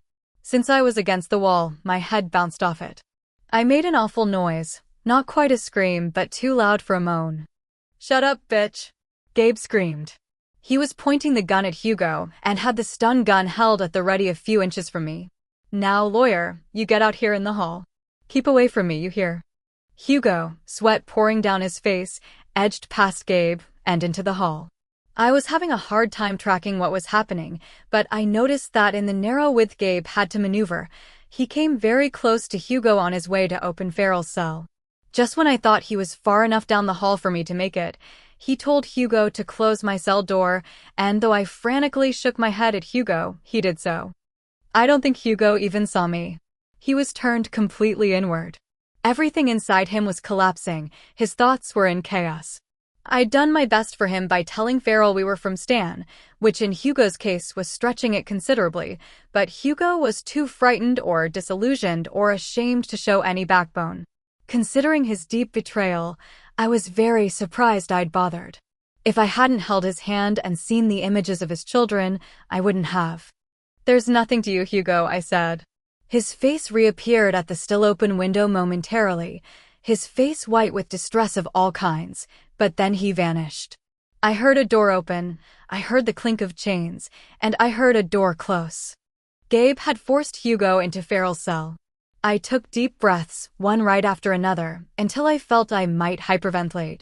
I picked up one of the chairs, a plastic one with 4 metal legs, the kind you've sat on a million times in churches and meetings and classrooms. I held it lion tamer style, with the legs facing outward. It was all I could think of to do. I thought of Bill, but that was too painful. I thought of my brother, Jason, and I wished he were there with me. It had been a long time since I'd wished that about Jason. The door opened. Gabe was already smiling as he came in.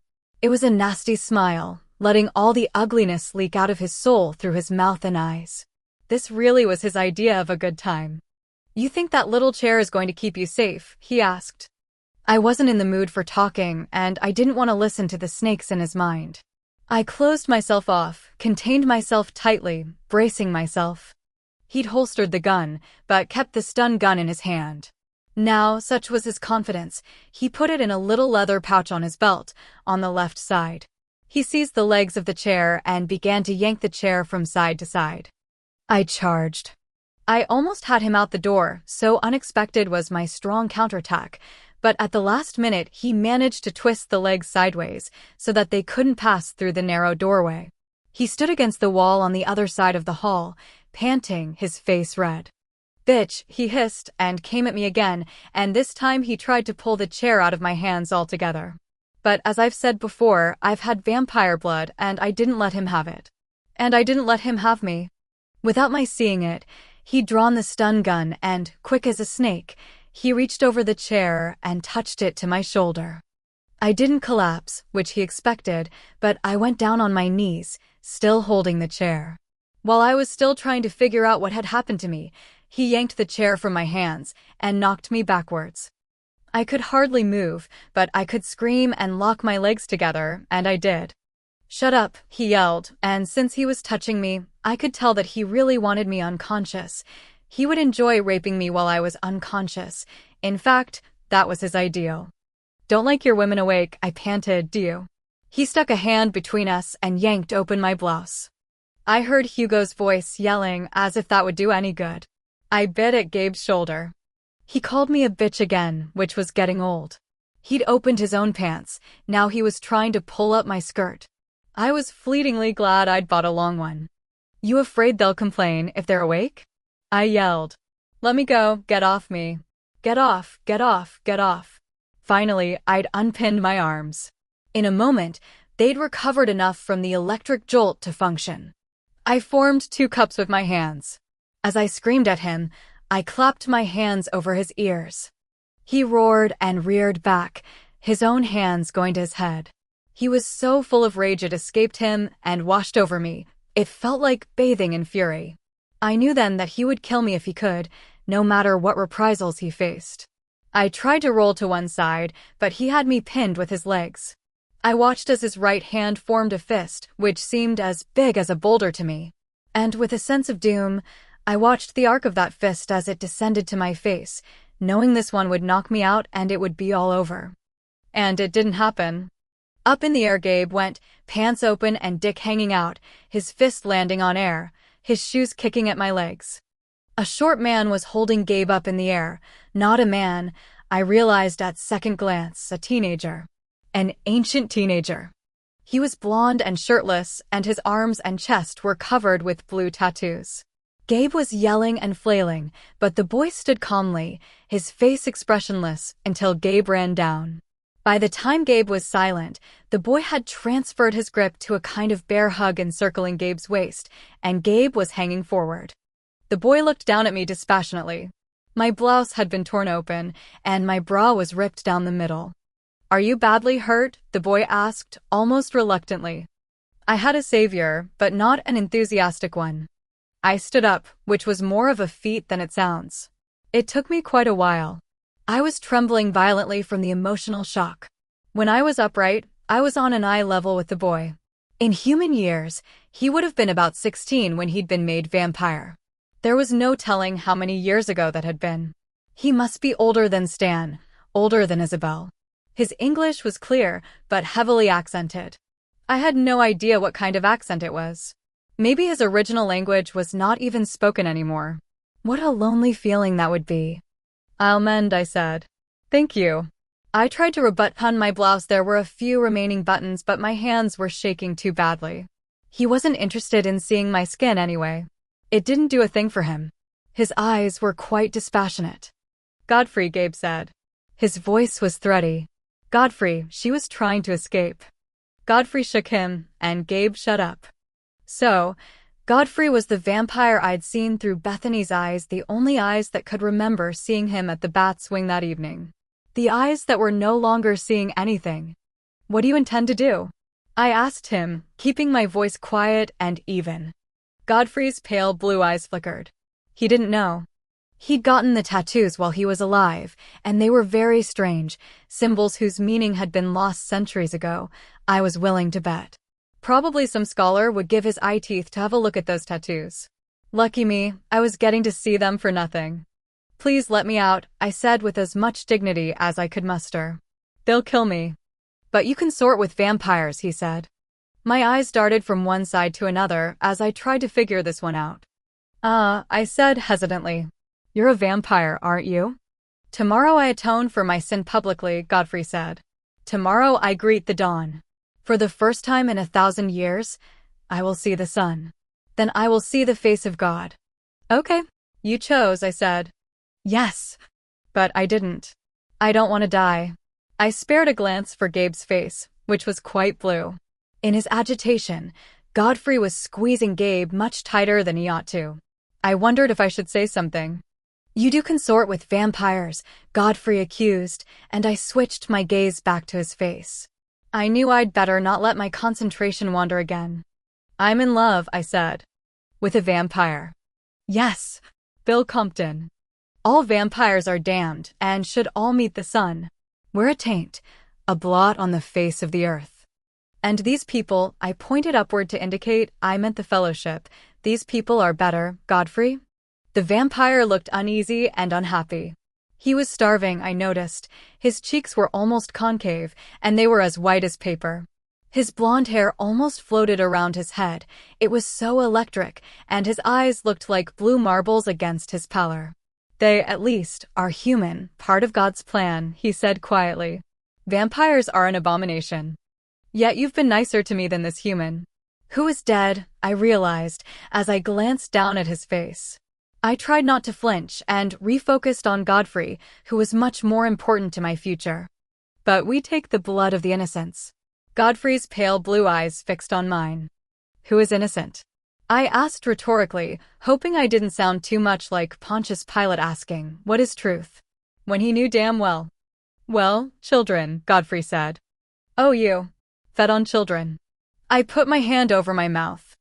I killed children. I couldn't think of a thing to say for a long time. Godfrey stood there, looking at me sadly, holding Gabe's body in his arms, forgotten. What stopped you? I asked. Nothing will stop me. Nothing but my death. I'm so sorry, I said inadequately. He was suffering, and I was truly sorry for that. But if he'd been human, I'd have said he deserved the electric chair without thinking twice. How soon is it until dark? I asked, not knowing what else to say. Godfrey had no watch, of course. I assumed he was up only because he was underground and he was very old. Godfrey said, an hour. Please let me go. If you help me, I can get out of here. But you will tell the vampires.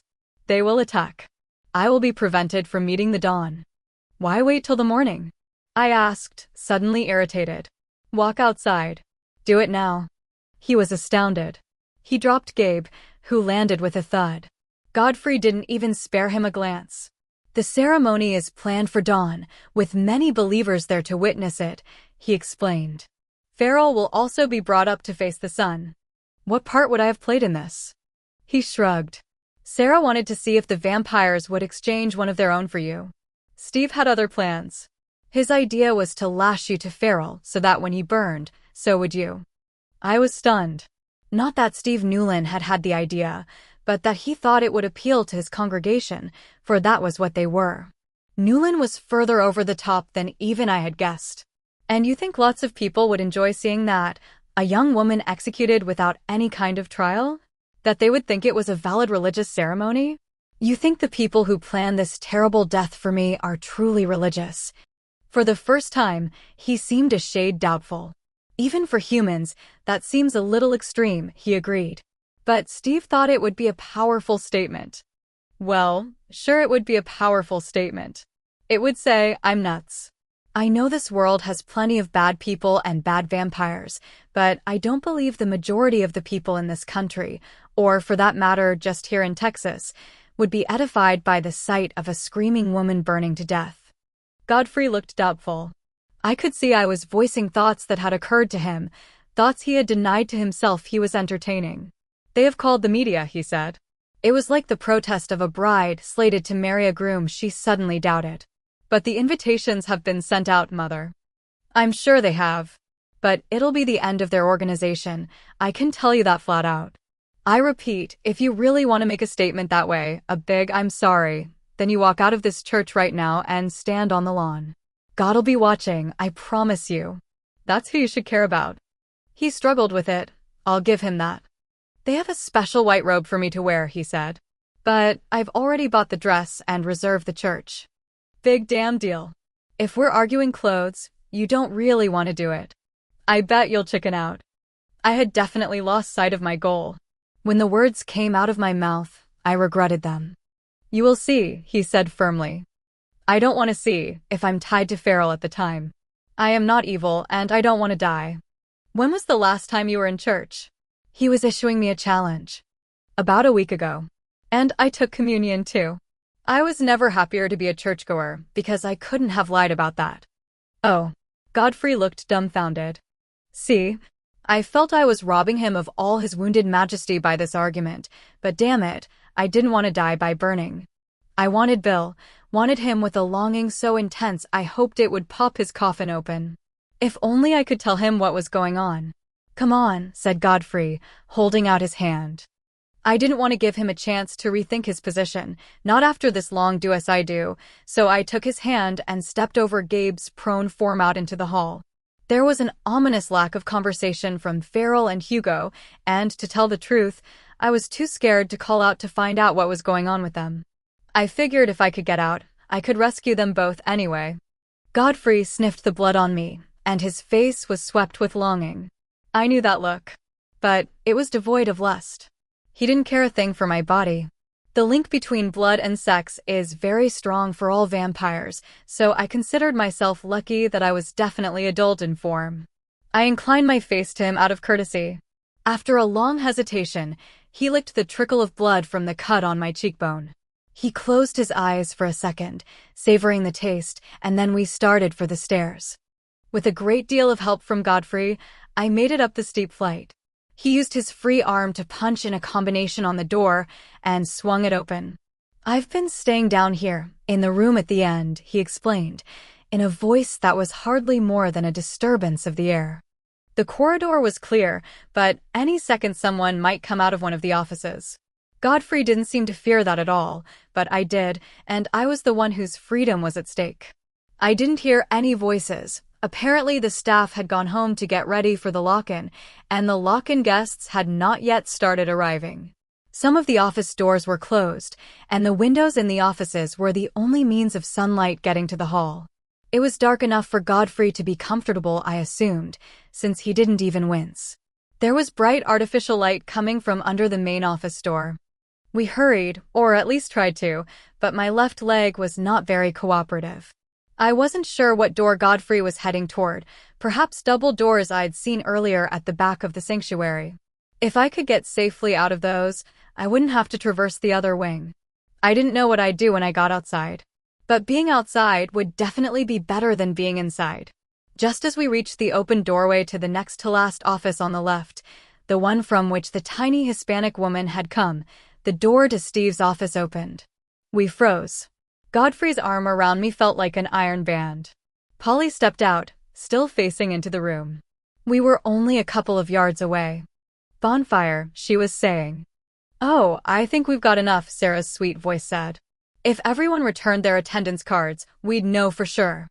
I can't believe how bad people are about not replying. It's so inconsiderate, after we made it as easy as possible for them to tell us whether or not they'd be here. An argument about etiquette. Gosh, I wished Miss Manners were here to give me advice on this situation. I was an uninvited guest of a small church, and I left without saying goodbye. Am I obliged to write a thank you note, or may I simply send flowers? Polly's head began turning, and I knew any moment she would see us. Even as the thought formed, Godfrey pushed me into the dark, empty office. "Godfrey, what are you doing up here?" Polly didn't sound frightened, but she didn't sound happy either. It was more like she'd found the yardman in the living room, making himself at home. "I came to see if there is anything more I need to do." "Isn't it awfully early for you to be awake?" "I am very old," he said politely. "The old don't need as much sleep as the young." Polly laughed. "Sarah," she said brightly, "Godfrey's up." Sarah's voice sounded closer when she spoke. "Well, hey, Godfrey," she said, in an identical bright tone. "Are you excited?" "I bet you are." They were talking to a 1,000-year-old vampire like he was a child on his birthday eve. "Your robe's all ready," Sarah said. "All systems go." "What if I changed my mind?" Godfrey asked. There was a long silence. I tried to breathe very slowly and quietly. The closer it got to dark, the more I could imagine I had a chance of getting out of this. If I could telephone. I glanced over at the desk in the office. There was a telephone on it. But wouldn't the buttons in the offices light up, the buttons for that line, if I used the phone? At the moment, it would make too much noise. "You changed your mind? Can this be possible?" Polly asked. She was clearly exasperated. "You came to us, remember? You told us about your life of sin and the shame you felt when you killed children and did other things. Has any of this changed?" "No," Godfrey said, sounding more thoughtful than anything else. "None of this has changed. But I see no need to include any humans in this sacrifice of mine. In fact, I believe that Farrell should be left to make his own peace with God. We shouldn't force him into immolation." We need to get Steve back here, Polly said to Sarah in an undertone. After that, I just heard Polly, so I assumed Sarah had gone back into the office to call Steve. One of the lights on the phone lit up. Yep, that was what she was doing. She'd know if I tried to use one of the other lines. Maybe in a minute. Polly was trying sweet reason with Godfrey. Godfrey was not talking much, himself, and I had no idea what was going through his head. I stood helplessly, pressed against the wall, hoping no one would come into the office, hoping no one would go downstairs and raise the alarm, hoping Godfrey wouldn't have yet another change of heart. Help, I said in my mind. If only I could call for help that way, through my other sense. A flicker of an idea crossed my mind. I made myself stand calmly, though my legs were still trembling with shock, and my knee and face hurt like the 6 shades of hell. Maybe I could call someone. Barry, the bellboy. He was a telepath like me. He could be able to hear me. Not that I'd ever made such an attempt before. Well, I'd never met another telepath, had I? I tried desperately to locate myself in relation to Barry, assuming he was at work. This was about the same time we'd arrived from Shreveport, so he might be. I pictured my location on the map, which luckily I'd looked up with Hugo, though I knew now that he had been pretending not to know where the Fellowship Center was, and I figured we were southwest of the Silent Shore Hotel. I was in new mental territory. I gathered up what energy I had and tried to roll it into a ball in my mind. For a second, I felt absolutely ridiculous, but when I thought of getting free of this place and these people, there was very little to gain in not being ridiculous. I thought to Barry. It's hard to peg down exactly how I did it, but I projected. Knowing his name helped, and knowing his location helped. I decided to start easy. Barry. What do you want? He was absolutely panicked. This had never happened to him before. I've never done this either. I hoped I sounded reassuring. I need help. I'm in big trouble. Who are you? Well, that would help. Stupid me. I'm Sookie, the blonde who came in last night with the brown-haired vampire. 3rd floor suite. The one with the boobs? Oh, sorry. At least he'd apologized. Yes. The one with the boobs. And the boyfriend. So, what's the matter? Now, all this sounds very clear and organized, but it wasn't words. It was like we were sending each other emotional telegrams and pictures. I tried to think how to explain my predicament, get my vampire as soon as he wakes. And then? Tell him I'm in danger. Danger. Okay, I get the idea. Where? Church. I figured that would be shorthand for the Fellowship Center. I couldn't think how to convey that to Barry. He knows where? He knows where. Tell him. Go down the stairs. Are you for real? I didn't know there was anyone else. I'm for real. Please help me. I could feel a complicated bundle of emotions racing through Barry's mind.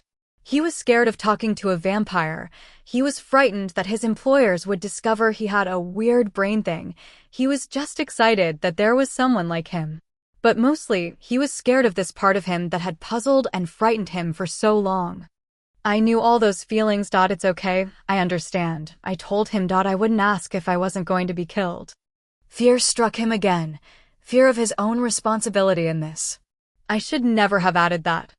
And then, somehow, he erected a flimsy barrier between us, and I wasn't sure what Barry was going to do.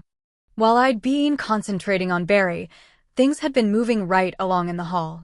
When I began listening again, Steve had returned. He, too, was trying to be reasonable and positive with Godfrey. Now, Godfrey, he was saying, if you didn't want to do this, all you had to do was say so. You committed to it, we all did, and we've moved forward with every expectation that you would keep to your word. A lot of people are going to be very disappointed if you lose your commitment to the ceremony. What will you do with Farrell? With the man Hugo and the blonde woman? Farrell's a vampire, said Steve, still the voice of sweet reason. Hugo and the woman are vampires' creatures. They should go to the sun, too, tied to a vampire. That is the lot they chose in their lives, and it should be their lot in death. I am a sinner, and I know it, so when I die my soul will go to God, Godfrey said. But Farrell does not know this. When he dies, he won't have a chance. The man and woman, too, have not had a chance to repent their ways. Is it fair to kill them and condemn them to hell? We need to go into my office, Steve said decisively. And I realized, finally, that that was what Godfrey had been aiming for all along. There was a certain amount of foot shuffling, and I heard Godfrey murmur, "After you," with great courtesy. He wanted to be last so he could shut the door behind him. My hair finally felt dry, freed from the wig that had drenched it in sweat. It was hanging around my shoulders in separate locks, because I'd been silently unpinning it during the conversation. It had seemed a casual thing to be doing, while listening to my fate being settled, but I had to keep occupied. Now I cautiously pocketed the bobby pins, ran my fingers through the tangled mess, and prepared to sneak out of the church. I peered cautiously from the doorway. Yes, Steve's door was closed. I tiptoed out of the dark office, took a left, and continued to the door leading into the sanctuary. I turned its knob very quietly and eased it open. I stepped into the sanctuary, which was very dusky. There was just enough light from the huge stained glass windows to help me get down the aisle without falling over the pews. Then I heard voices, getting louder, coming from the far wing. The lights in the sanctuary came on. I dove into a row and rolled under the pew. A family group came in, all talking loudly, the little girl whining about missing some favorite show on television because she had to go to the stinky old lock-in. That got her a slap on the bottom, sounded like, and her father told her she was lucky she was going to get to see such an amazing evidence of the power of God. She was going to see salvation in action. Even under the circumstances, I took issue with that. I wondered if this father really understood that his leader planned for the congregation to watch two vampires burn to death, at least one of them clutching a human who would also burn. I wondered how the little girl's mental health would fare after that amazing evidence of the power of God. To my dismay, they proceeded to put their sleeping bags up against a wall on the far side of the sanctuary, still talking. At least this was a family that communicated. In addition to the whiny little girl, there were two older kids, a boy and a girl, and like true siblings, they fought like cats and dogs.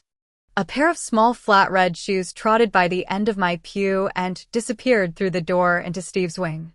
I wondered if the group in his office was still debating. The feet went by again after a few seconds, this time going very fast. I wondered about that too.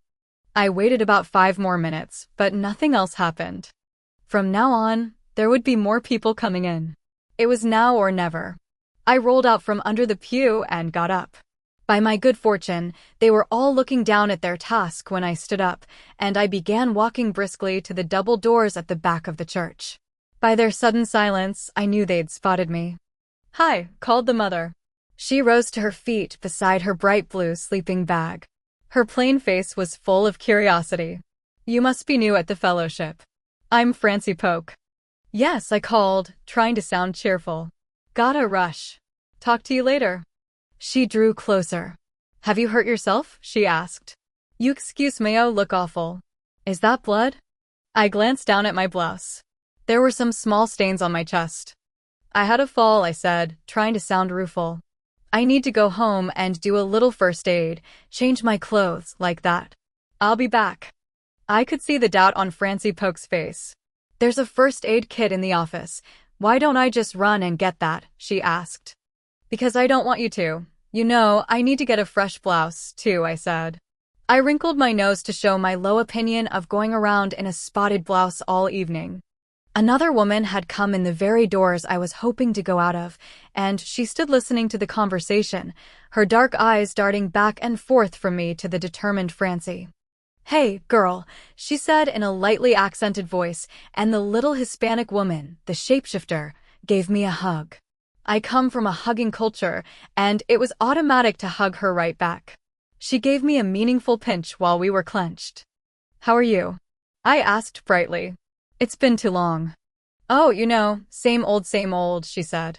She beamed up at me, but there was caution in her eyes. Her hair was a very dark brown, rather than black, and it was coarse and abundant. Her skin was the color of a milky caramel, and she had dark freckles. Generous lips were painted an outstanding fuchsia. She had big white teeth, flashing at me in her wide smile. I glanced down at her feet. Flat red shoes. "Hey, come outside with me while I have a cigarette," she said. Francie Polk was looking more satisfied. "Luna, can't you see your friend needs to go to the doctor?" she said righteously. You do have a few bumps and bruises, Luna said, examining me. Have you fallen down again, girl? You know Mama always tells me, Marigold, you're as clumsy as an elephant. That Mama of yours, Luna said, shaking her head in disgust. Like that would make you less clumsy. What can you do? I said, shrugging. If you'll excuse us, Francie? Well, sure, she said. I'll see you later, I guess. Sure will, said Luna. I wouldn't miss it for anything. And with Luna, I strolled out of the Fellowship of the Sun meeting hall. I concentrated ferociously on keeping my gait even so Francie wouldn't see me limp and become even more suspicious. Thank God, I said, when we were outside. You knew me for what I was, she said rapidly. How did you know? I have a friend who's a shapeshifter. Who is he? He's not local. And I won't tell you without his consent. She stared at me. All pretense of friendship dropped in that instant. Okay, I respect that, she said. Why are you here? What's it to you? I just saved your ass. She had a point, a good point. Okay. I am a telepath, and I was hired by your vampire area leader to find out what had become of a missing vampire. That's better. But it ain't TMY area leader. I'm a soup, but I ain't no freaking vampire. What vamp did you deal with? I don't need to tell you that. She raised her eyebrows. I don't. She opened her mouth as if to yell. Yell away. There are some things I just won't tell. What's a soup? A supernatural being.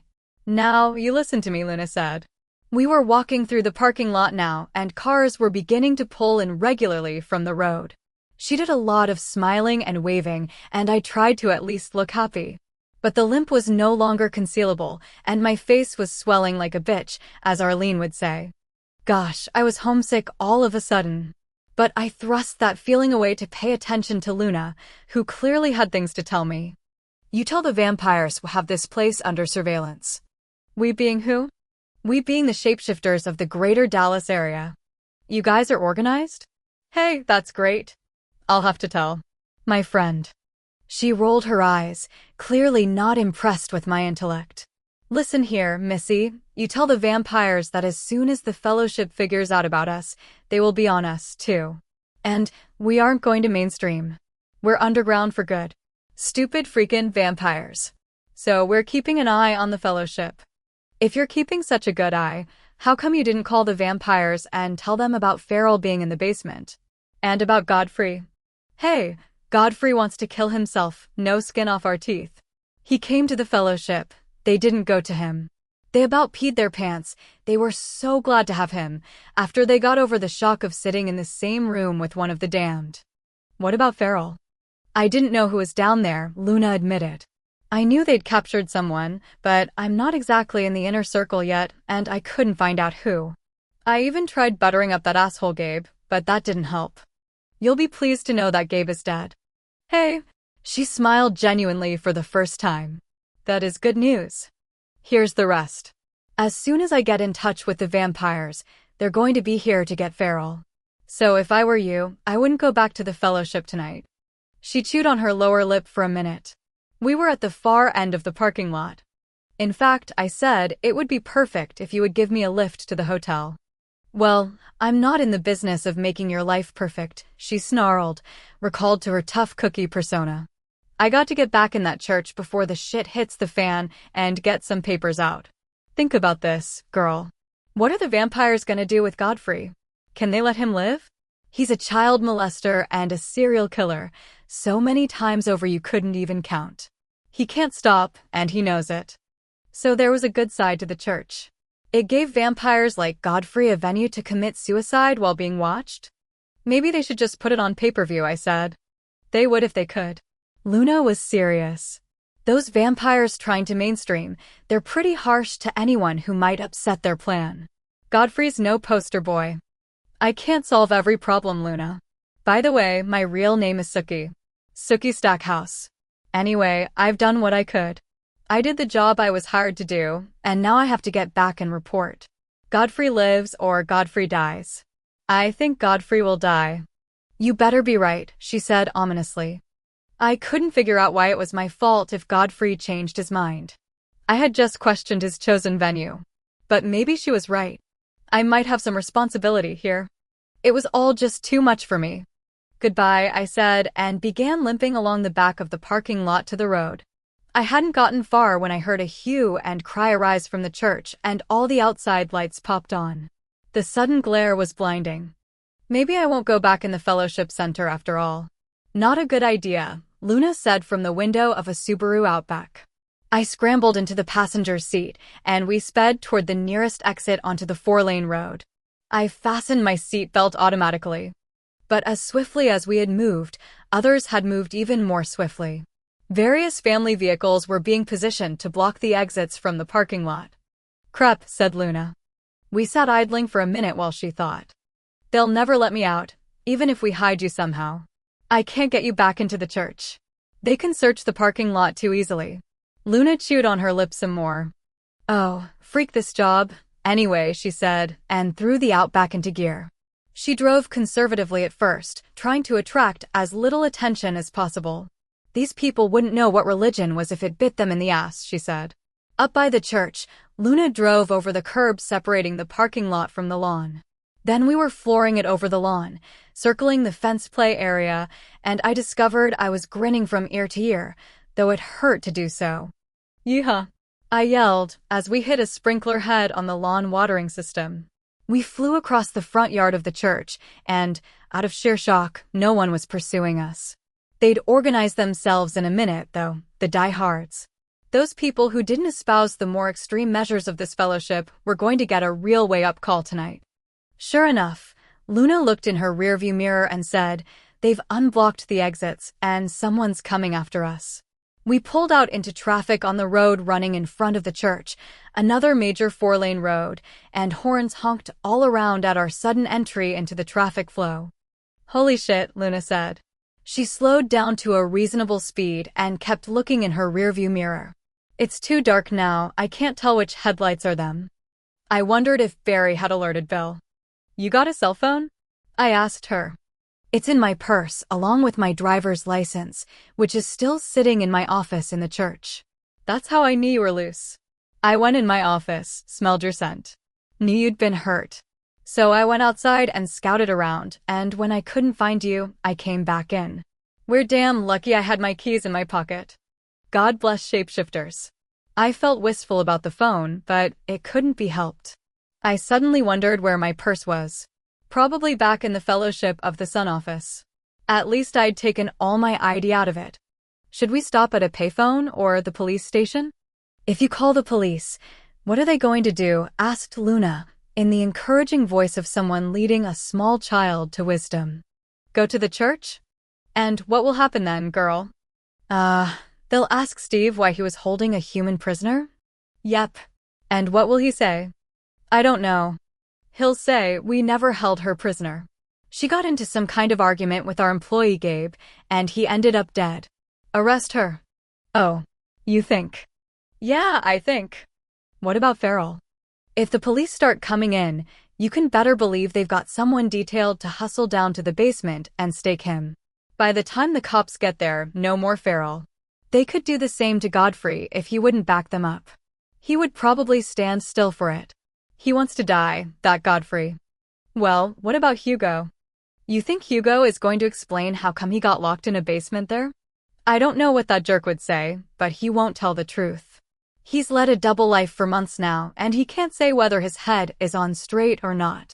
So we can't call the police. Who can we call? I got to get you with your people. You don't need to meet mine. They don't want to be known, you understand. Sure. You have to be something weird yourself, huh? To recognize us. Yes. So what are you? Not a vamp, for sure. Not one of us either. I'm a telepath. You are. No shit. Well, woo-woo, Luna said, imitating the traditional ghost sound. No more woo-woo than you are, I said, feeling I could be pardoned for sounding a bit testy. Sorry, she said, not meaning it.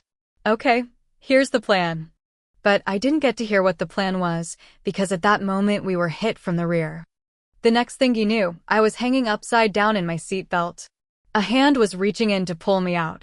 I recognized the fingernails. It was Sarah. I bit her. With a shriek, the hand withdrew. She's obviously out of it. I heard Sarah's sweet voice gabbling to someone else, someone unconnected with the church, I realized, and knew I had to act. Don't you listen to her. It was her car that hit us, I called. Don't you let her touch me. I looked over at Luna, whose hair now touched the ceiling. She was awake but not talking. She was wriggling around, and I figured she was trying to undo her seatbelt. There was lots of conversation outside the window, most of it contentious. I tell you, I am her sister, and she is just drunk, Polly was telling someone. I am not. I demand to have a sobriety test right now, I said, in as dignified a voice as I could manage, considering that I was shocked silly and hanging upside down. Call the police immediately, please, and an ambulance. Though Sarah began spluttering, a heavy male voice said, Lady, doesn't sound like she wants you around. Sounds like she's got some good points. A man's face appeared in the window. He was kneeling and bent sideways to see in. I've called 911, the heavy voice said. He was disheveled and stubbly, and I thought he was beautiful. Please stay here till they come, I begged. I will, he promised, and his face vanished. There were more voices now. Sarah and Polly were getting shrill. They'd hit our car. Several people had witnessed it. Them claiming to be sisters or whatever didn't go over well with this crowd. Also, I gathered, they had 2 fellowship males with them who were being less than endearing. Then we'll just go, Polly said, fury in her voice. No, you won't, said my wonderful belligerent male. You gotta trade insurance with them anyway. That's right, said a much younger male voice. You just don't want to pay for getting their car fixed. And what if they're hurt? Don't you have to pay their hospital? Luna had managed to unbuckle herself, and she twisted when she fell to the roof that was now the floor of the car. With a suppleness I could only envy, she worked her head out of the open window, and then began to brace her feet against whatever purchase she could find. Gradually, she began to wriggle her way out of the window. One of the purchases happened to be my shoulder, but I didn't even peep. One of us needed to be free. There were exclamations outside as Luna made her appearance, and then I heard her say, Okay, which one of you is driving? Various voices chimed in, some saying one, some saying another, but they all knew Sarah and Polly and their henchmen were the perpetrators and Luna was a victim. There were so many people around that when yet another car of men from the fellowship pulled up, there wasn't any way they could just haul us off. God bless the American spectator, I thought. I was in a sentimental mood. The paramedic that ended up extricating me from the car was the cutest guy I'd ever seen. His name was Salazar, according to his bar pin, and I said, Salazar, just to be sure I could say it. I had to sound it out carefully. Yep, that's me, he said while lifting my eyelid to look at my eye. You're kinda banged up, lady. I started to tell him that I'd had some of these injuries before the car accident, but then I heard Luna say, my calendar flew off the dashboard and hit her in the face. Be a lot safer if you'd keep your dash clear, ma'am, said a new voice with a flat twang to it. I hear you, officer. Officer? I tried to turn my head and got admonished by Salazar. You just keep still till I finish looking you over, he said sternly. Okay. After a second I said, the police are here? Yes, ma'am. Now, what hurts? We went through a whole list of questions, most of which I was able to answer. I think you're going to be fine, ma'am, but we need to take you and your friend to the hospital just to check you out. Salazar and his partner, a heavy Anglo woman, were matter-of-fact about this necessity. Oh, I said anxiously, we don't need to go to the hospital, do we, Luna? Sure, she said, as surprised as she could be. We have to get you x-rayed, honey bunch. I mean, that cheek of yours looks bad. Oh. I was a little stunned by this turn of events. Well, if you think so. Oh yeah. So Luna walked to the ambulance, and I was loaded in on a gurney, and with siren blaring, we started off. My last view before Salazar shut the doors was of Polly and Sarah talking to a very tall policeman. Both of them looked very upset. That was good. The hospital was like all hospitals. Luna stuck to me like white to rice, and when we were in the same cubicle and a nurse entered to take down still more details, Luna said, Tell Dr. Josephus that Luna Garza and her sister are here. The nurse, a young African-American woman, gave Luna a doubtful look, but said, okay, and left immediately. How'd you do that? I asked. Get a nurse to stop filling out charts? I asked for this hospital on purpose. We've got someone at every hospital in the city, but I know our man here best. Us. The two-natured. Oh, the shapeshifters. I could hardly wait to tell Sam about this. I'm Dr. Josephus, said a calm voice. I raised my head to see that a spare, silver-haired man had stepped into our curtained area. His hair was receding, and he had a sharp nose on which a pair of wire-rimmed glasses perched. He had intent blue eyes, magnified by his glasses. I'm Luna Garza, and this is my friend, Marigold. Luna said this as if she were a different person. In fact, I glanced over to see if it was the same Luna. We met with misfortune tonight in the line of duty. The doctor looked at me with some mistrust. She is worthy, Luna said with great solemnity. I didn't want to ruin the moment by giggling, but I had to bite the inside of my mouth. You need X-rays, the doctor said after looking at my face and examining my grotesquely swollen knee. I had various abrasions and bruises, but those were my only really significant injuries. Then we need them very quickly, and then we need out of here in a secure way, Luna said in a voice that would brook no denial. No hospital had ever moved so quickly. I could only suppose that Dr. Josephus was on the board of directors. Or maybe he was the chief of staff. The portable X-ray machine was wheeled in, the X-rays were taken, and in a few minutes Dr. Josephus told me that I had a hairline fracture of the cheekbone which would mend on its own. Or I could see a plastic surgeon when the swelling had gone down. He gave me a prescription for pain pills, a lot of advice, and an ice pack for my face and another for my knee, which he called wrenched. Within 10 minutes after that, we were on our way out of the hospital. Luna was pushing me in a wheelchair, and Dr. Josephus was leading us through a kind of service tunnel. We passed a couple of employees on their way in. They appeared to be poor people, the kind who take low-paying jobs like hospital janitor and cook. I couldn't believe the massively self-assured Dr. Josephus had ever come down this tunnel before, but he seemed to know his way, and the staff didn't act startled at the sight of him. At the end of the tunnel, he pushed open a heavy metal door. Luna Garza nodded to him regally, said, "Many thanks," and wheeled me out into the night. There was a big old car parked out there. It was dark red or dark brown. As I looked around a little more, I realized that we were in an alley. There were big trash bins lining the wall, and I saw a cat pouncing on something I didn't want to know what between two of the bins. After the door whooshed pneumatically shut behind us, the alley was quiet. I began to feel afraid again. I was incredibly tired of being afraid. Luna went over to the car, opened the rear door, and said something to whoever was inside. Whatever answer she got, it made her angry. She expostulated in another language. There was further argument. Luna stomped back to me. "You have to be blindfolded," she said, obviously certain I would take great offense. "No problem," I said, with a sweep of one hand to indicate how trifling a matter this was. "You don't mind?" "No. I understand, Luna. Everyone likes his privacy." "Okay then." She hurried back to the car and returned with a scarf in her hands, of green and peacock blue silk. She folded it as if we were going to play pin the tail, and tied it securely behind my head. "Listen to me," she said in my ear. "These two are tough. You watch it." "Good." I wanted to be more frightened. She rolled me over to the car and helped me in. I guess she wheeled the chair back to the door to await pickup. Anyway, after a minute she got in the other side of the car. There were two presences in the front seat. I felt them mentally, very delicately, and discovered both were shapeshifters. At least, they had the shapeshifter feel to their brains, the semi-opaque snarly tangle I got from Sam and Luna.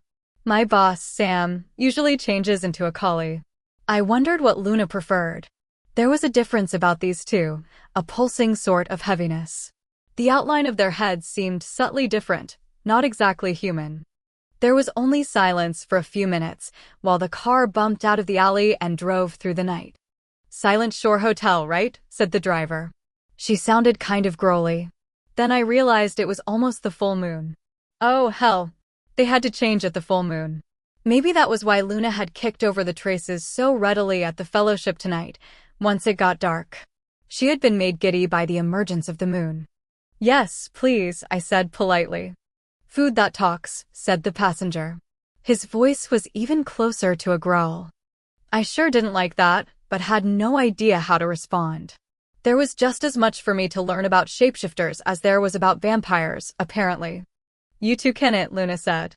This is my guest. Luna hangs with Puppy Chow, said the passenger. I was beginning to really not like this guy. Smells more like hamburger to me, said the driver. She's got a scrape or two, doesn't she, Luna? Y'all are giving her a great impression of how civilized we are, Luna snapped. Show some control. She's already had a bad night. She's got a broken bone, too. And the night wasn't even halfway over yet. I shifted the ice pack I was holding to my face. You can only stand so much freezing cold on your sinus cavity. Why'd Josephus have to send for freakin' werewolves? Luna muttered into my ear. But I knew they'd heard. Sam heard everything, and he was by no means as powerful as a true werewolf. Or at least, that was my evaluation. To tell you the truth, until this moment, I hadn't been sure werewolves actually existed. I guess, I said tactfully and audibly, he thought they could defend us best if we're attacked again. I could feel the creatures in the front seat prick up their ears. Maybe literally. We were doing okay, Luna said indignantly.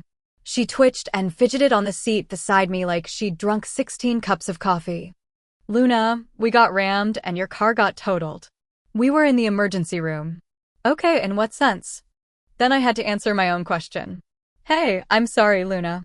You got me out of there when they would have killed me. It's not your fault they rammed us. You two have a little roughhouse tonight, asked the passenger more civilly. He was spoiling for a fight. I didn't know if all werewolves were as feisty as this guy, or if it was just his nature. Yeah, with the fucking fellowship, Luna said, more than a trace of pride in her voice. They had this chick stuck in a cell. In a dungeon. No shit? Asked the driver. She had the same hyper pulsing to her well, I just had to call it her aura, for lack of a better word. No shit, I said firmly. I work for a shifter at home, I added, to make conversation. No kidding? What's the business? A bar. He owns a bar. So, are you far from home? Too far, I said. This little bat saved your life tonight, for real? Yes. I was absolutely sincere about that. Luna saved my life. Could they mean that literally? Did Luna shapeshift into a... Oh golly. Way to go, Luna. There was a fraction more respect in the deeper growly voice.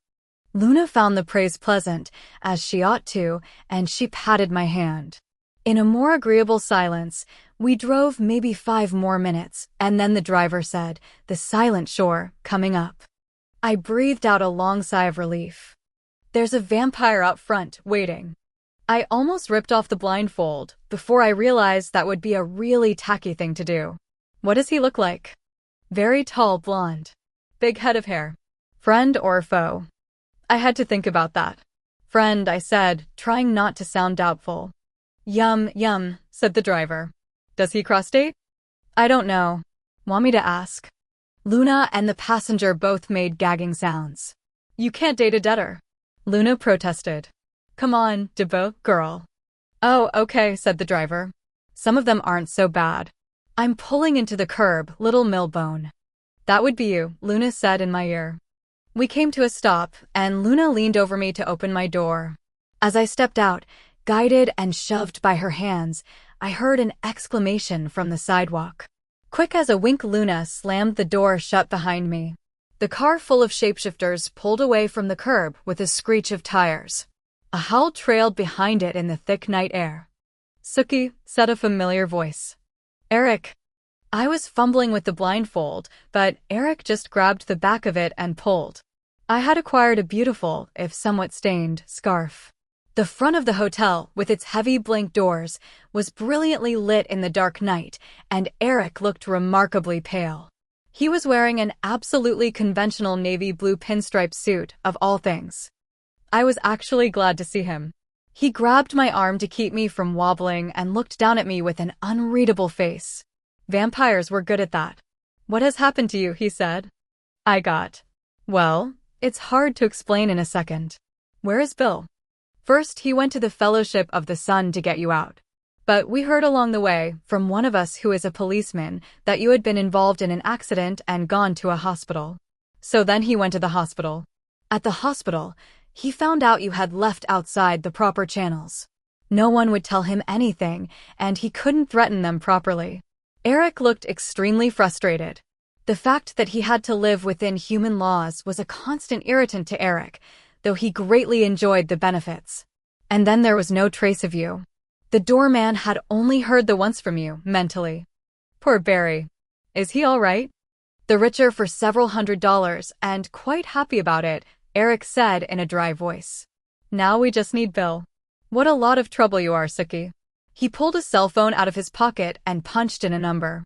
After what seemed a long time, it was answered. Bill, she is here. Some shapeshifters brought her in. He looked me over. Battered, but walking.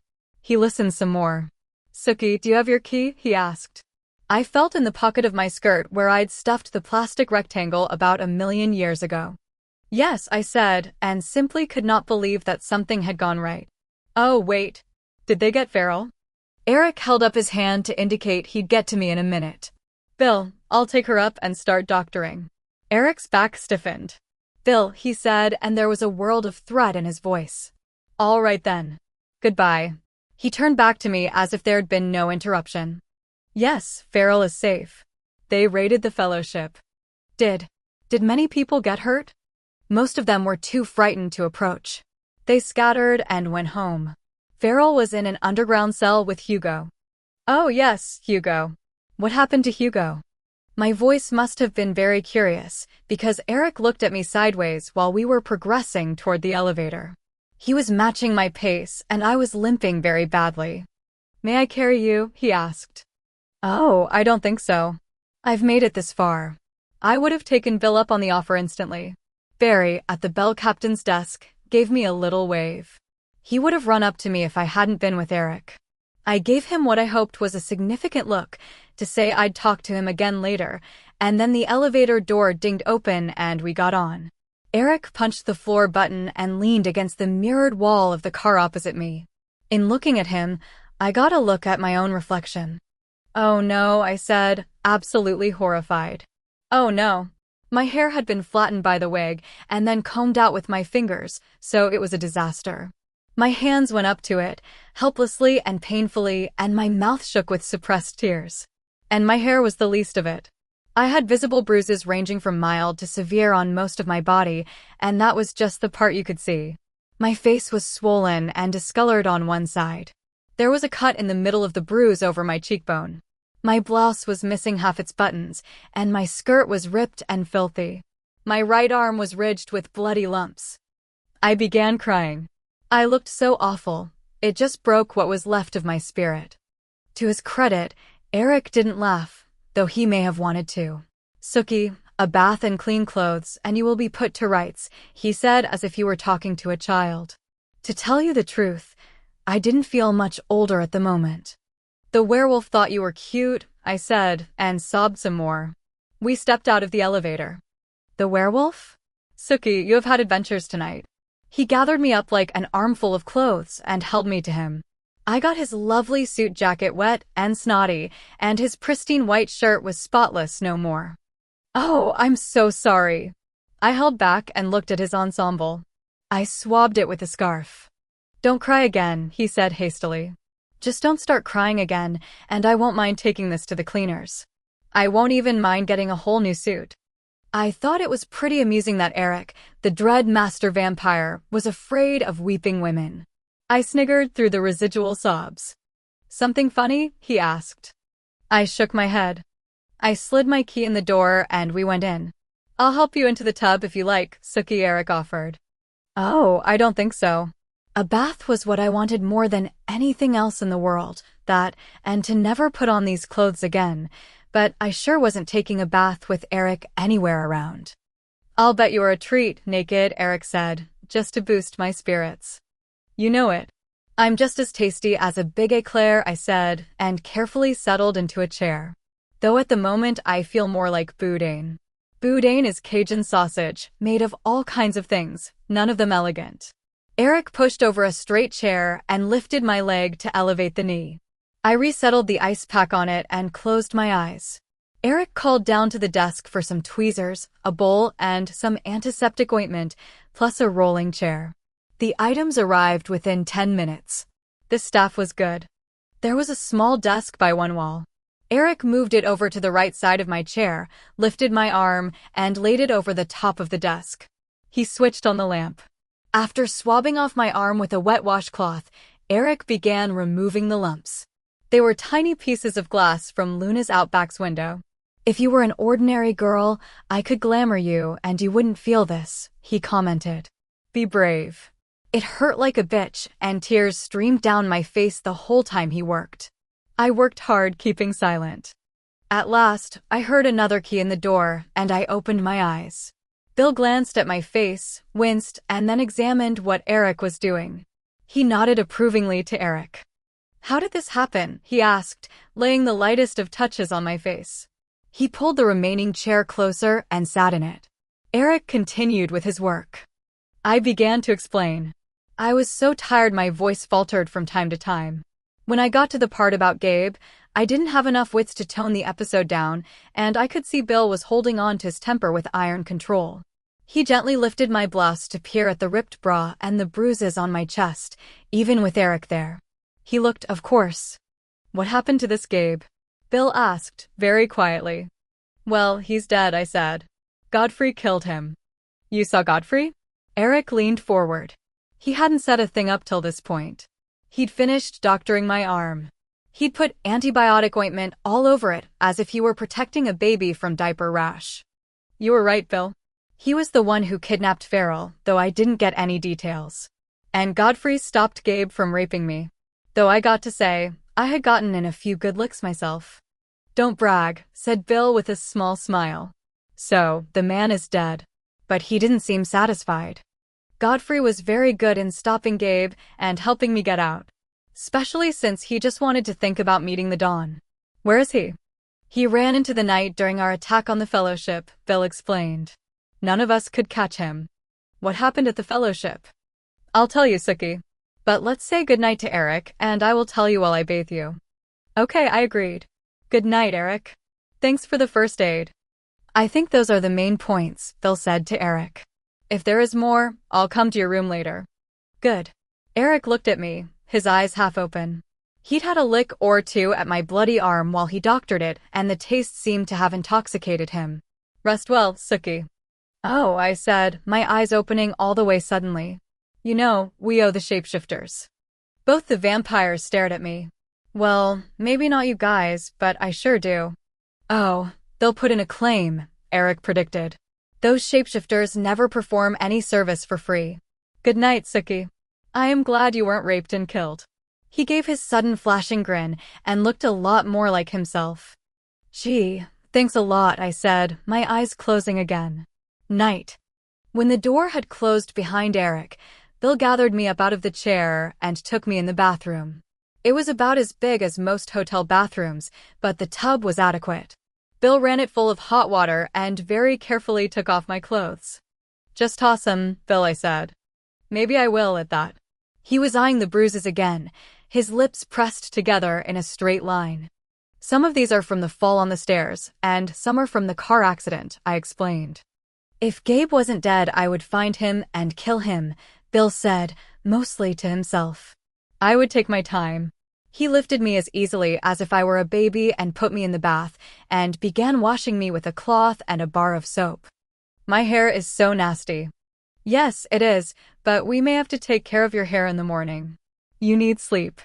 Beginning with my face, Bill gently scrubbed me all the way down. The water became discolored with dirt and old blood. He checked my arm thoroughly to make sure Eric had gotten all the glass. Then he emptied the tub and refilled it while I shivered. This time I got clean. After I moaned about my hair a second time, he gave in. He wet my head and shampooed my hair, rinsing it laboriously. There is nothing more wonderful than feeling head to toe clean after you've been filthy, having a comfortable bed with clean sheets, being able to sleep in it in safety. "Tell me about what happened at the Fellowship," I said as he carried me to the bed. "Keep me company." Bill inserted me under the sheet and crawled in the other side. He slid his arm under my head and scooted close. I carefully touched my forehead to his chest and rubbed it. By the time we got there, it was like a disrupted anthill, he said. The parking lot was full of cars and people, and more kept arriving for Thiel night's sleepover. Lock in, I murmured, carefully turning on my right side to burrow against him. There was a certain amount of turmoil when we arrived. Almost all of them piled into their cars and left as fast as traffic would allow. Their leader, Newlin, tried to deny us entrance to the fellowship hall. Surely that was a church at one time, and he told us we would burst into flames if we entered, because we were the damned. Bill snorted. Stan picked him up and set him aside. And into the church we went, Newlin and his woman trailing right behind us. Not a one of us burst into flames, which seemed to shake up the people a great deal. I'll bet, I mumbled into his chest. Barry told us that when he communicated with you, he had the sense you were down below ground level. He thought he picked up the word stairs from you. There were 6 of us, Stan, Joseph Velasquez, Isabel, and others, and it took us perhaps 6 minutes to eliminate all the possibilities and find the stairs. What did you do about the door? It had stout locks, I remembered. We ripped it from its hinges. Oh. Well, that would provide quick access, sure enough. I thought you were still down there, of course. When I found the room with the dead man, who had his pants open. He paused a long moment. I was sure you had been there. I could smell you in the air still. There was a smear of blood on him, your blood, and I found other traces of it around. I was very worried. I patted him. I felt too tired and weak to pat very vigorously, but it was the only consolation I had to offer at the moment. Sookie, he said very carefully, is there anything more you want to tell me? I was too sleepy to figure this one through. No, I said and yawned. I think I pretty much covered my adventures earlier. I thought maybe since Eric was in the room earlier, you wouldn't want to say everything. I finally heard the other shoe drop. I kissed his chest, over his heart. Godfrey really was in time. There was a long silence. I looked up to see Bill's face set so rigidly that he looked like a statue. His dark eyelashes stood out against his pallor with amazing clarity. His dark eyes seemed bottomless. Tell me the rest, I said. Then we went farther into the bomb shelter and found the larger room, along with an extended area full of supply food and guns where it was obvious another vampire had been staying. I hadn't seen that part of the bomb shelter, and I certainly had no plans to revisit it to view what I'd missed. In the second cell, we found Farrell and Hugo. Was Hugo alive? Just barely. Bill kissed my forehead. Luckily for Hugo, Farrell likes his sex with younger men. Maybe that was why Godfrey chose Farrell to abduct, when he decided to make an example of another sinner. Bill nodded. That is what Farrell said. But he had been without sex and blood for a long time, and he was hungry in every sense. Without the silver manacles, Hugo would have had a bad time. Even with silver on his wrists and ankles, Farrell was able to feed from Hugo. Did you know that Hugo was the traitor? Farrell heard your conversation with him. How? Oh, right. Vampire hearing. Stupid me. Farrell would also like to know what you did to Gabe to make him scream. Clapped him over the ears. I cupped one hand to show him. Farrell was delighted. This Gabe was one of those men who enjoys power over others. He subjected Farrell to many indignities. Farrell's just lucky he's not a woman, I said. Where is Hugo now? He is somewhere safe. Safe for who? Safe for vampires. Away from the media. They would enjoy Hugo's story all too much. What are they going to do with him? That's for Stan to decide. Remember the deal we had with Stan? If humans are found guilty by evidence of mine, they don't get killed. Bill obviously didn't want to debate me on this now. His face shut down. Sookie, you have to go to sleep now. We'll talk about it when you get up. But by then he may be dead. Why should you care? Because that was the deal.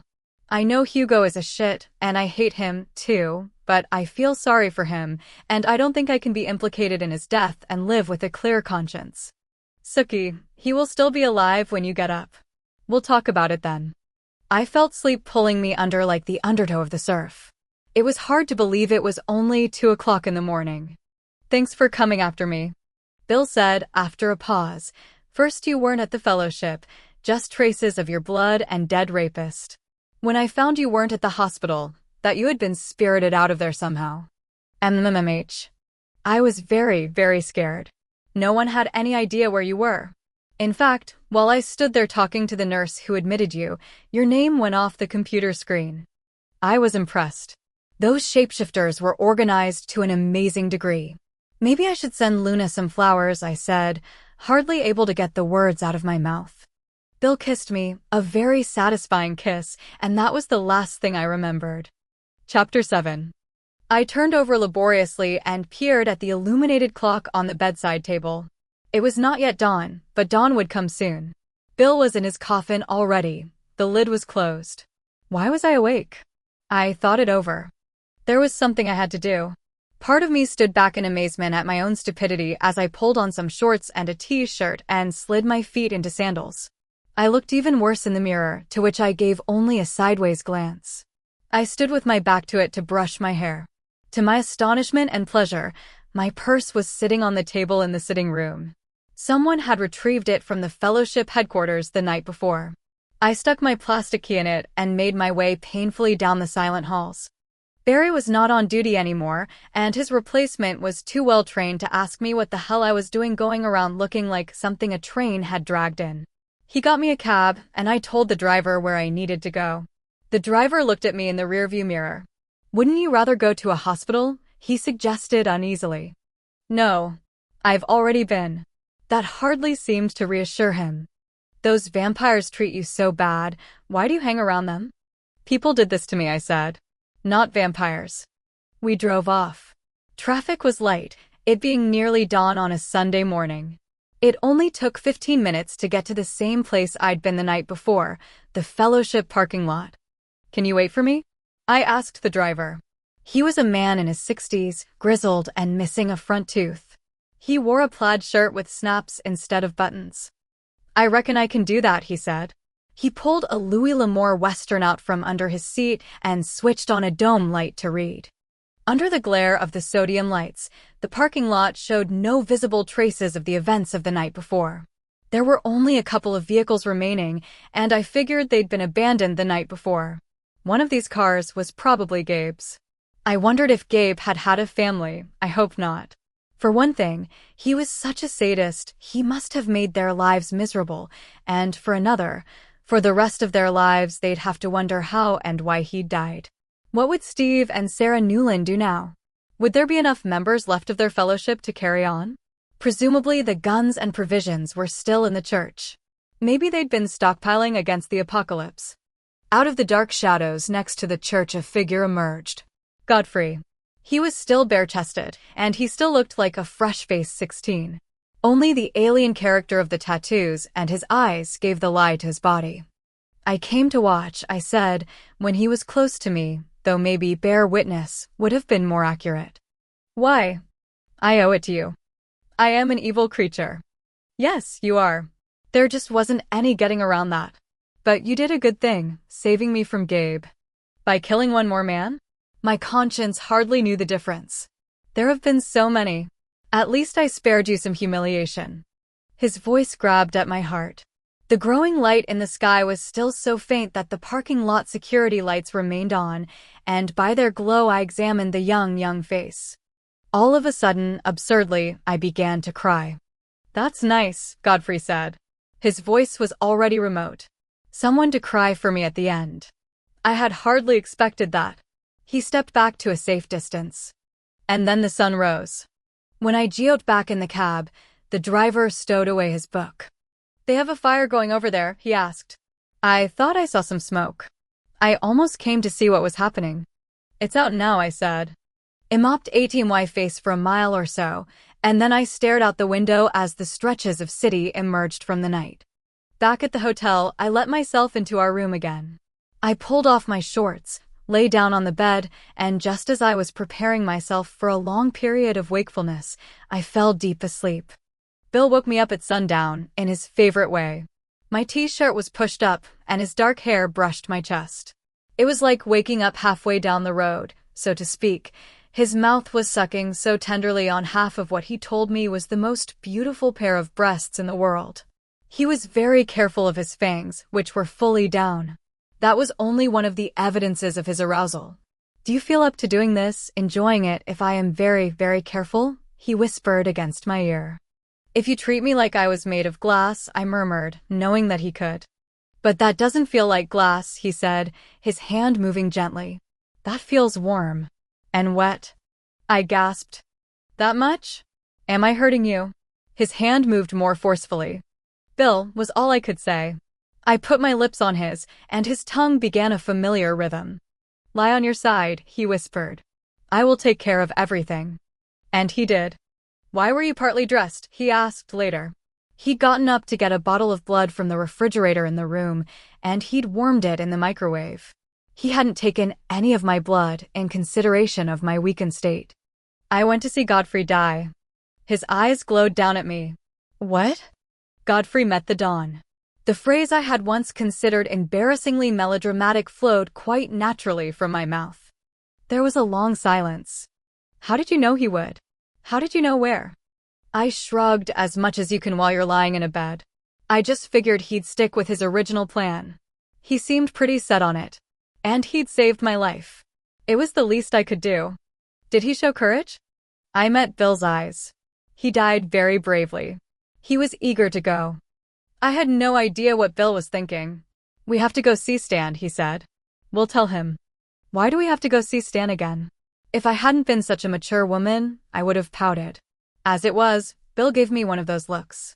You have to tell him your part, so he can be convinced we've performed our service. Also, there's the matter of Hugo. That was enough to make me gloomy. I was so sore the idea of any more clothes than necessary touching my skin made me feel ill, so I pulled on a long sleeveless taupe dress made out of a soft knit and slid my feet carefully into sandals, and that was my outfit. Bill brushed my hair and put in my earrings for me, since raising my arms was uncomfortable, and he decided I needed a gold chain. I looked like I was going to a party at the outpatient ward for battered women. Bill called down for a rental car to be brought around. When the car had arrived in the underground garage, I had no idea. I didn't even know who had arranged for it. Bill drove. I didn't look out the window anymore. I was sick of Dallas. When we got to the house on Green Valley Road, it looked as quiet as it had 2 nights ago. But after we'd been admitted, I found it was abuzz with vampires.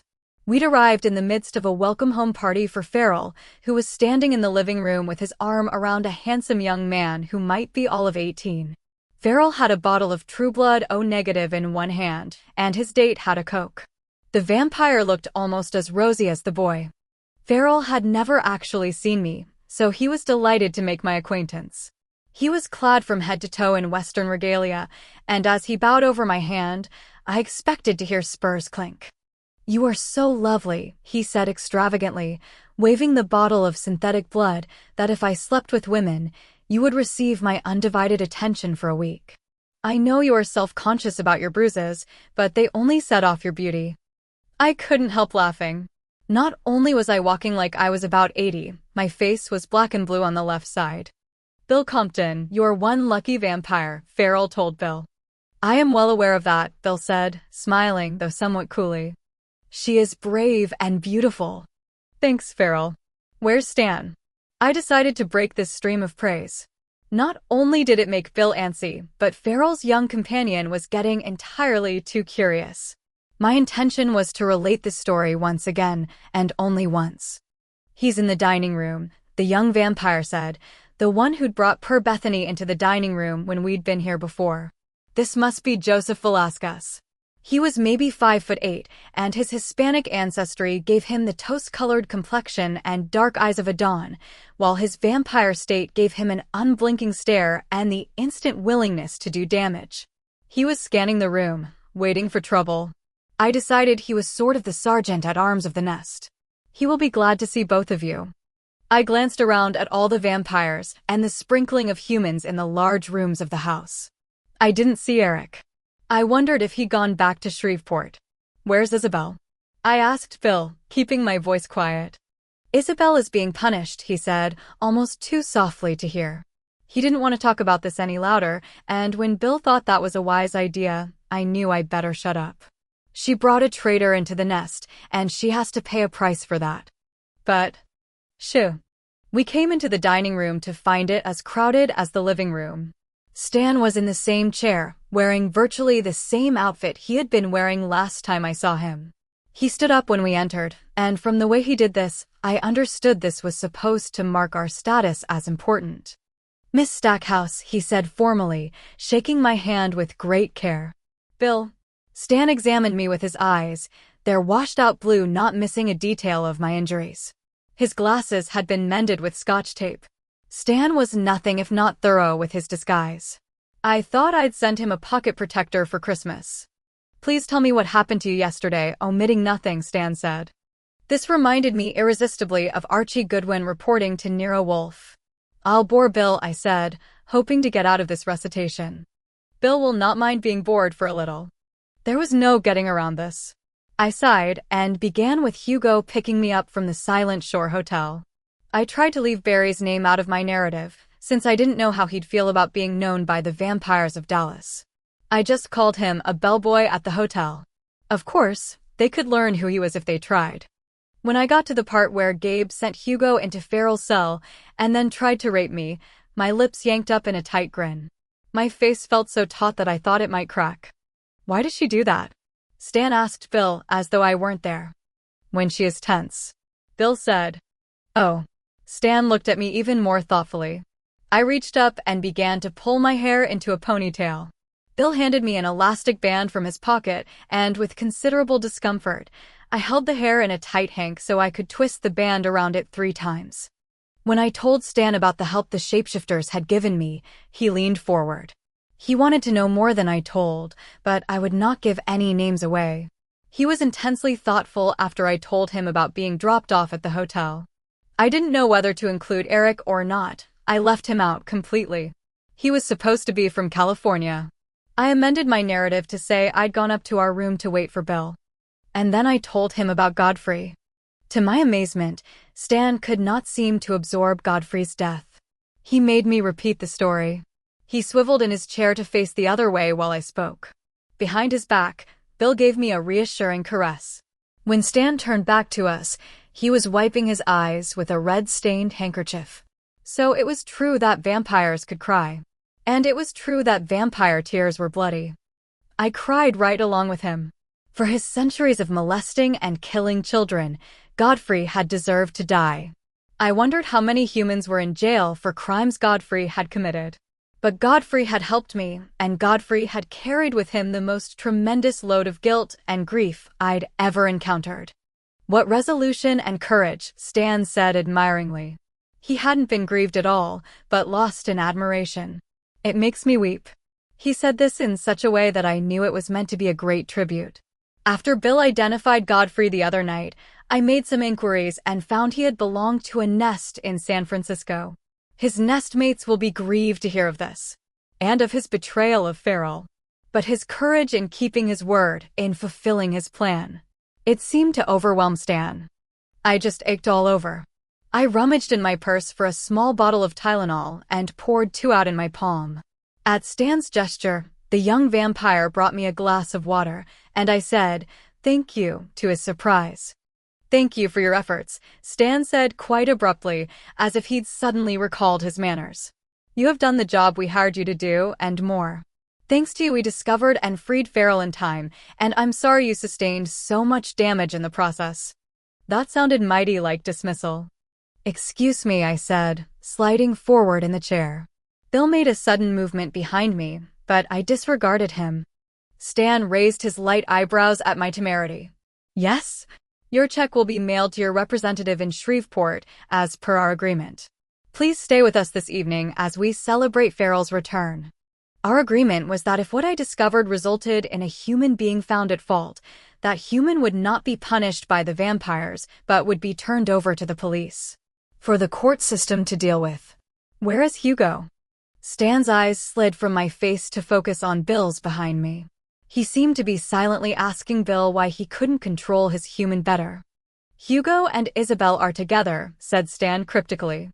I also didn't want to know what that meant. But I was honor-bound to see this through. "So you're not going to honor your agreement?" I said, knowing that was a real challenge to Stan. There should be an adage, proud as a vampire. They all are, and I'd pinked Stan in his pride.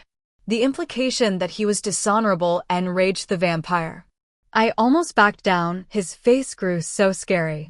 He really had nothing human left about him after a few seconds. His lips drew away from his teeth, his fangs extended, and his body hunched and seemed to elongate. After a moment he stood, and with a curt little jerk of his hand, indicated I should follow him. Bill helped me up, and we trailed after Stan as he walked deeper into the house. There must have been 6 bedrooms in the place, and all the doors to them were closed. From behind one door came the unmistakable sounds of sex. To my relief, we passed that door by. We went up the stairs, which was quite uncomfortable for me. Stan never looked back and never slowed down. He went up the stairs at exactly the same pace at which he walked. He stopped at a door that looked like all the others. He unlocked it. He stood aside and gestured to me to go in. That was something I didn't want to do so much, but I had to. I stepped forward and looked in. Except for the dark blue wall-to-wall, the room was bare. Isabel was chained to the wall on one side of the room with Silver, of course. Hugo was on the other. He was chained, too. They were both awake, and they both looked at the doorway, naturally. Isabel nodded as if we'd met in the mall, though she was naked. I saw that her wrists and ankles were padded to prevent the silver from burning her, though the chains would still keep her weak. Hugo was naked, too. He could not take his eyes off Isabel. He barely glanced at me to see who I was before his gaze returned to her. I tried not to be embarrassed, because that seemed such a petty consideration, but I think it was the first time I'd seen another naked adult in my life, besides Bill. Stan said, "She cannot feed off him, though she is hungry. He cannot have sex with her, though he is addicted. This is their punishment, for months." What would happen to Hugo in human courts? I considered. What had Hugo actually done that was indictable? He deceived the vampires in that he'd been in the Dallas nest under false pretenses. That is, he actually loved Isabel, but he'd betrayed her compadres. No law about that. He bugged the dining room, I said. That was illegal. At least, I thought it was. How long in jail would he get for that? Stan asked. Good question. Not much, was my guess. A human jury might feel bugging a vampire hangout was even justified. I sighed, sufficient answer for Stan. What other time would Hugo serve? He asked. He got me to the fellowship under false pretenses. Not illegal. Exactly. Hugo's infatuated gaze never shifted from Isabel. Hugo had caused and abetted evil, just as surely as Godfrey had committed evil. How long will you keep them there? I asked. Stan shrugged. 3 or 4 months. We will feed Hugo, of course. Not Isabel. And then, we'll unchain him first. He will get a day's head start. Bill's hand clamped down on my wrist. He didn't want me to ask any more questions. Isabel looked at me and nodded. This seemed fair to her, she was saying. All right, I said, holding my palms forward in the stop position. All right. And I turned and made my way slowly and carefully down the stairs. I had lost some integrity, but for the life of me, I couldn't figure out what I could do differently. The more I tried to think about it, the more confused I got. I am not used to thinking through moral issues. Things are bad to do, or they aren't. Well, there was a gray area. That's where a few things fell, like sleeping with Bill though we weren't married or telling Arlene her dress looked good, when in fact it made her look like hell. Actually, I couldn't marry Bill. It wasn't legal. But then, he hadn't asked me. My thoughts wandered in a dithery circle around the miserable couple in the upstairs bedroom. To my amazement, I felt much sorrier for Isabel than for Hugo. Hugo, after all, was guilty of active evil. Isabel was only guilty of negligence. I had a lot of time to maunder on and on through similar dead-end thought patterns, since Bill was having a rip-roaring good time at the party. I'd only been to a mixed vampire and human party once or twice before, and it was a mixture that was still uneasy after 2 years of legally recognized vampirism. Open drinking at is blood-sucking from humans was absolutely illegal, and I am here to tell you that in Dallas's vampire headquarters, that law was strictly observed. From time to time, I saw a couple vanish for a while upstairs, but all the humans seemed to come back in good health. I know, because I counted and watched. Bill had mainstreamed for so many months that apparently it was a real treat for him to get together with other vampires.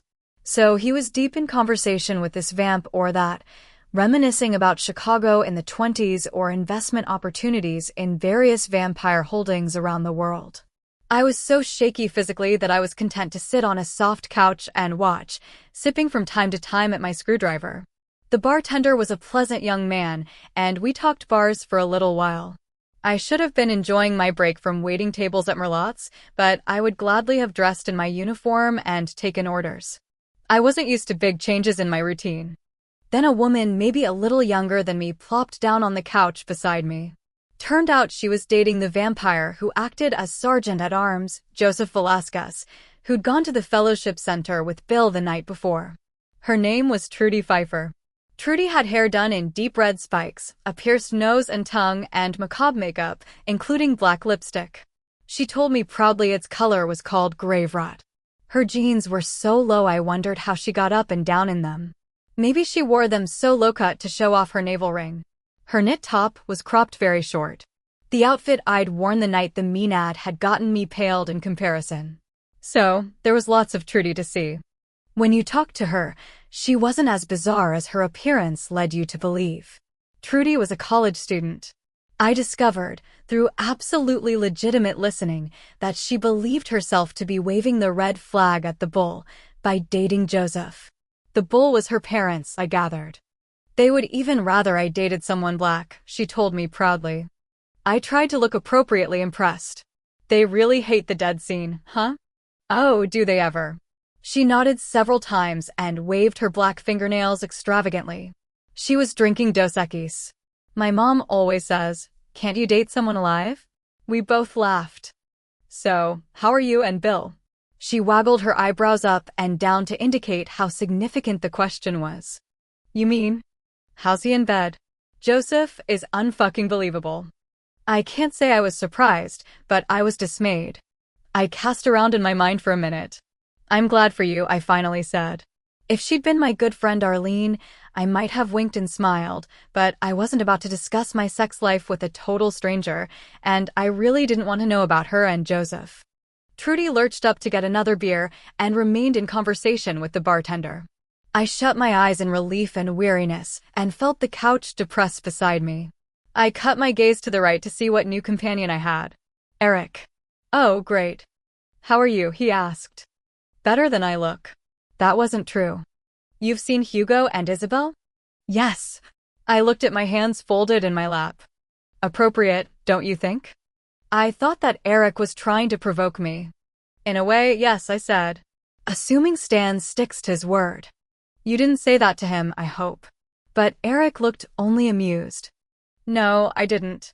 Not in so many words. You're all so damn proud. He looked surprised. Yes, I guess that's true. Did you just come to check up on me? To Dallas. I nodded. Yes. He shrugged. He was wearing a knit shirt in a pretty tan and blue pattern, and the shrug made his shoulders look massive. We're loaning you out for the first time. I wanted to see that things went smoothly without being here in my official capacity. Do you think Stan knows who you are? He looked interested in the idea. It's not far-fetched, he said at last. He would probably have done the same thing in my place. Do you think from now on, you could just let me stay at home and leave me and Bill alone? I asked. No. You are too useful, he said. Besides, I'm hoping that the more you see me, the more I'll grow on you. Like a fungus? He laughed, but his eyes were fixed on me in a way that meant business. Oh, hell. You look especially luscious in that knit dress with nothing underneath, Eric said. If you left Bill and came to me of your own free will, he would accept that. But I'm not going to do any such thing, I said, and then something caught at the edges of my consciousness. Eric started to say something else to me, but I put my hand across his mouth. I moved my head from side to side, trying to get the best reception. That's the best way I can explain it. Help me up, I said. Without a word, Eric stood and gently pulled me to my feet. I could feel my eyebrows draw together. They were all around us. They circled the house. Their brains were wound up to fever pitch. If Trudy hadn't been babbling earlier, I might have heard them as they crept up to circle the house. Eric, I said, trying to catch as many thoughts as I could, hearing a countdown, oh God. Hit the floor. I yelled at the top of my lungs. Every vampire obeyed. So when the Fellowship opened fire, it was the humans that died. Chapter 8. A yard away, Trudy was cut down by a shotgun blast. The dyed dark red of her hair turned another shade of red and her open eyes stared at me forever. Chuck, the bartender, was only wounded, since the structure of the bar itself offered him some protection.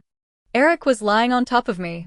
Given my sore condition, that was very painful, and I started to shove at him. Then I realized that if he were hit with bullets, he would most likely survive. But I wouldn't. So I accepted his shelter gratefully for the horrible minutes of the first wave of the attack, when rifles and shotguns and handguns were fired into the suburban mansion over and over. Instinctively, I shut my eyes while the blasting lasted. Glass shattered, vampires roared, humans screamed. The noise battered at me, just as the tidal wave of scores of brains at high gear washed over me. When it began to taper off, I looked up into Eric's eyes. Incredibly, he was excited. He smiled at me. I knew I'd get on top of you somehow, he said.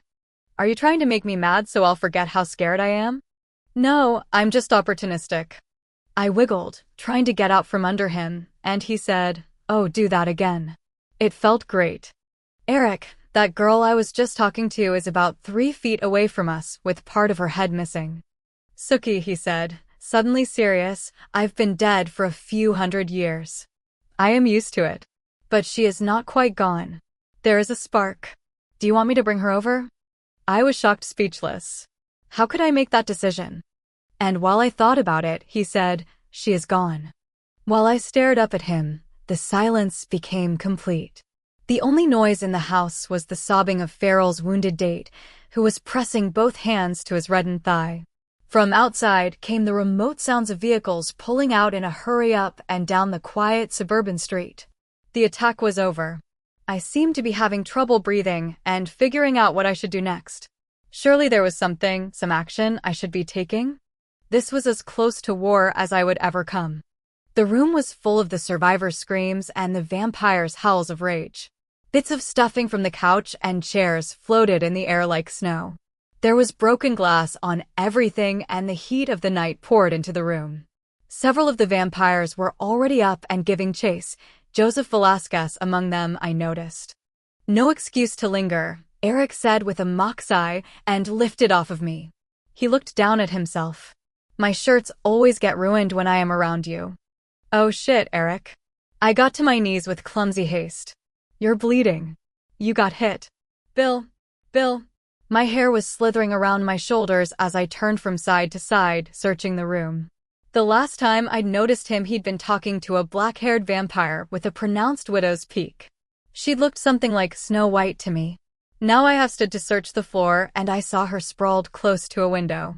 Something was protruding from her chest. The window had been hit by a shotgun blast, and some splinters had flown into the room. One of them had pierced her chest and killed her. Bill was not in sight among the living or the dead. Eric pulled off his sodden shirt and looked down at his shoulder. The bullet is right inside the wound, Sookie, Eric said, through clenched teeth. Suck it out. What? I gaped at him. If you don't suck it out, it will heal inside my flesh. If you are so squeamish, go get a knife and cut. But I can't do that.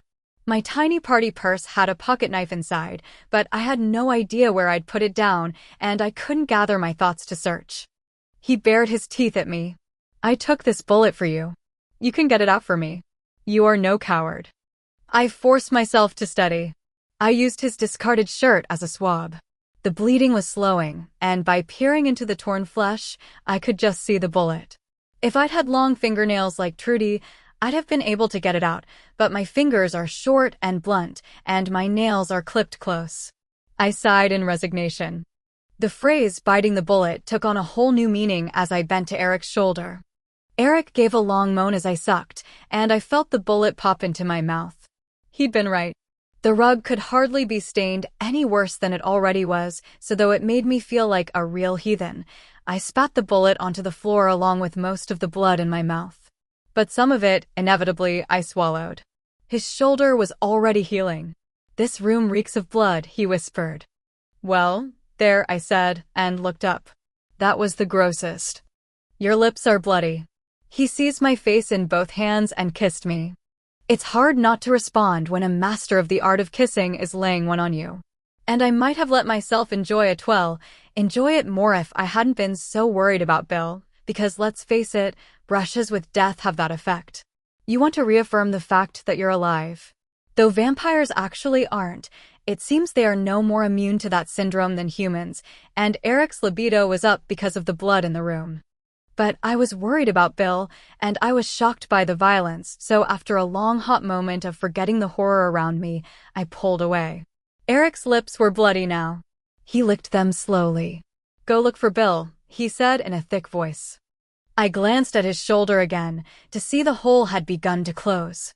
I picked up the bullet off the carpet, tacky as it was with blood, and wrapped it in a scrap from Eric's shirt. It seemed like a good memento at the time. I really don't know what I was thinking. There were still the injured and dead on the floor in the room, but most of those who were still alive had help from other humans or from 2 vampires who hadn't joined in the chase. Sirens were sounding in the distance. The beautiful front door was splintered and pitted. I stood to one side to open it, just in case there was a lone vigilante in the yard, but nothing happened. I peered around the doorframe. "Bill?" I called. "Are you okay?" Just then he sauntered back in the yard looking positively rosy. "Bill," I said, feeling old and grim and gray. A dull horror, that really was just a deep disappointment, filled the pit of my stomach. He stopped in his tracks. "They fired at us and killed some of us," he said. His fangs gleamed, and he was shiny with excitement. "You just killed somebody. To defend us. To get vengeance." There was a clear difference between the two, in my mind, at that moment. He seemed nonplussed. "You didn't even wait to see if I was okay," I said. "Once a vampire, always a vampire. Tigers can't change their stripes. You can't teach an old dog new tricks." I heard every warning anyone had ever fed me in the warm drawl of home. I turned and went back into the house, walking obliviously through the bloodstains and chaos and mess as if I saw such things every day. Some of the things I saw I didn't even register I'd seen until the next week when my brain would suddenly throw out a picture for my viewing, maybe a close-up of a shattered skull or a spouting artery. What was important to me at the moment was that I find my purse. I found that purse in the second place I looked. While Bill fussed with the wounded so he wouldn't have to talk to me, I walked out of that house and got in that rental car and, despite my anxiety, I drove. Being at this house was worse than the fear of big city traffic. I pulled away from the house right before the police got there. After I'd driven a few blocks, I parked in front of a library and extricated the map from the glove compartment. Though it took twice as long as it should have, since my brain was so shell-shocked it was almost not functioning, I figured out how to get to the airport. And that's where I went. I followed the signs that said rental cars, and I parked the car and left the keys in it and walked away. I got a seat on the next flight to Shreveport, which was leaving within the hour. I thanked God I had my own credit card. Since I'd never done it before, it took me a few minutes to figure out the payphone. I was lucky enough to get hold of Jason, who said he'd meet me at the airport. I was home in bed by early morning. I didn't start crying until the next day. Chapter 9. We'd fought before, Bill and I. I'd gotten fed up before, tired of the vampire-y stuff I had to learn to accommodate, frightened of getting in deeper. Sometimes, I just wanted to see humans for a while. So, for over 3 weeks, that was what I did. I didn't call Bill, he didn't call me. I knew he was back from Dallas because he left my suitcase on my front porch. When I unpacked it, I found a black velvet jeweler's box tucked in the side pocket. I wish I'd had the strength to keep from opening it, but I didn't. Inside was a pair of topaz earrings and a note that said, "To go with your brown dress," which meant the taupe knit thing I'd worn to the vampire's headquarters. I stuck my tongue out at the box and drove over to his house that afternoon to leave it in his mailbox. He'd finally gone out and bought me a present, and here I had to return it. I didn't even try to think things through. I figured my brain would clear up in a while and then I would know what to do. I did read the papers. The vampires of Dallas and their human friends were now martyrs, which probably suited Stan down to the ground. The Dallas Midnight Massacre was being touted in all the news magazines as the perfect example of a hate crime. Legislatures were being pressured to pass all kinds of laws that would never make it onto the books, but it made people feel better to think they might. Laws that would provide vampire-owned buildings with federal protection. Laws that would permit vampires to hold certain elected positions, though no one yet suggested a vampire could run for the U.S. Senate or serve as a representative. There was even a motion in the Texas legislature to appoint a vampire as legal executioner of the state. After all, a Senator Garza was quoted as saying, "Death by vampire bite is at least supposed to be painless, and the vampire receives nutrition from it." I had news for Senator Garza. Vampire bites were only pleasant by the will of the vampire. If the vampire didn't glamour you first, a serious vampire bite, as opposed to a love nip, hurt like hell. I wondered if Senator Garza was related to Luna, but Sam told me that Garza was as common among Americans of Mexican descent as Smith was among Americans of English stock. Sam didn't ask why I wanted to know. That made me feel a little forlorn, because I was used to feeling important to Sam. But he was preoccupied these days, on the job and off. Arlene said she thought he was dating someone, which was a first, as far as any of us could remember. Whoever she was, none of us got to see her, which was strange in and of itself. I tried to tell him about the shapeshifters of Dallas, but he just smiled and found an excuse to go do something else. My brother, Jason, dropped by the house for lunch one day. It wasn't like it had been when my grandmother was alive. Gran would have a huge meal on the table at lunchtime, and then we'd just eat sandwiches at night. Jason had come by pretty frequently then. Gran had been an excellent cook. I managed to serve him meatloaf sandwiches and potato salad, though I didn't tell him it was from the store, and I had some peach tea fixed, which was lucky. "What's with you and Bill?" he asked bluntly, when he was through. He'd been real good about not asking on the drive back from the airport. I got mad at him, I said. "Why?" "He broke a promise to me," I said. Jason was trying hard to act like a big brother, and I should try to accept his concern instead of getting mad. It occurred to me, not for the first time, that possibly I had a pretty hot temper. Under some circumstances. I locked my sixth sense down firmly, so I would only hear what Jason was actually saying. "He's been seen over in Monroe." I took a deep breath. "With someone else?" "Yes." "Who?" "You're not going to believe this. Portia Belfleur." I couldn't have been more surprised if Jason had told me Bill had been dating Hillary Clinton, though Bill was a Democrat. I stared at my brother as if he'd suddenly announced he was Satan. The only things Portia Belfleur and I had in common were a birthplace, female organs, and long hair. "Well," I said blankly. I don't know whether to pitch a fit or laugh. "What do you make of that?" Because if anyone knew about man-woman stuff, it was Jason. At least, he knew about it from the man's point of view. "She's your opposite," he said, with undue thoughtfulness. "In every way that I can think of. She's real educated. She comes from an, I guess you'd call it, aristocratic background, and she's a lawyer. Plus, her brother's a cop. And they go to symphonies and shit." Tears prickled at my eyes. I would have gone to a symphony with Bill if he'd ever asked me. On the other hand, you're smart, you're pretty, and you're willing to put up with his little ways. I wasn't exactly sure what Jason meant by that, and thought it better not to ask. But we sure ain't aristocracy. You work in a bar, and your brother works on a road crew. Jason smiled at me lopsidedly. "We've been here as long as the Belfleurs," I said, trying not to sound sullen. "I know that, and you know that. And Bill sure knows that, because he was alive then." "True enough." "What's happening about the case against Andy?" I asked. "No charges brought against him yet, but the rumors are flying around town thick and fast about this sex club thing." Lafayette was so pleased to have been asked. Evidently, he mentioned it to quite a few people. They say that since the first rule of the club is keep silent, Lafayette got whacked for his enthusiasm. "What do you think?"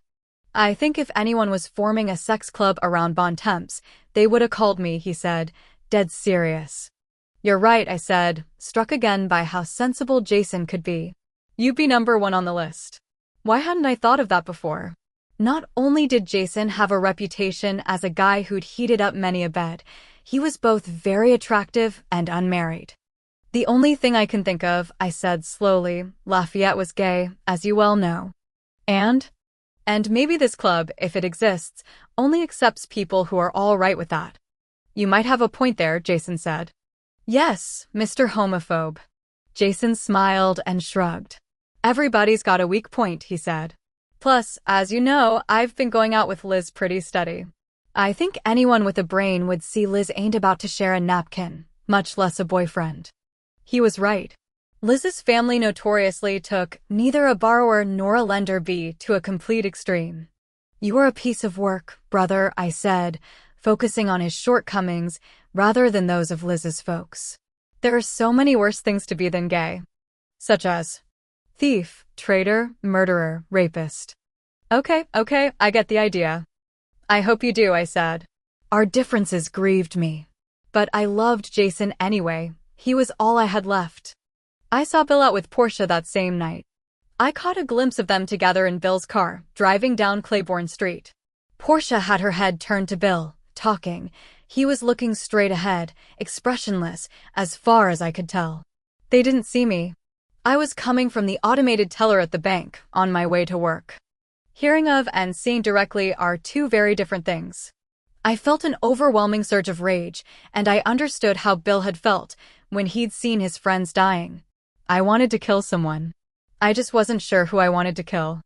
Andy was in the bar that evening, sitting in Arlene's section. I was glad, because Andy looked bad. He was not clean-shaven, and his clothes were rumpled. He came up to me as he was leaving, and I could smell the booze. Take him back, he said. His voice was thick with anger. Take the damn vampire back, so he'll leave my sister alone. I didn't know what to say to Andy Belfleur. I just stared at him until he stumbled out of the bar. It crossed my mind that people wouldn't be as surprised to hear of a dead body in his car now as they had been a few weeks ago. The next night I had off, and the temperature dropped. It was a Friday, and suddenly I was tired of being alone. I decided to go to the high school football game. This is a town-wide pastime in Bon Temps, and the games are discussed thoroughly on Monday morning in every store in town. The film of the game is shown twice on a local access channel, and boys who show promise with pigskin are minor royalty, more's the pity. You don't show up at the game all disheveled. I pulled my hair back from my forehead in an elastic band and used my curling iron on the rest, so I had thick curls hanging around my shoulders. My bruises were gone. I put on complete makeup, down to the lip liner. I put on black knit slacks and a black and red sweater. I wore my black leather boots and my gold hoop earrings, and I pinned a red and black bow to hide the elastic band in my hair. Guess what our school colors are? Pretty good, I said, viewing the result in my mirror. Pretty damn good. I gathered up my black jacket and my purse and drove into town. The stands were full of people I knew. A dozen voices called to me, a dozen people told me how cute I looked, and the problem was, I was miserable. As soon as I realized this, I pasted a smile on my face and searched for someone to sit with. Sookie. Tara Thornton, one of my few good high school friends, was calling me from high up in the stands. She made a frantic beckoning gesture, and I smiled back and began to hike up, speaking to more people along the way. Mike Spencer, the funeral home director, was there, in his favorite Western regalia, and my grandmother's good friend Maxine Fortenberry, and her grandson Hoyt, who was a buddy of Jason's. I saw Sid Matt Lancaster, the ancient lawyer, bundled up beside his wife. Tara was sitting with her fiancé, Benedict Tolley, who was inevitably and regrettably called Eggs. With them was Benedict's best friend, J.B. Durone. When I saw J.B., my spirits began to rise, and so did my repressed libido. J.B. could have been on the cover of a romance novel. He was so lovely. Unfortunately, he didn't have a brain in his head, as I discovered on our handful of dates. I'd often thought I'd hardly have to put up any mental shield to be with J.B., because he had no thoughts to read. Hey, how y'all doing? We're great, Tara said, with her party girl face on. How about you? I haven't seen you in a coon's age. Her dark hair was cut in a short page boy, and her lipstick could have lit a fire. It was so hot. She was wearing off-white and black with a red scarf to show her team spirit, and she and Eggs were sharing a drink in one of the paper cups sold in the stadium. It was spiked. I could smell the bourbon from where I stood. "Move over, JB, and let me sit with you," I said with an answering smile. "Sure, Sookie," he said, looking very happy to see me. That was one of JB's charms. The others included white perfect teeth, an absolutely straight nose, a face so masculine yet so handsome that it made you want to reach out and stroke his cheeks, and a broad chest and trim waist. Maybe not quite as trim as it used to be, but then, JB was human, and that was a good thing. I settled in between Eggs and JB, and Eggs turned to me with a sloppy smile. "Want a drink, Sookie?" I am kind of spare on drinking, since I see its results every day. "No, thank you," I said. "How you been doing, Eggs?" "Good," he said, after considering. He'd had more to drink than Tara. He'd had too much to drink. We talked about mutual friends and acquaintances until the kickoff, after which the game was the sole topic of conversation. The game, broadly, because every game for the past 50 years lay in the collective memory of Bon Temps, and this game was compared to all other games, these players to all others. I could actually enjoy this occasion a little, since I had developed my mental shielding to such an extent. I could pretend people were exactly what they said, since I was absolutely not listening in. JB snuggled closer and closer after a shower of compliments on my hair and my figure. JB's mother had taught him early on that appreciated women are happy women, and it was a simple philosophy that had kept JB's head above water for some time. "You remember that doctor at that hospital, Sookie?" he asked me suddenly, during the second quarter. "Yes, Dr. Sontag. Widow." She'd been young to be a widow and younger to be a doctor. I'd introduced her to JB. "We dated for a while." "Me and a doctor," he said wonderingly. "Hey, that's great." I'd hoped as much. It had seemed to me that Dr. Sontag could sure use what JB had to offer, and JB needed. Well, he needed someone to take care of him. But then she got rotated back to Baton Rouge, he told me. He looked a little stricken. "I guess I miss her." A healthcare system had bought our little hospital, and the emergency room doctors were brought in for 4 months at a stretch. His arm tightened around my shoulders. "But it's awful good to see you," he reassured me. Bless his heart. "JB, you could go to Baton Rouge to see her," I suggested. "Why don't you?" "She's a doctor. She doesn't have much time off." "She'd make time off for you." "Do you think so?" "Unless she's an absolute idiot," I told him. "I might do that. I did talk to her on the phone the other night. She did say she wished I was there." "That was a pretty big hint, JB." "You think?" "I sure do." He looked perkier. "Then I'm fixing to drive to Baton Rouge tomorrow," he said again. He kissed my cheek. "You make me feel good, Sookie." "Well, JB, right back at you." I gave him a peck on the lips, just a quick one. Then I saw Bill staring a hole in me. He and Portia were in the next section of seats, close to the bottom. He had twisted around and was looking up at me. If I'd planned it, it couldn't have worked out better. This was a magnificent screw-him moment. And it was ruined. I just wanted him. I turned my eyes away and smiled at JB, and all the time what I wanted was to meet with Bill under the stands and have sex with him right then and there. I wanted him to pull down my pants and get behind me. I wanted him to make me moan. I was so shocked at myself I didn't know what to do. I could feel my face turning a dull red. I could not even pretend to smile. After a minute, I could appreciate that this was almost funny. I had been brought up as conventionally as possible, given my unusual disability. Naturally, I'd learned the facts of life pretty early since I could read minds, and, as a child, had no control over what I absorbed. And I'd always thought the idea of sex was pretty interesting, though the same disability that had led to me learning so much about it theoretically had kept me from putting that theory into practice. After all, it's hard to get really involved in sex when you know your partner is wishing you were Tara Thornton instead, for example, or when he's hoping you remembered to bring a condom, or when he's criticizing your body parts. For successful sex, you have to keep your concentration fixed on what your partner's doing, so you can't get distracted by what he's thinking. With Bill, I couldn't hear a single thing. And he was so experienced, so smooth, so absolutely dedicated to getting it right. It appeared I was as much a junkie as Hugo. I sat through the rest of the game, smiling and nodding when it seemed indicated, trying not to look down and to my left, and finding after the halftime show was over that I hadn't heard a single song the band had played. Nor had I noticed Tara's cousin's twirling solo. As the crowd moved slowly to the parking lot after the Bontemps Hawks had won, 28-18, I agreed to drive JB home. Eggs had sobered some by then, so I was pretty sure he and Tara would be okay, but I was relieved to see Tara take the wheel. JB lived close to downtown in half a duplex. He asked me very sweetly to come in, but I told him I had to get home. I gave him a big hug, and I advised him to call Dr. Sontag. I still didn't know her first name. He said he would, but then, with JB, you couldn't really tell.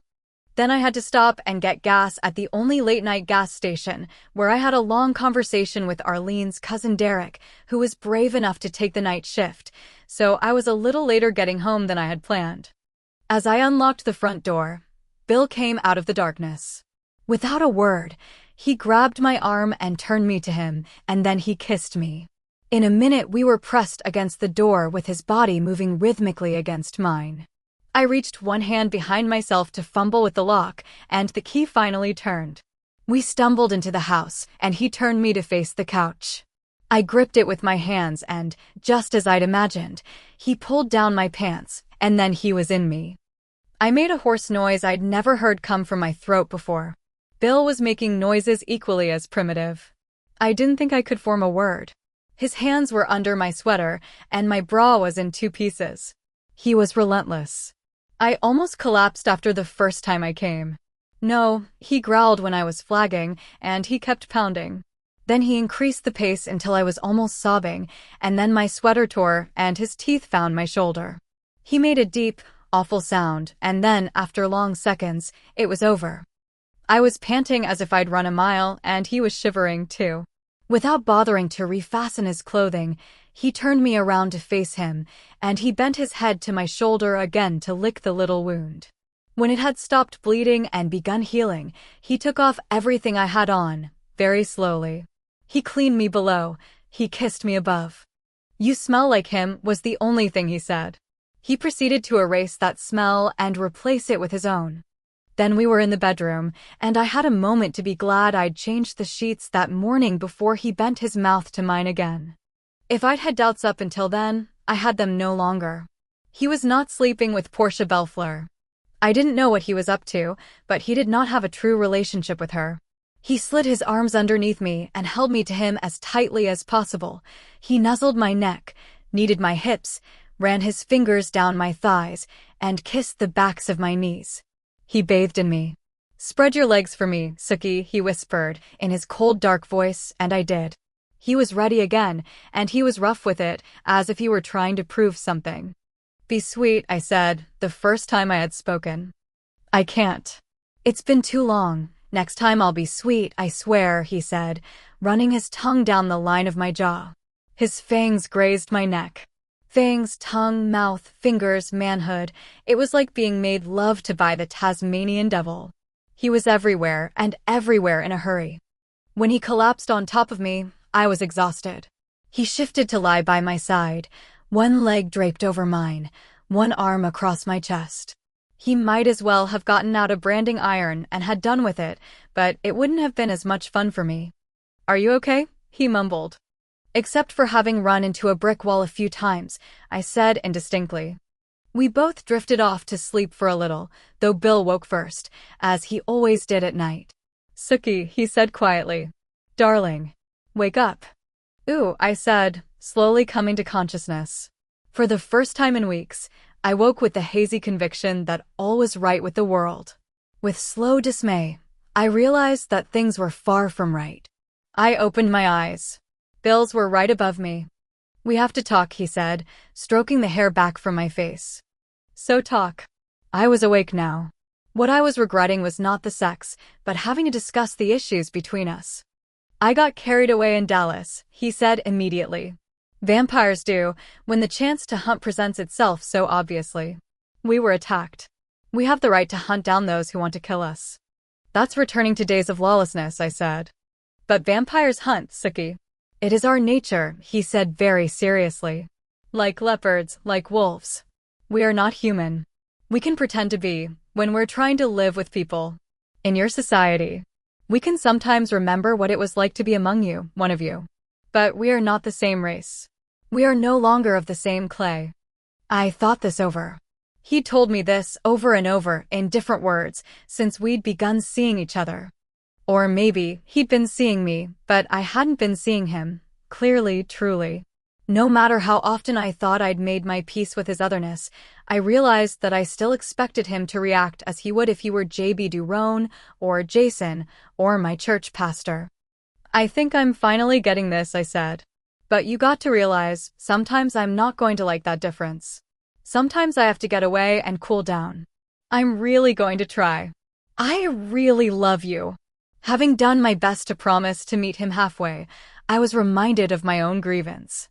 I grabbed his hair and rolled him over so I was looking down at him. I looked right in his eyes. Now, you tell me what you're doing with Portia.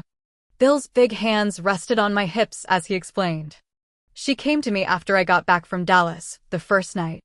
She had read about what happened there, wondered if I knew anyone who'd been there that day. When I said that I had been there myself, I didn't mention you. Portia said she had information that some of the arms used in the attack had come from a place in Bon Temps, Sheridan's sport shop.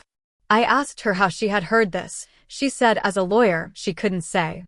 I asked her why she was so concerned. If there wasn't anything further, she'd tell me about it. She said she was a good citizen and hated to see other citizens persecuted. I asked her why she came to me. She said I was the only vampire she knew. I believed that, like I believed Portia was a secret belly dancer. I narrowed my eyes as I worked this through. Portia doesn't care one damn thing about vampire rights, I said. She might want to get in your pants, but she doesn't care about vampire legal issues. Get in my pants? What a turn of phrase you have. Oh, you've heard that before, I said, a little abashed.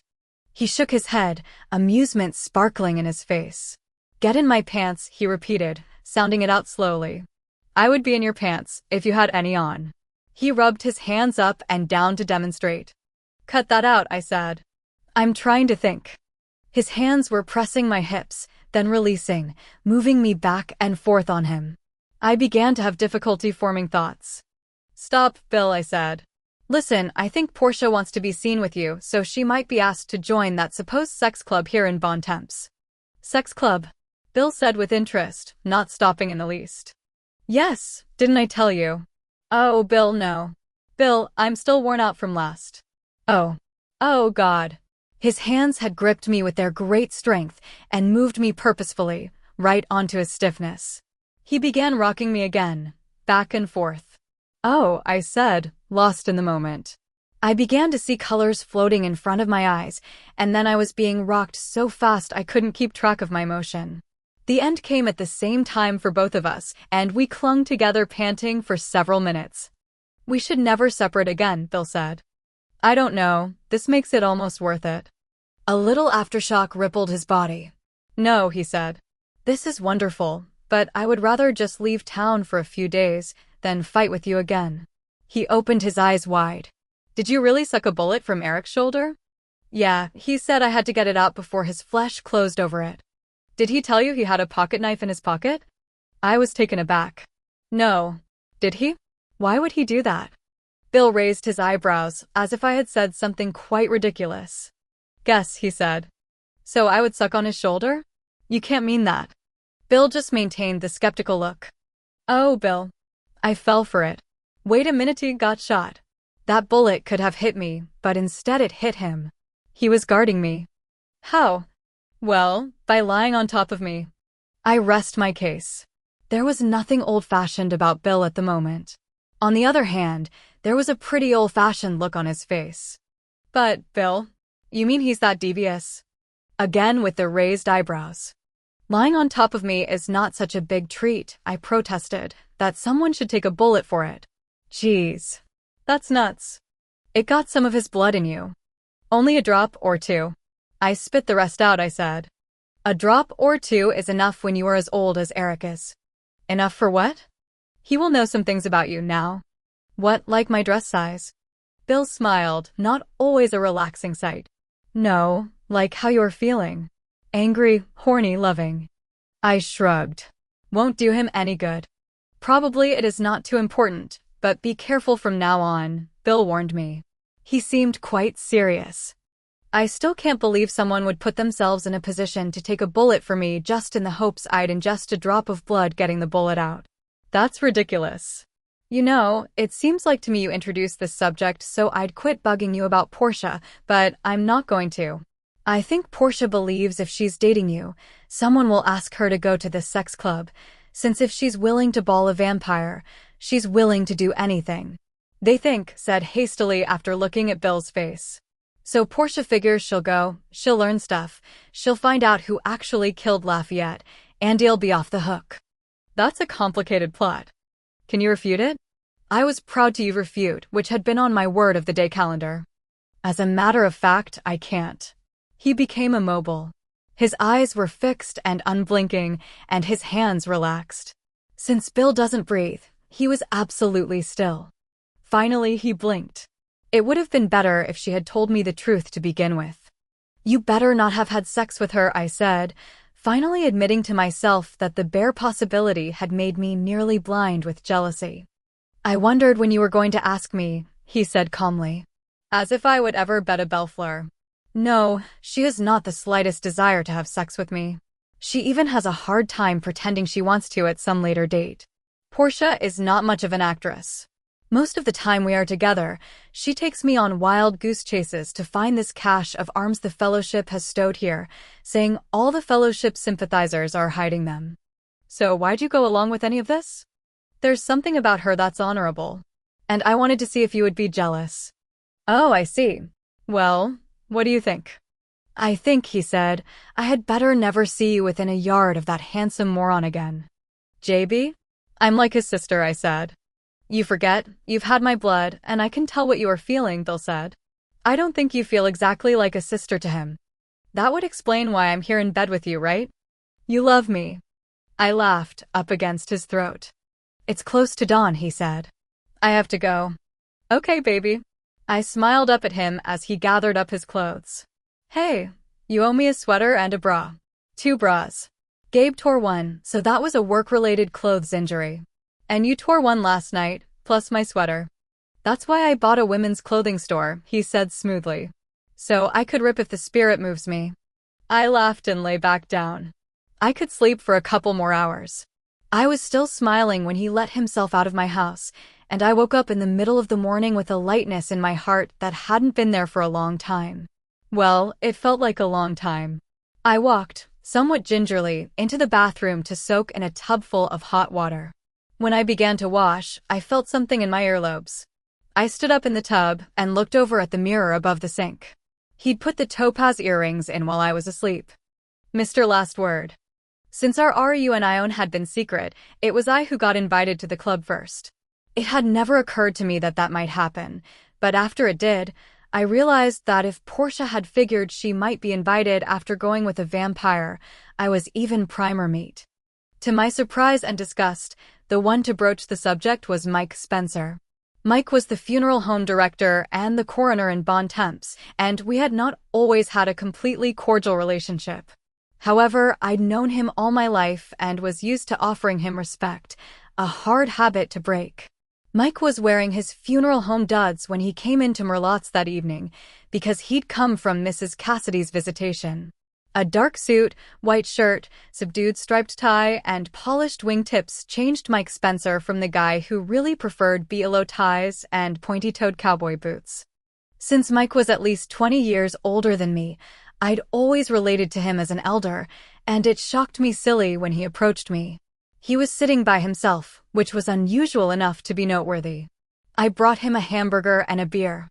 As he paid me, he said casually, Sookie, some of us are getting together at Jan Fowler's lake house tomorrow night, and we wondered if we could get you to come. I am fortunate I have a well-schooled face. I felt as if a pit had opened beneath my feet, and I was actually a little nauseated. I understood immediately, but I couldn't quite believe it. I opened my mind to him, while my mouth was saying, you said some of us? Who would that be, Mr. Spencer? Why don't you call me Mike, Sookie? I nodded, looking inside his head all the while. Oh, geez Louise. Ick. Well, some of your friends will be there. Eggs and Portia and Tara. The Hardaways. Tara and Eggs. That really shocked me. So, what goes on at these parties? Is this just a drinking and dancing type thing? This was not an unreasonable question. No matter how many people knew I was supposed to be able to read minds, they almost never believed it, no matter how much evidence to the contrary they'd witnessed. Mike simply could not believe that I could receive the images and concepts floating in his mind. Well, we get a little wild. We thought since you'd broken up with your boyfriend, that you might want to come let your hair down a little. Maybe I'll come, I said, without enthusiasm. It wouldn't do to look eager. When? Oh, 10 o'clock tomorrow night. Thanks for the invite, I said, as if remembering my manners, and then sauntered off with my tip. I thought furiously, in the odd moments I had to myself during the rest of my shift. What good could my going serve? Could I really learn anything that would solve the mystery of Lafayette's death? I didn't like Andy Belfleur much, and now I liked Portia even less, but it wasn't fair that Andy might be prosecuted, his reputation ruined, for something that wasn't his fault. On the other hand, it stood to reason that no one present at a party at the lake house would trust me with any deep dark secrets until I'd become a regular, and I just couldn't stomach that. I wasn't even sure I could get through one gathering. The last thing in the world I wanted to see was my friends and my neighbors letting their hair down. I didn't want to see them let down their hair or anything else. "What's the matter, Sookie?" Sam asked, so close to me that I jumped. I looked at him, wishing that I could ask what he thought. Sam was strong and wiry, and he was clever, too. The bookkeeping, the ordering, the maintenance and planning, he never seemed to be taxed with any of it. Sam was a self-sufficient man, and I liked and trusted him. "I'm just in a little quandary," I said. "What's up with you, Sam?" "I got an interesting phone call last night, Sookie." "Who from?" "A squeaky woman in Dallas." "Really?" I found myself smiling, really, not the grin I used to cover my nerves. "Would that be a lady of Mexican descent?" "I believe so. She spoke of you." "She's feisty," I said. "She's got a lot of friends." "Kind of friends you'd want to have?" "I already have some good friends," Sam said, squeezing my hand briefly. "But it's always nice to know people who share your interests." "So, are you driving over to Dallas?" "I just might. In the meantime, she's put me in touch with some people in Ruston who also change their appearance when the moon is full," I finished mentally. "How did she trace you?" "I didn't give her your name on purpose, because I didn't know if you'd want me to." "She traced you," Sam said. "And she found out who your boss was through local people. How come you had never hooked up with them on your own?" "Until you told me about the mean ad," Sam said, "I never realized that there were so many more things I had to learn." "Sam, you haven't been hanging around with her?" "I've spent a few evenings in the woods with her, yes. As Sam, and in my other skin." "But she's so evil," I blurted. Sam's back stiffened. "She's a supernatural creature like me," he said evenly. "She's neither evil nor good, she just is." "Oh, bullshit." I couldn't believe I was hearing this from Sam. "If she's feeding you this line, then she wants something from you." I remembered how beautiful the Menad had been if you didn't mind bloodstains. And Sam, as a shapeshifter, wouldn't. "Oh," I said, comprehension sweeping me. Not that I could read Sam's mind clearly, since he was a supernatural creature, but I could get a lock on his emotional state, which was embarrassed, horny, resentful, and horny. "Oh," I said again, somewhat stiffly. "Excuse me, Sam. I didn't mean to speak ill of someone you, I could hardly say, are screwing, however apropos it might be. You're spending time with," I finished lamely. "I'm sure she's lovely once you get to know her. Of course, the fact that she cut my back to bloody ribbons may have something to do with my prejudice against her. I'll try to be more open-minded." And I stalked off to take an order, leaving Sam open-mouthed behind me. I left a message on Bill's answering machine. I didn't know what Bill intended to do about Portia, and I guess there was a possibility someone else would be there when he played his messages, so I said, "Bill, I got invited to that party tomorrow night. Let me know if you think I should go." I didn't identify myself, since he'd know my voice. Possibly, Portia had left an identical message, an idea that just made me furious. When I drove home that night, I half hoped Bill would be waiting to ambush me again in an erotic way, but the house and yard were silent. I perked up when I noticed the light on my answering machine was blinking. "Sookie," said Bill's smooth voice, "stay out of the woods." The Maenad was dissatisfied with our tribute. "Eric will be in Bontemps tomorrow night to negotiate with her, and he may call you. The other people leave Dallas, the ones who helped you, are asking for outrageous recompense from the vampires of Dallas, so I am going over there on Anubis to meet with them, with Stan. You know where I'll be staying." Yikes. Bill wouldn't be in Bontemps to help me, and he was out of my reach. Or was he? It was 1 a.m. I called the number I'd put in my address book for the Silent Shore. Bill had not yet checked in, though his coffin, which the concierge referred to as his baggage, had been put in his room. I left a message, which I had to phrase so guardedly that it might be incomprehensible. I was really tired, since I hadn't gotten much sleep the night before, but I had no intention of going to the next night's party alone. I sighed deeply and called Fantasia, the vampire bar in Shreveport. "You've reached Fantasia, where the undead live again every night," said a recording of Pam's voice. Pam was a co-owner. For bar hours, press 1. To make a party reservation, press 2. To talk to a live person or a dead vampire, press 3. Or, if you were intending to leave a humorous prank message on our answering machine, know this: we will find you. I pressed 3. "Fantasia," Pam said, as if she were bored more completely than anyone had ever been bored. "Hi," I said, weighing in on the perky side to counteract the ennui. "This is Sookie, Pam. Is Eric around?" "He is enthralling the vermin," Pam said. I took that to mean Eric was sprawling in a chair on the main floor of the bar, looking gorgeous and dangerous. Bill had told me that some vampires were under contract to Fantasia to put in 1 or 2 appearances a week of a stated duration, so the tourists would keep coming. Eric, as an owner, was there almost every night. There was another bar where vampires went of their own accord, a bar a tourist would never enter. I'd never been in it because, frankly, I see enough of bars while I'm at work. "Could you take him the phone, please, ma'am?" "Oh, all right," she said grudgingly. "I hear you had quite a time in Dallas," she said as she walked. Not that I could hear her steps, but the noise in the background ebbed and flowed. "Unforgettable. What did you think of Stan Davis?" He's one of a kind." I like that nerdy, geeky look myself." I was glad she wasn't there to see the astonished look I gave the telephone. I'd never realized Pam liked guys, too. "He certainly didn't seem to be dating anyone," I said. I hoped casually. Maybe I'll take a vacation to Dallas soon." It was also news to me that vampires were interested in each other. I'd never actually seen 2 vampires together. "I am here," Eric said. "And I am here." I was a little amused at Eric's phone answering technique. "Sookie, my little bullet sucker," he said, sounding fond and warm. "Eric, my big bullshitter. You want something, my darling?" "I'm not your darling, and you know it, for one thing. For another, Bill said you were coming over here tomorrow night." "Yes, to trump up in the woods looking for the Maenad. She finds our offerings of vintage wine and a young bull inadequate." "You took her live bull?" I was momentarily sidetracked by the vision of Eric herding a cow into a trailer and driving it to the shoulder of the interstate and shooing it into the trees. "Yes, indeed we did. Pam and Indira and I." "Was it fun?"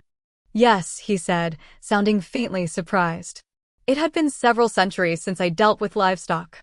Pam is a city girl. Indira had too much of the bull to be a lot of help. But if you like, the next time I have to transport animals, I will give you a call, and you can go along." "Thanks, that would be lovely," I said, feeling pretty confident that was a call I'd never get. "The reason I called you is that I need you to go to a party with me tomorrow night." A long silence. "Bill is no longer your bedmate? The differences you developed in Dallas are permanent." What I should have said is, I need a bodyguard for tomorrow night. Bill's in Dallas. I was smacking myself on the forehead with the heel of my hand.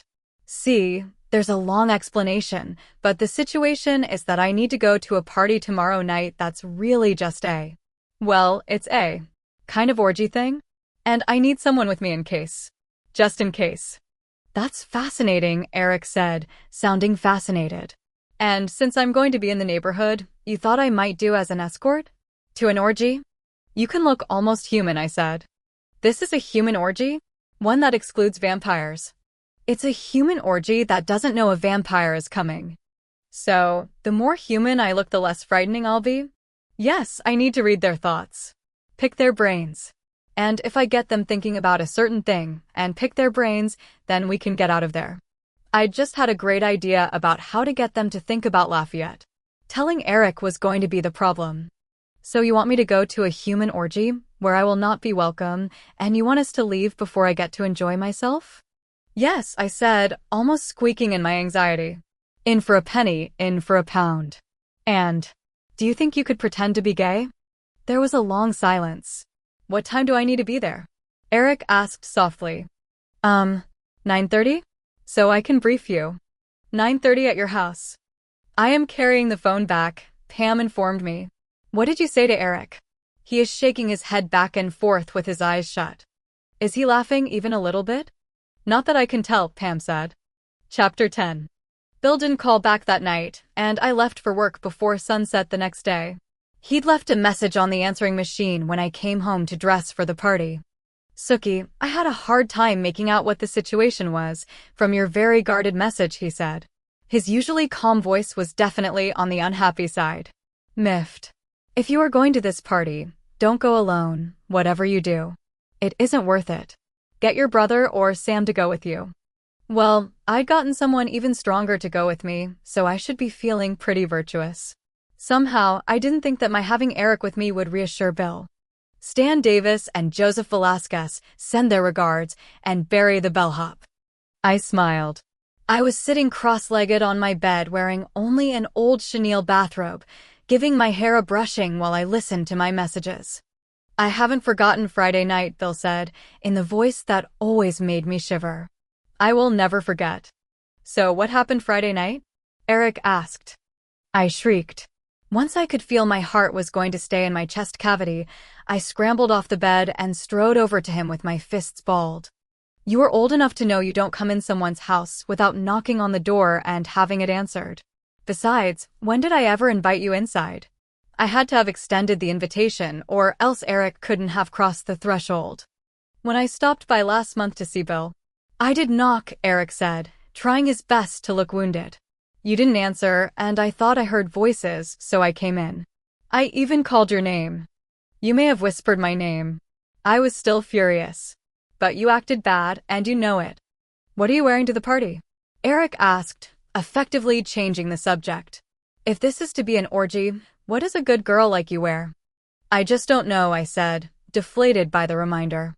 I'm sure I'm supposed to look like the kind of girl who goes to orgies, but I've never been to one and I have no idea how to start out, though I have a pretty clear idea of how I'm supposed to end up. I have been to orgies, he offered. Why does that not surprise me? What do you wear?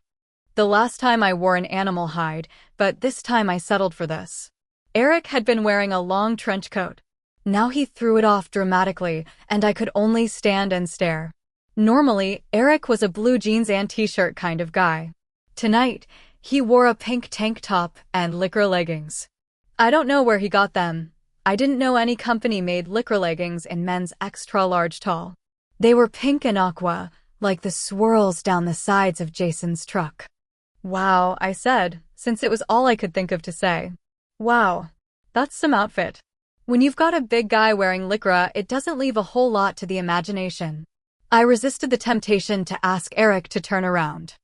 I don't believe I could be convincing as a queen, Eric said, but I decided this sent such a mixed signal. Almost anything was possible. He fluttered his eyelashes at me. Eric was definitely enjoying this. Oh yes, I said, trying to find somewhere else to look. Shall I go through your drawers and find something for you to wear? Eric suggested. He had actually opened the top drawer of my bureau before I said, no. I'll find something. But I couldn't find anything more informally sexy than shorts and a t-shirt. However, the shorts were some I had left over from my junior high days, and they encased me like a caterpillar embraces a butterfly, Eric said poetically. More like Daisy Dukes, I muttered, wondering if the lace pattern of my bikini underwear would be imprinted on but for the rest of my life. I wore a matching steel blue bra with a dipping white tank top that exposed a lot of the decoration on the bra. This was one of my replacement bras, and Bill hadn't even gotten to see it yet, so I sure hoped nothing happened to it. My tan was still holding up, and I wore my hair loose.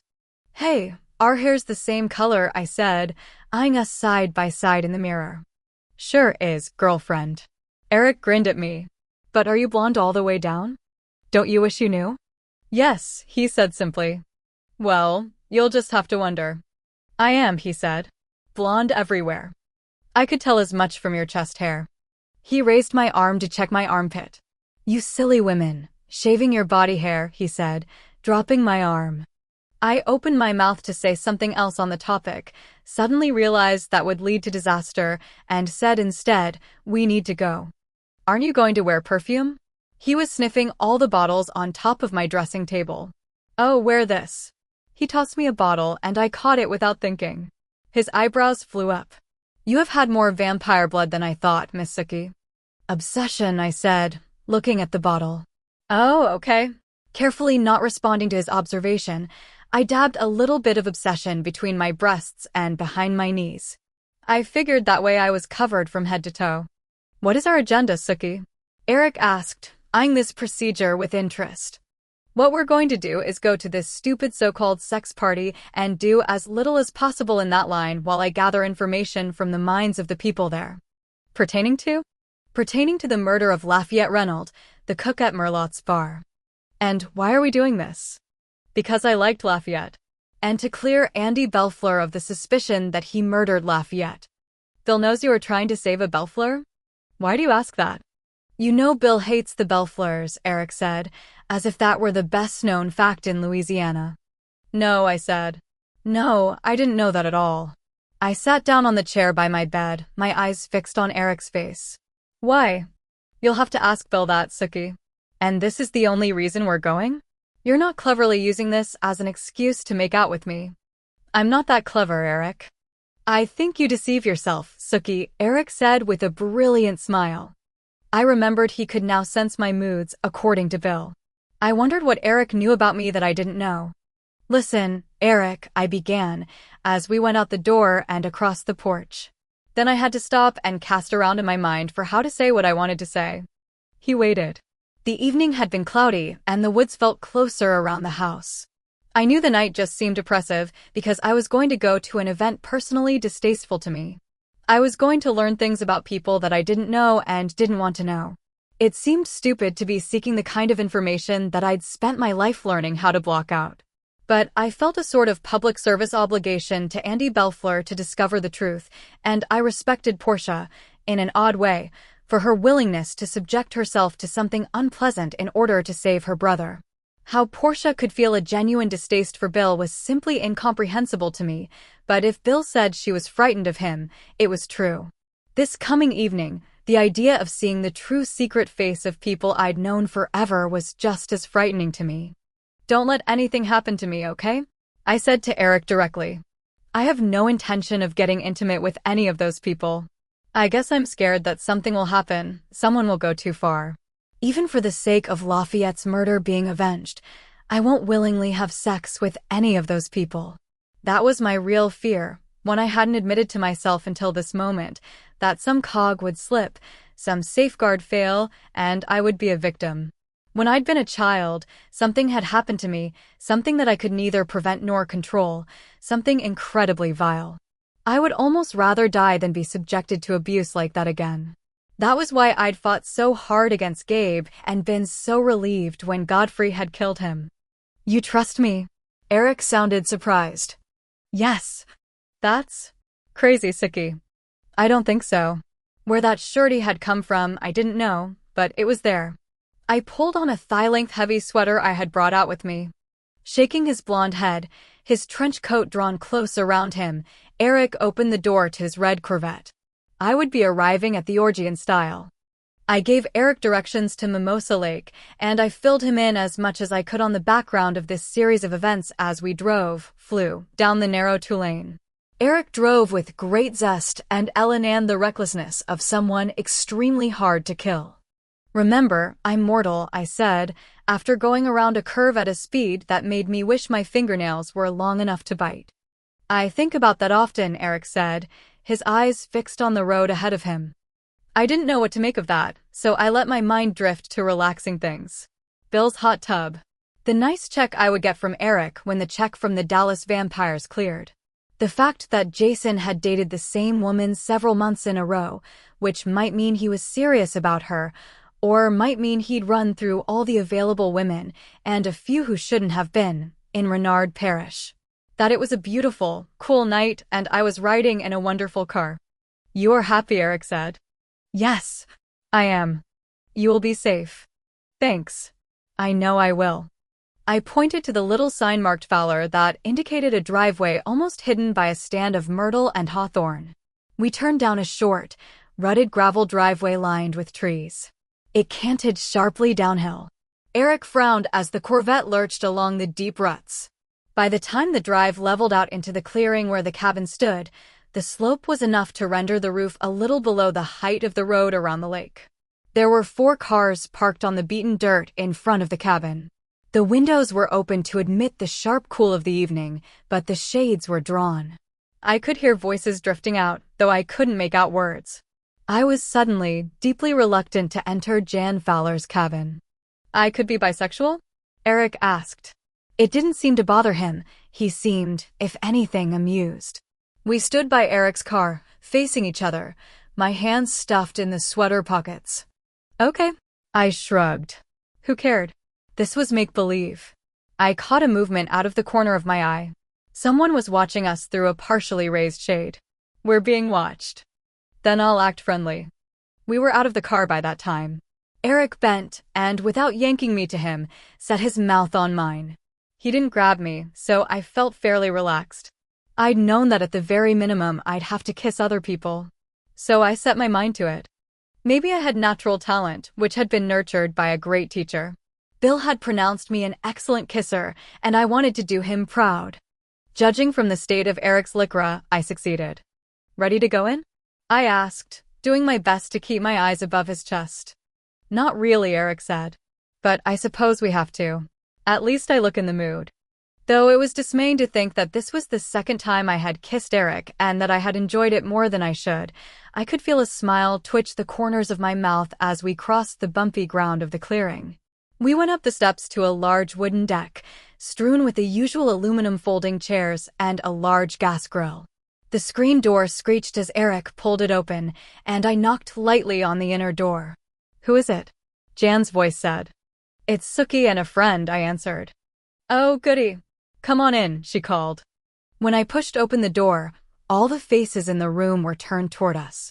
The welcoming smiles turned to startled looks as Eric came in behind me. Eric stepped to my side, his coat over his arm, and I almost hooted at the variety of expressions.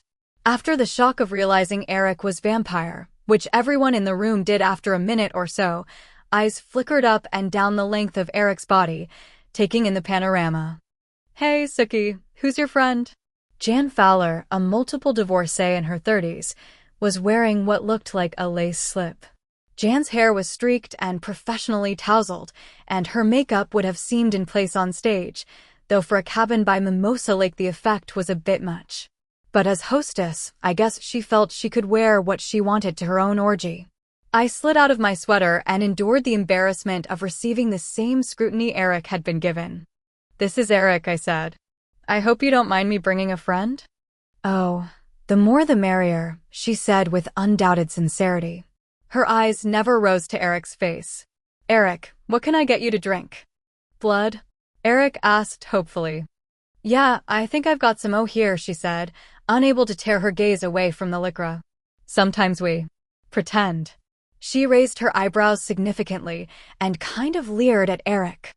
"No need to pretend anymore," he said, giving her back look for look.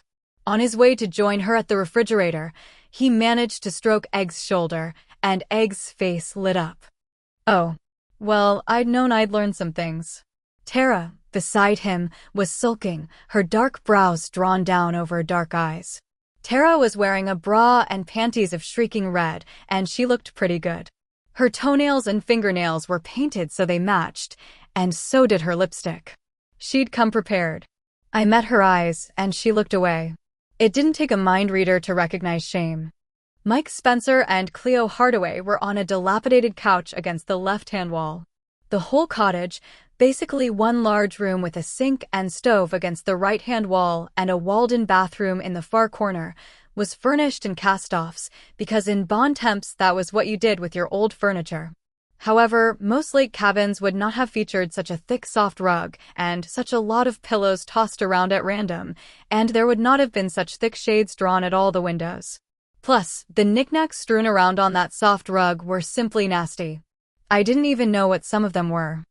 But I pasted a cheerful smile on my face and hugged Cleo Hardaway, as I usually did when I saw her. Granted, she had always been wearing more clothes when she ran the high school cafeteria. But panties were more than Mike was wearing, which was not a stitch. Well, I'd known it would be bad, but I guess you just can't prepare yourself for some sights. Cleo's huge milk chocolate brown boobs were glistening with some kind of oil, and Mike's private parts were equally shiny. I didn't even want to think about that. Mike tried to grab my hand, probably to assist with the oil, but I slithered away and edged over to Eggs and Tara. "I sure never thought you'd come," Tara said. She was smiling, too, but not real happily. In fact, she looked pretty damn miserable. Maybe the fact that Tom Hardaway was kneeling in front of her smooching up the inside of her leg had something to do with that. Maybe it was Egg's obvious interest in Eric. I tried to meet Tara's eyes, but I felt sick. I'd only been here 5 minutes, but I was willing to bet this was the longest 5 minutes of my life. "Do you do this real often?" I asked Tara absurdly. Eggs, his eyes on Eric's bottom while Eric stood talking at the refrigerator with Jan, began fumbling with the button on my shorts. Eggs had been drinking again. I could smell it. His eyes were glassy and his jaw was slack. "Your friend is really big," he said, as if his mouth were watering, and maybe it was. "Lots bigger than Lafayette," I whispered, and his gaze jerked up to meet mine. I figured he'd be welcome. "Oh, yes," Egg said, deciding not to confront my statement. "Yes, Eric's. Very large. It's good to have some diversity." "This is as rainbow as Bon Temps gets," I said, trying hard not to sound perky. I endured Egg's continued struggle with the button. This had been a big mistake. Eggs was just thinking about Eric's butt. And other things about Eric. Speaking of the devil, he snugged up behind me and ran his arms around me, pulling me to him and removing me from Egg's clumsy fingers. I leaned back into Eric, really glad he was there. I realized that was because I expected Eric to misbehave. But seeing people you'd known all your life act like this, well, it was deeply disgusting. I wasn't too sure I could keep my face from showing this, so I wiggled against Eric, and when he made a happy sound, I turned in his arms to face him. I put my arms up around his neck and raised my face. He happily complied with my silent suggestion. With my face concealed, my mind was free to roam. I opened myself up mentally, just as Eric parted my lips with his tongue, so I felt completely unguarded. There were some strong senders in that room, and I no longer felt like myself, but like a pipeline for other people's overwhelming needs. I could taste the flavor of Egg's thoughts. He was remembering Lafayette, thin brown body, talented fingers, and heavily made-up eyes. He was remembering Lafayette's whispered suggestions. Then he was choking those happy memories off with more unpleasant ones, Lafayette protesting violently, shrilly. "Sookie," Eric said in my ear, so low that I don't think another person in the room could have heard him. "Sookie, relax. I have you." I made my hand stroke his neck. I found that someone else was behind Eric, sort of making out with him from behind. Jan's hand reached around Eric and began rubbing my rear. Since she was touching me, her thoughts were absolutely clear. She was an exceptional sender. I flicked through her mind like the pages of a book and read nothing of interest. She was only thinking of Eric's anatomy and worrying about her own fascination with Cleo's chest. Nothing there for me. I reached in another direction, wormed into the head of Mike Spencer, found the nasty tangle I'd expected, found that as he rolled Cleo's breasts in his hands he was seeing other brown flesh, limp and lifeless. His own flesh rose as he remembered this. Through his memories I saw Jan asleep on the lumpy couch, Lafayette's protest that if they didn't stop hurting him he would tell everyone what he'd done and with whom, and then Mike's fists descending, Tom Hardaway kneeling on the thin dark chest. I had to get out of here. I couldn't bear it, even if I hadn't just learned what I needed to know. I didn't see how Portia could have endured it either, especially since she would have had to stay to learn anything, not having the gift I had. I felt Jan's hand massaging my ass. This was the most joyless excuse for sex I had ever seen. Sex separated from mind and spirit, from love or affection. Even simple liking. According to my 4 times married friend Arlene, men had no problem with this.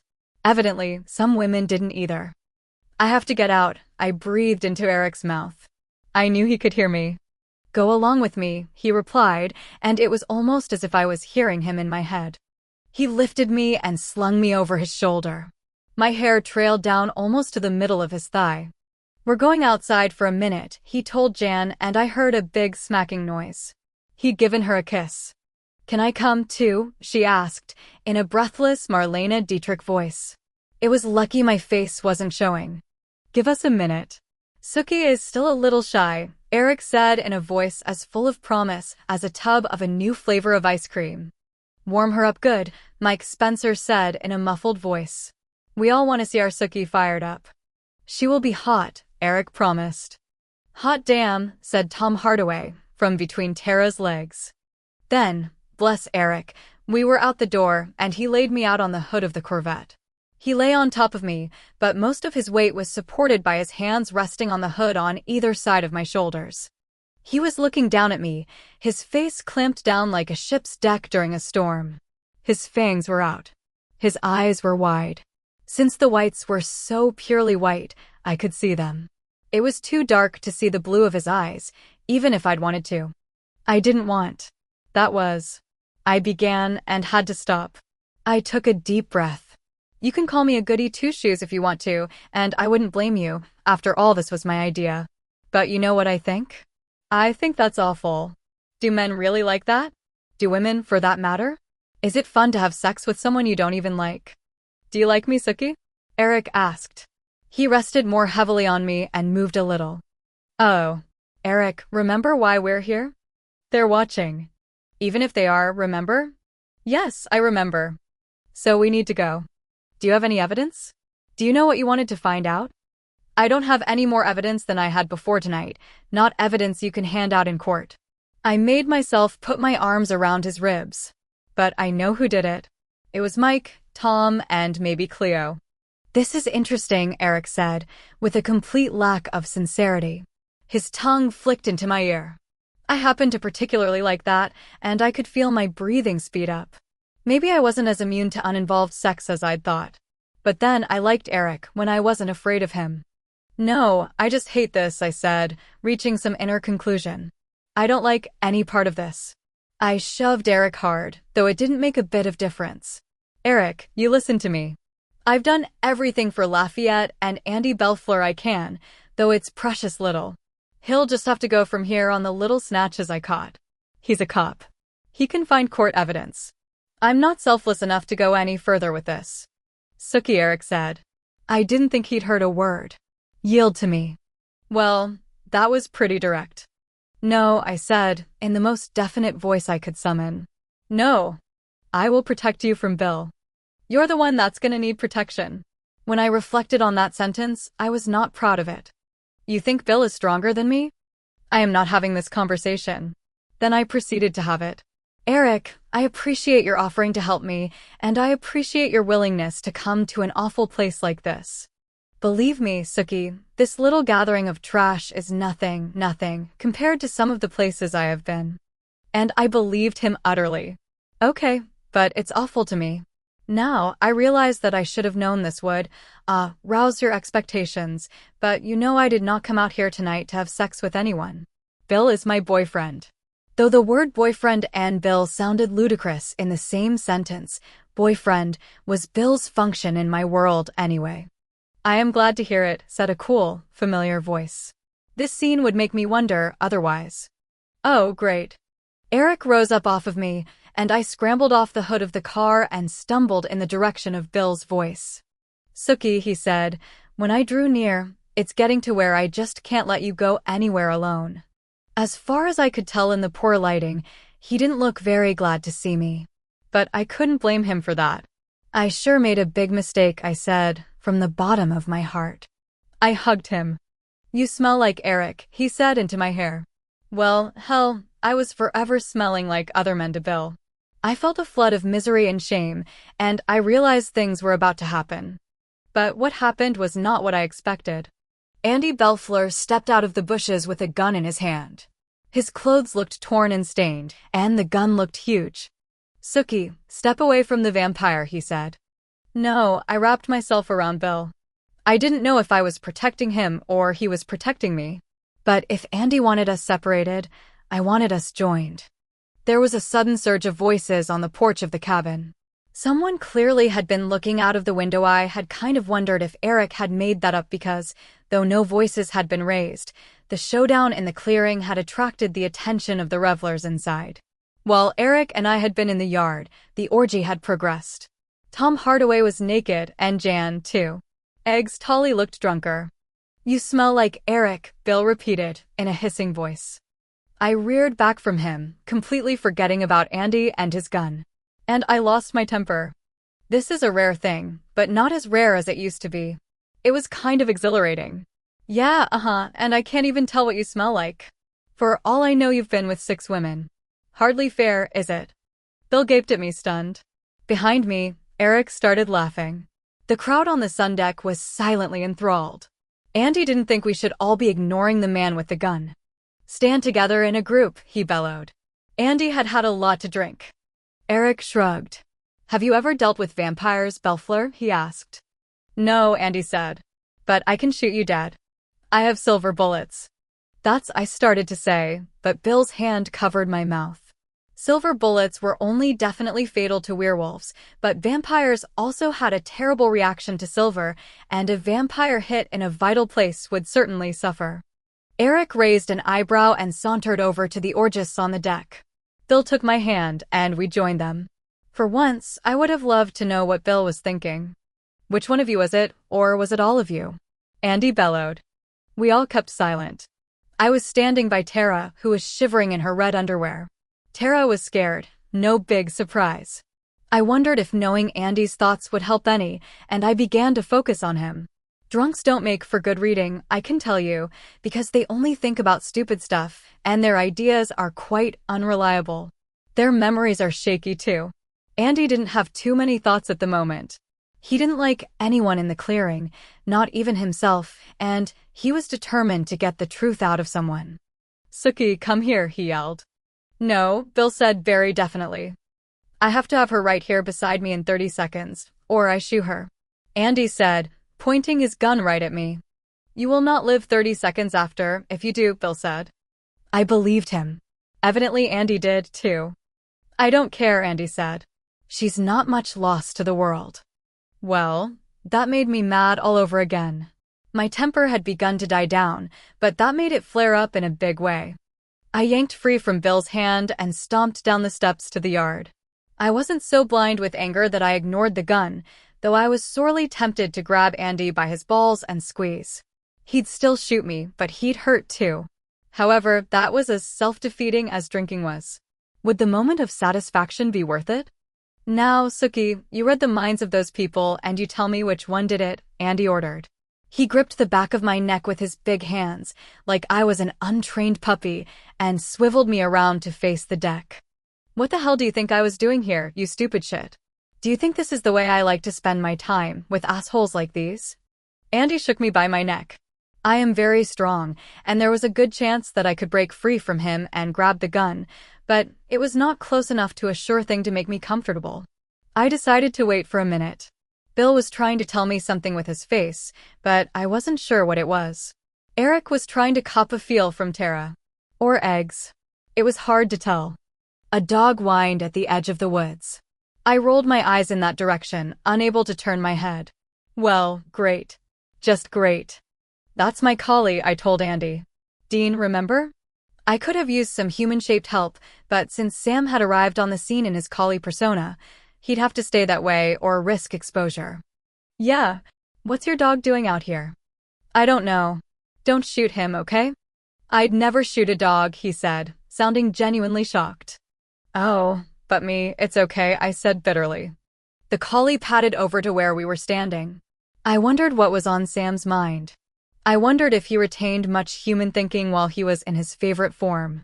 I rolled my eyes toward the gun, and Sam/Dean's eyes followed mine, but how much comprehension was in there, I just couldn't estimate. The collie began to growl. His teeth were bared and he was glaring at the gun. "Back up, dog," Andy said, annoyed. If I could just hold Andy still for a minute, the vampires could get him. I tried to work out all the moves in my mind. I'd have to grab his gun hand with both of my hands and force it up. But with Andy holding me out from him like this, that wasn't going to be easy. "No, sweetheart," Bill said. My eyes flashed over to him. I was considerably startled. Bill's eyes moved from my face to behind Andy. I could take a hint. "Oh, who is being held like a little cub?" inquired a voice behind Andy. Oh, this was just Peachy. "It is my messenger." The Maenad sauntered around Andy in a wide circle and came to stand to his right, a few feet before him. She was not between Andy and the group on the deck. She was clean tonight and wearing nothing at all. I guessed she and Sam had been out in the woods making whoopee before they heard the crowd. Her black hair fell in a tangled mass all the way to her hips. She didn't seem cold. The rest of us, except the vampires, were definitely feeling the nip in the air.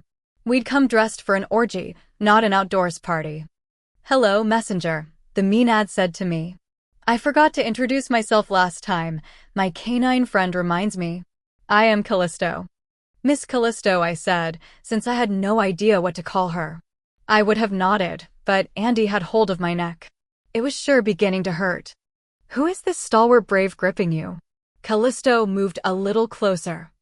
I had no idea what Andy looked like, but everyone on the deck was enthralled and terrified, Eric and Bill accepted. They were easing back, away from the humans. This wasn't good.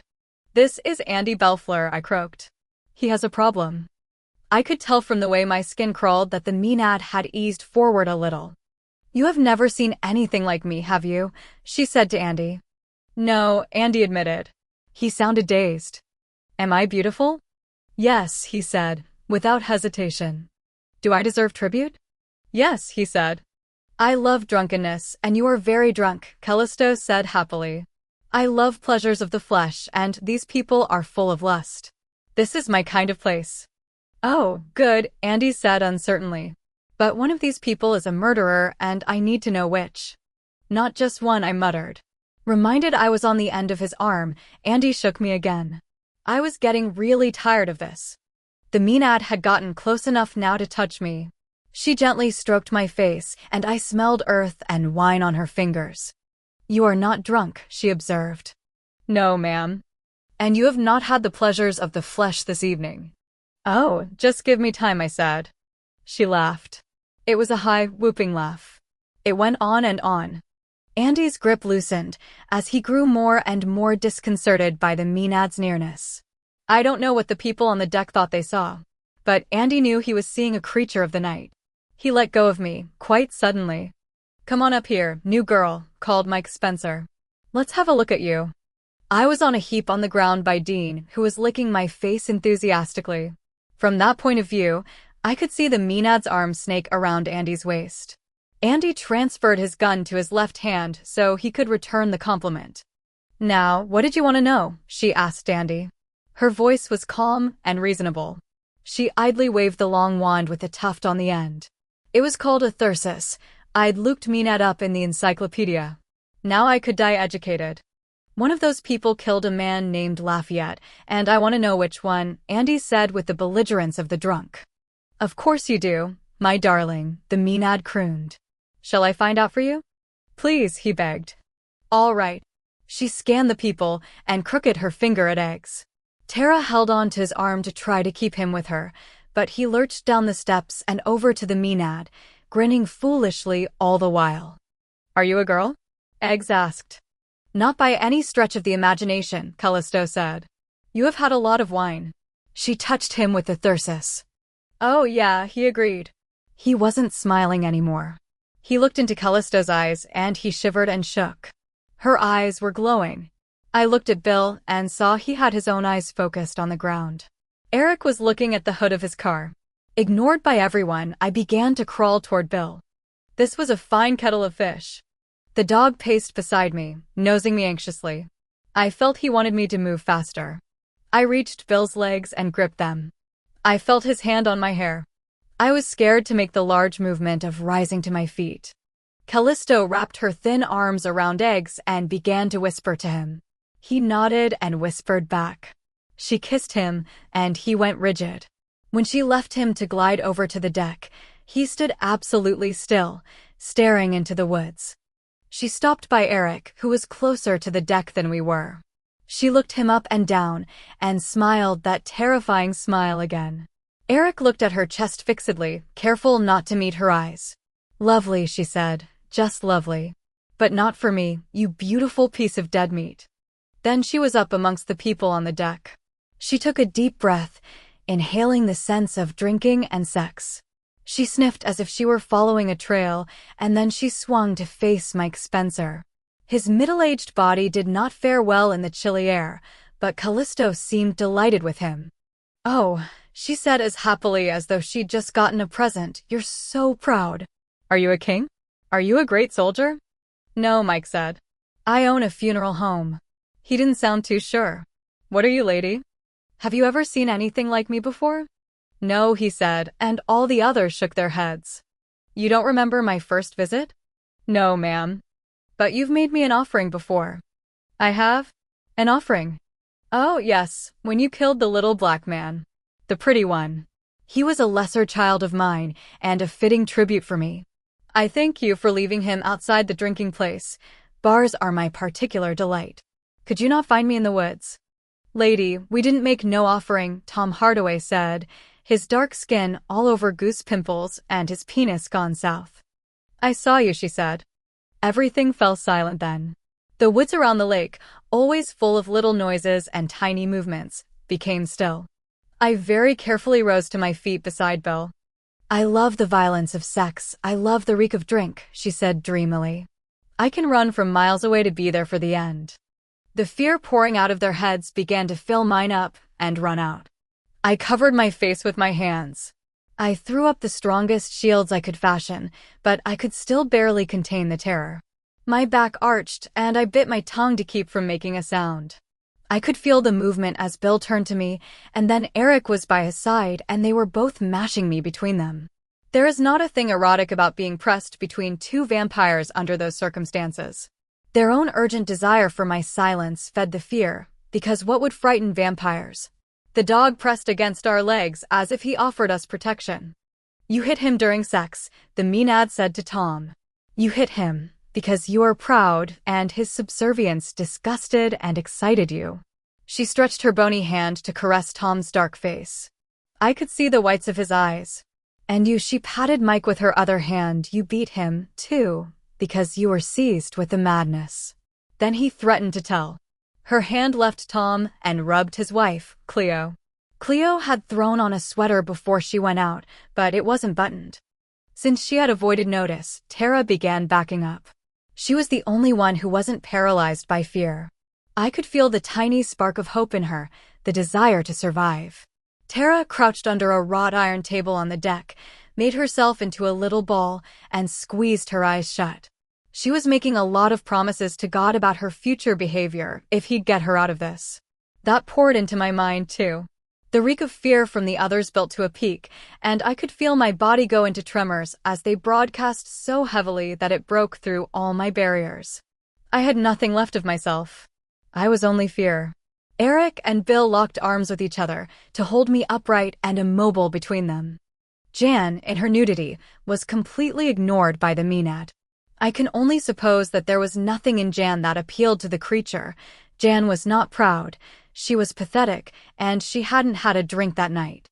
She embraced sex out of other needs than the need for its loss of cell needs that had nothing to do with leaving one's mind and body for a moment of wonderful madness.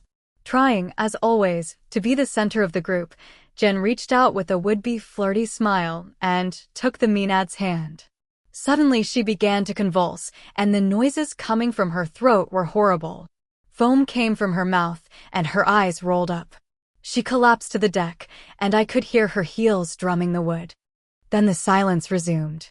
But something was brewing a few yards away in the little group on the deck, something terrible and fine, something pure and horrible. Their fear was subsiding, and my body began to calm again.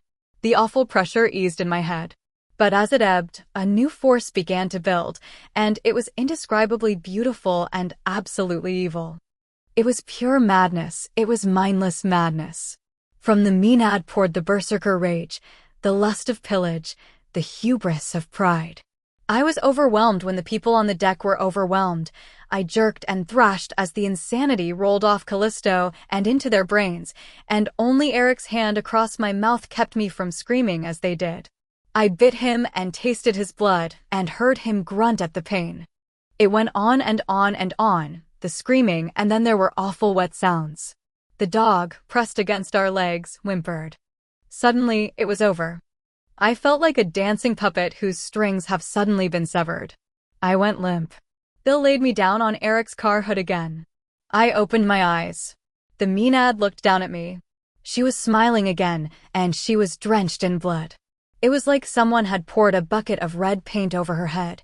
Her hair was drenched, as was every bit of her bare body, and she reeked of the copper smell, enough to set your teeth on edge. "You were close," she said to me, her voice as sweet and high as a flute. She moved a little more deliberately, as if she'd eaten a heavy meal. "You were very close. Maybe as close as you'll ever come, maybe not. I've never seen anyone maddened by the insanity of others." An entertaining thought. "Entertaining for you, maybe," I gasped. The dog bit my leg to bring me to myself. She looked down at him. "My dear Sam," she murmured. "Darling, I must leave you." The dog looked up at her with intelligent eyes. "We've had some good nights running through the woods," she said, and stroked his head. "Catching little rabbits, little coons." The dog wagged his tail. "Doing other things." The dog grinned and panted. "But it's time for me to go, darling. The world is full of woods and people that need to learn their lesson. I must be paid tribute. They mustn't forget me. I'm owed," she said, in her sated voice, "owed the madness and death." She began to drift to the edge of the woods. "After all," she said over her shoulder, "it can't always be hunting season." Chapter 11. Even if I'd wanted to, I couldn't have walked over to see what was on the deck. Bill and Eric seemed subdued, and when vampires seem subdued, it means you don't really want to go investigate. "We'll have to burn the cabin," Eric said from a few yards away. "I wish Callisto had taken care of her own mess." "She never has," Bill said. "That I have heard. It is the madness." "What does true madness care about discovery?" "Oh, I don't know," Eric said carelessly. He sounded as if he was lifting something. There was a heavy thud. "I have seen a few people who were definitely mad and quite crafty with it." "That's true," Bill said. "Shouldn't we leave a couple of them on the porch?" "How can you tell?" "That's true, too. It's a rare night, I can agree with you this much." She called me and asked me to help. Eric was responding to the subtext rather than the statement. "Then, all right. But you remember our agreement." "How can I forget? You know Sookie can hear us." "Quite all right with me," Eric said, and laughed. I stared up at the night and wondered, not too curiously, what the hell they were talking about. It's not like I was Russia, to be parceled out to the strongest dictator. Sam was resting beside me, back in his human form and stark naked. At the moment, I could not have cared less. The cold didn't bother Sam, since he was a shapeshifter. "Whoops, here's a live one," Eric called. "Tara," Sam called. Tara scrambled down the steps of the deck and over to us. She flung her arms around me and began sobbing. With tremendous weariness, I held her and let her boo-hoo. I was still in my Daisy Duke outfit, and she was in her fire engine lingerie. We were like big white water lilies in a cold pond, we two. I made myself straighten up and hold Tara. "Would there be a blanket in that cabin, you think?" I asked Sam. He trotted over to the steps, and I noticed the effect was interesting from behind. After a minute, he trotted back. Wow, this view was even more arresting, and wrapped a blanket around the two of us. "I must be gonna live," I muttered. "Why do you say that?" Sam was curious. He didn't seem unduly surprised by the events of the night. I could hardly tell him it was because I'd watched him bounce around, so I said, "How are Eggs and Andy?"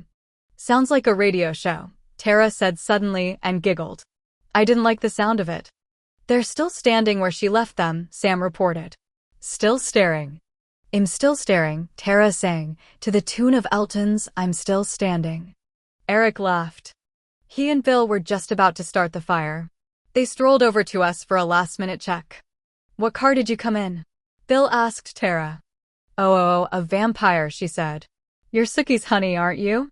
Why were you at the game the other night with a dog like Portia Belfleur? She's kind, too, Eric said. He looked down at Tara with a sort of beneficent but disappointed smile, like a dog breeder regarding a cute but inferior puppy. What car did you come in? Bill asked again. If there is a sensible side to you, I want to see it now. I came in the white Camaro, she said, quite soberly. I'll drive it home.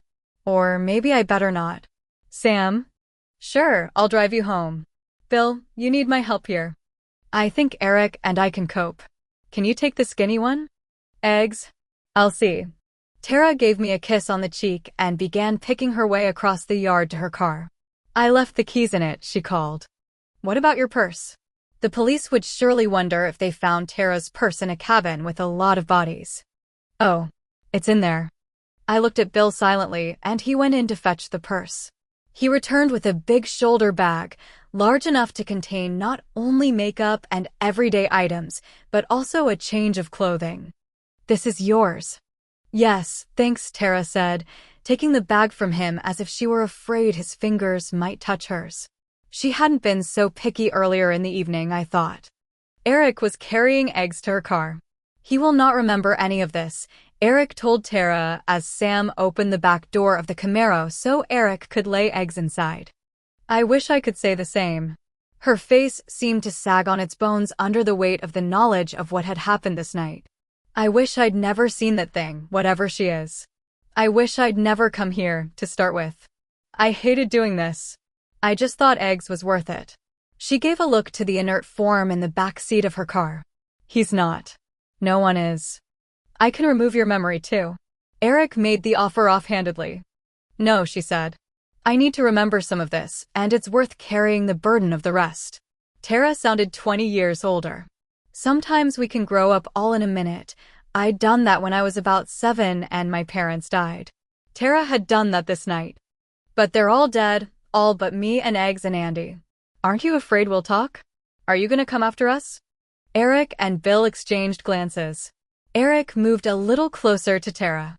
Look, Tara, he began, in a very reasonable voice, and she made the mistake of glancing up. Then, once her gaze was fixed, Eric began to erase the memory of the night. I was just too tired to protest, as if that would do any good.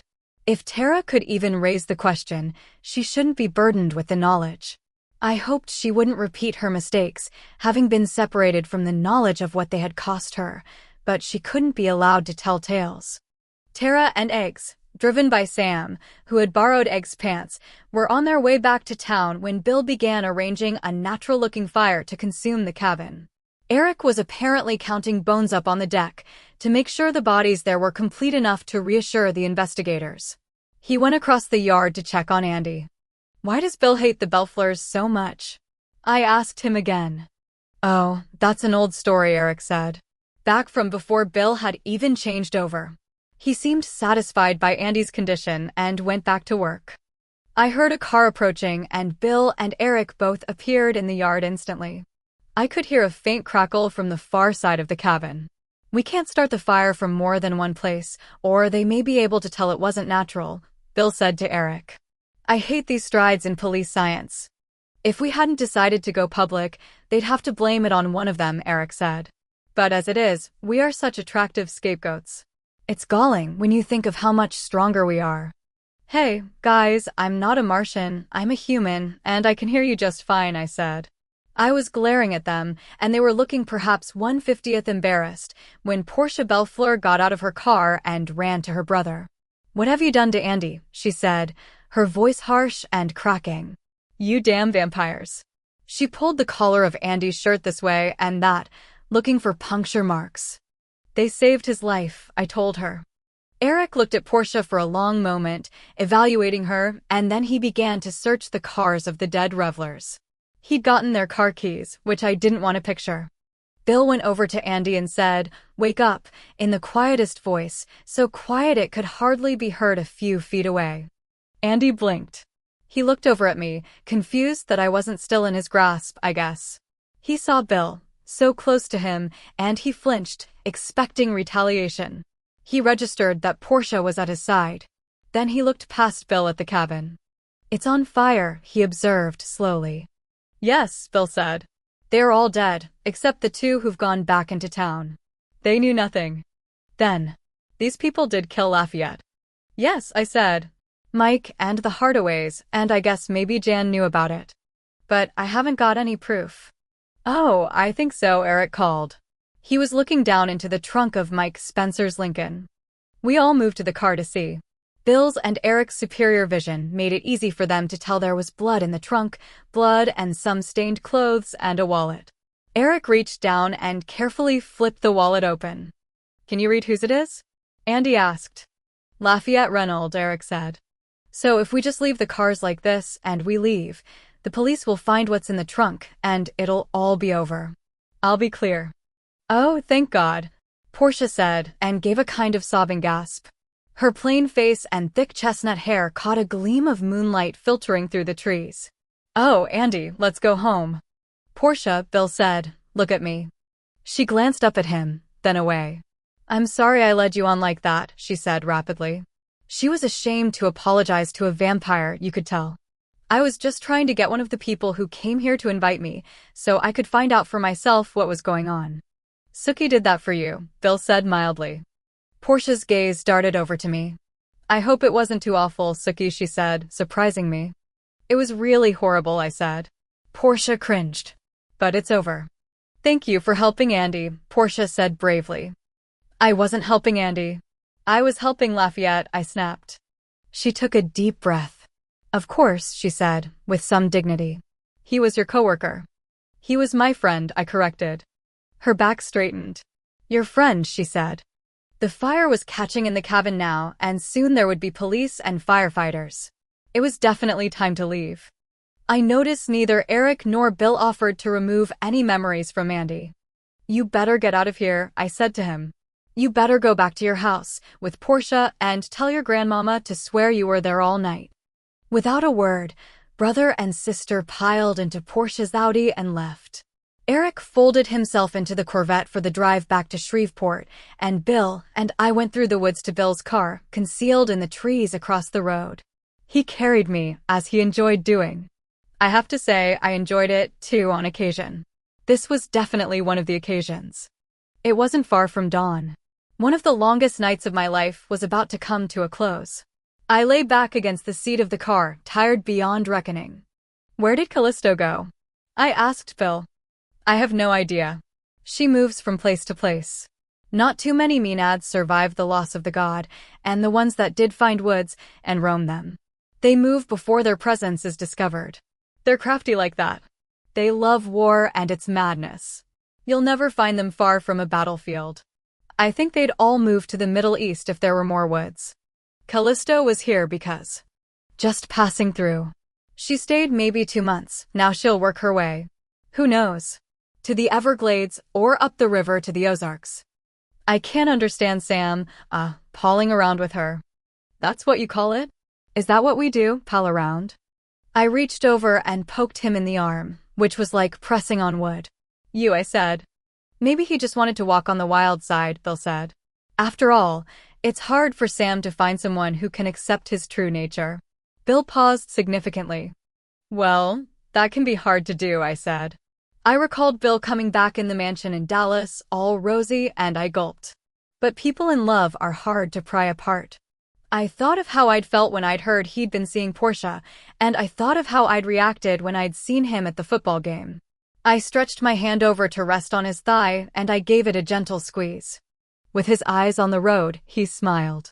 His fangs ran out a little. Did you get everything settled with the shapeshifters in Dallas? I asked after a moment. I settled it in an hour, or rather Stan did. He offered them his ranch for the nights of the full moon, for the next 4 months. Oh, that was nice of him. Well, it doesn't cost him anything exactly. And he doesn't hunt, so the deer need culling anyway, as he pointed out. Oh, I said in acknowledgement, and then after a second, oh. They hunt. Right. Gotcha. When we got back to my house, it didn't lack much till dawn. Eric would just make it to Shreveport, I figured. While Bill showered, I ate some peanut butter and jelly, since I hadn't had anything for more hours than I could add up. Then I went and brushed my teeth. At least he didn't have to rush off. Bill had spent several nights the month before creating a place for himself at my house. He'd cut out the bottom of the closet in my old bedroom, the one I'd used for years before my grandmother died and I'd started using hers. He'd made the whole closet floor into a trapdoor so he could open it, climb in, and pull it shut after him, and no one would be the wiser but me. If I was still up when he went to Earth, I put an old suitcase in the closet and a couple of pairs of shoes to make it look more natural. Bill kept a box in the crawl space to sleep in, because it was mighty nasty down there. He didn't often stay there, but it had come in handy from time to time. Sookie, Bill called from my bathroom. Come, I have time to scrub you. But if you scrub me, I'll have a hard time getting to sleep. Why? Because I'll be frustrated. Frustrated? Because I'll be clean but unloved. It is close to dawn, Bill admitted, his head poking around the shower curtain. But we'll have our time tomorrow night. If Eric doesn't make us go somewhere else, I muttered, when his head was safely under the cascade of water. As usual, he was using up most of my hot. I wriggled out of the damn shorts and resolved to throw them away tomorrow. I pulled the t-shirt over my head and stretched out on my bed to wait for Bill. At least my new bra was intact. I turned on one side and closed my eyes against the light coming from the half-closed bathroom door. Darling, you out of the shower? I asked drowsily. Yes, 12 hours ago. What? My eyes flew open. I looked at the windows. They were not pitch black, but very dark. You fell asleep. I had a blanket over me, and I was still wearing the steel blue bra and panty set. I felt like moldy bread. I looked at Bill. He was wearing nothing at all. Hold that thought, I said, and paid a visit to the bathroom. When I came back, Bill was waiting for me on the bed, propped on one elbow. Did you notice the outfit you got me? I rotated to give him the full benefit of his generosity. It's lovely, but you may be slightly overdressed for the occasion. What occasion would that be? The best sex of your life. I felt a lurch of sheer lust down low. But I kept my face still. And can you be sure it will be the best? Oh yes, he said, his voice becoming so smooth and cold it was like running water over stones. I can be sure, and so can you. Prove it, I said, smiling very slightly. His eyes were in the shadows, but I could see the curve of his lips as he smiled back. Gladly, he said. Some time later, I was trying to recover my strength, and he was draped over me, an arm across my stomach, a leg across mine. My mouth was so tired it could barely pucker to kiss his shoulder. Bill's tongue was gently licking the tiny puncture marks on my shoulder. You know what we need to do? I said, feeling too lazy to move ever again. We need to get the newspaper. After a long pause, Bill slowly unwrapped himself from me and strolled to the front door. My paper woman pulls up my driveway and tosses it in the general direction of the porch because I pay her a great big tip on that understanding. Look, said Bill, and I opened my eyes. He was holding a foil-wrapped plate. The paper was tucked under his arm. I rolled off the bed and we went automatically to the kitchen. I pulled on my pink robe as I patted after Bill. He was still natural, and I admired the effect. There's a message on the answering machine, I said, as I put on some coffee. The most important thing done, I rolled back the aluminum foil and saw a 2-layer cake with chocolate icing, studded with pecans in a star pattern on the top. That's old Mrs. Belfleur's chocolate cake, I said, awe in my voice. You can tell whose it is by looking? Oh, this is a famous cake. It's a legend. Nothing is as good as Mrs. Belfleur's cake. If she enters it in the county fair, the ribbon's as good as one. And she brings it when someone dies. Jason said it was worth someone dying just to get a piece of Mrs. Belfleur's cake. What a wonderful smell, Bill said, to my amazement. He bent down and sniffed. Bill doesn't breathe, so I haven't exactly figured out how he smells, but he does. If you could wear that as a perfume, I would eat you up. You already did. I would do it a second time. I don't think I could stand it. I poured myself a cup of coffee. I stared at the cake, full of wonderment. I didn't even know she knew where I live. Bill pressed the message button on my answering machine. "Miss Stackhouse," said the voice of a very old, very Southern aristocrat. "I knocked on your door, but you must have been busy. I left a chocolate cake for you, since I didn't know what else to do to thank you for what Portia tells me you've done for my grandson Andrew. Some people have been kind enough to tell me that the cake is good. I hope you enjoy it. If I can ever be of service to you, just give me a call." Didn't say her name. Caroline Holiday Bellefleur expects everyone to know who she is.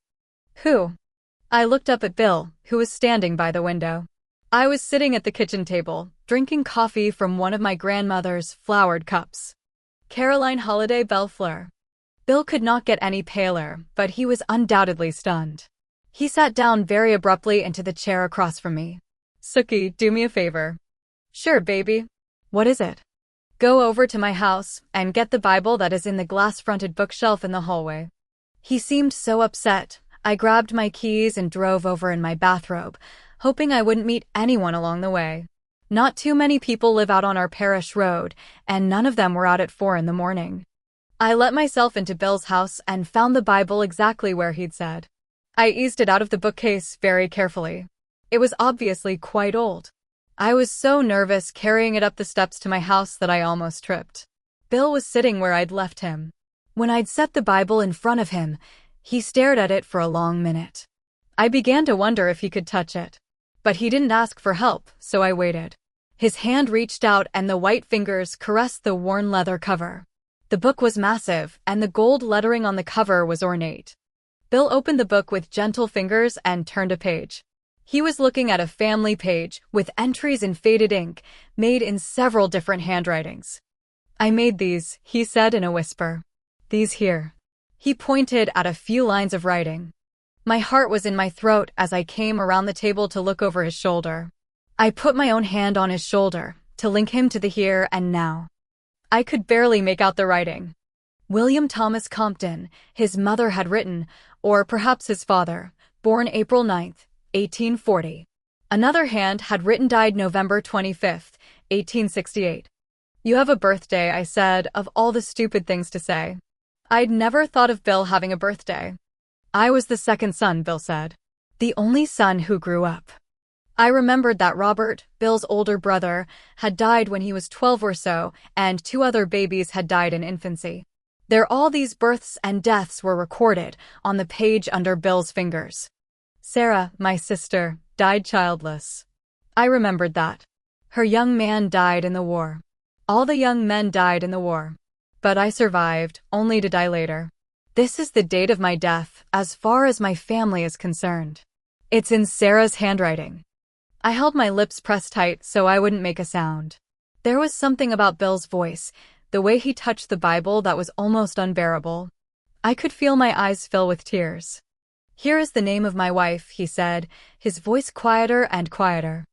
I bent over again to read, Caroline Isabel Holiday. For 1 second, the room swung sideways until I realized it just could not be. "And we had children," he said. "We had 3 children. Their names were there, too. Thomas Charles Compton, born in 1859. She'd gotten pregnant right after they'd married then. I would never have Bill's baby. Sarah Isabel Compton, b. 1861. Named after her aunt, Bill's sister, and her mother. She'd been born around the time Bill had left for the war. Lee Davis Compton, born in 1866. A homecoming baby, died 1867, a different hand had added. Babies died like flies then, Bill whispered. We were so poor after the war, and there wasn't any medicine. I was about to take my sad, weepy self out of the kitchen, but then I realized that if Bill could stand this, I pretty much had to. "The other 2 children?" I asked. "They lived," he said, the tension in his face easing a little. I had left then, of course. Tom was only 9 when I died, and Sarah was 7. She was towhead, like her mother. Bill smiled a little, a smile that I'd never seen on his face before. He looked quite human.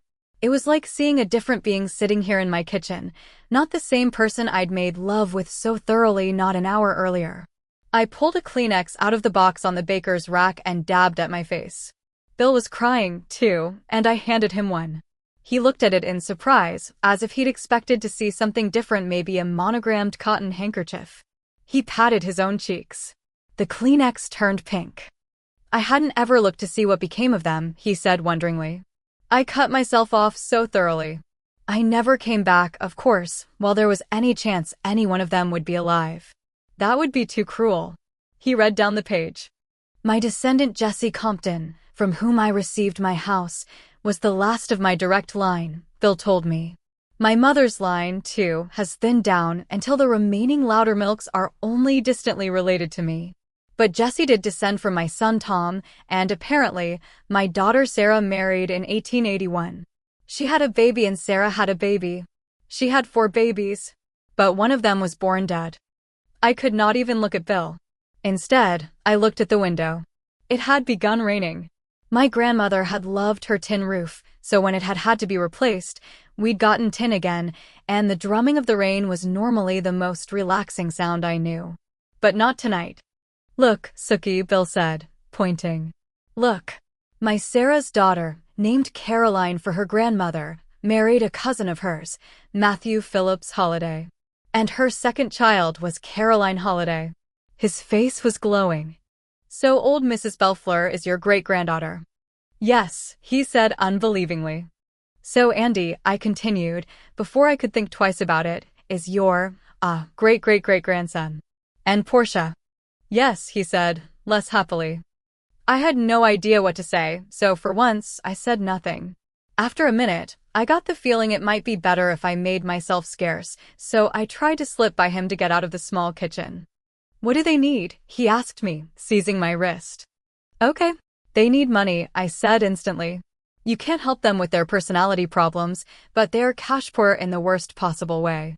Old Mrs. Belfleur won't give up that house, and it's eating every dime. Is she proud? I think you could tell from her phone message. If I hadn't known her middle name was Holliday, I would have thought it was proud. I eyed Bill. I guess she comes by it natural. Somehow, now that Bill knew he could do something for his descendants, he seemed to feel much better. I knew he would be reminiscing for a few days, and I would not grudge him that. But if he decided to take up Portia and Andy as permanent causes, that might be a problem. You didn't like the name Belfleur before this, I said, surprising myself. Why? When I spoke to your grandmother's club, you remember, the descendants of the glorious dead? Yes, sure. And I told the story of the wounded soldier out in the field, the one who kept calling for help, and how my friend Tolliver Humphreys tried to rescue him. I nodded. Tolliver died in the attempt, Bill said bleakly.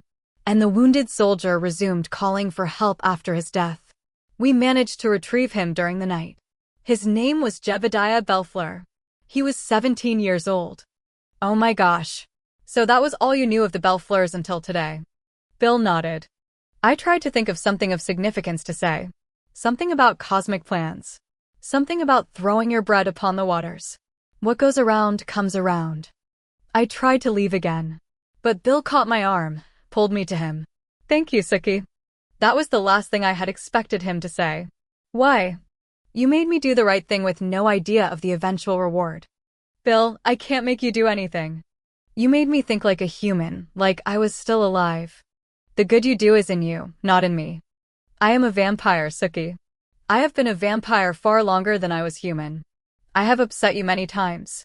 To tell the truth, sometimes I can't understand why you do what you do sometimes, because it's been so long since I was a person. It's not always comfortable to remember what it was like to be a man. Sometimes I don't want to be reminded. These were deep waters for me. I don't know if I'm right or wrong, but I don't know how to be different, I said. I'd be miserable if it wasn't for you. If anything happens to me, Bill said, you should go to Eric. You've said that before, I told him. If anything happens to you, I don't have to go to anyone. I'm my own person. I get to make up my mind what I want to do. You've got to make sure nothing happens to you. We'll be having more trouble from the Fellowship in the years to come, Bill said. Actions will have to be taken that may be repugnant to you as a human. And there are the dangers attached to your job. He didn't mean waiting tables. We'll cross that bridge when we get to it. Sitting on Bill's lap was a real treat, especially since he was still naked. My life had not exactly been full of treats until I met Bill. Now every day held a treat or two. In the low-lit kitchen, with the coffee smelling as beautiful, in its own way, as the chocolate cake did, and the rain drumming on the roof, I was having a beautiful moment with my vampire, what you might call a warm human moment. But maybe I shouldn't call it that, I reflected, rubbing my cheek against Bill's. This evening, Bill had looked quite human. And well, I had noticed while we made love on our clean sheets, that in the darkness Bill's skin had been glowing in its beautiful otherworldly way. And mine had too. The end.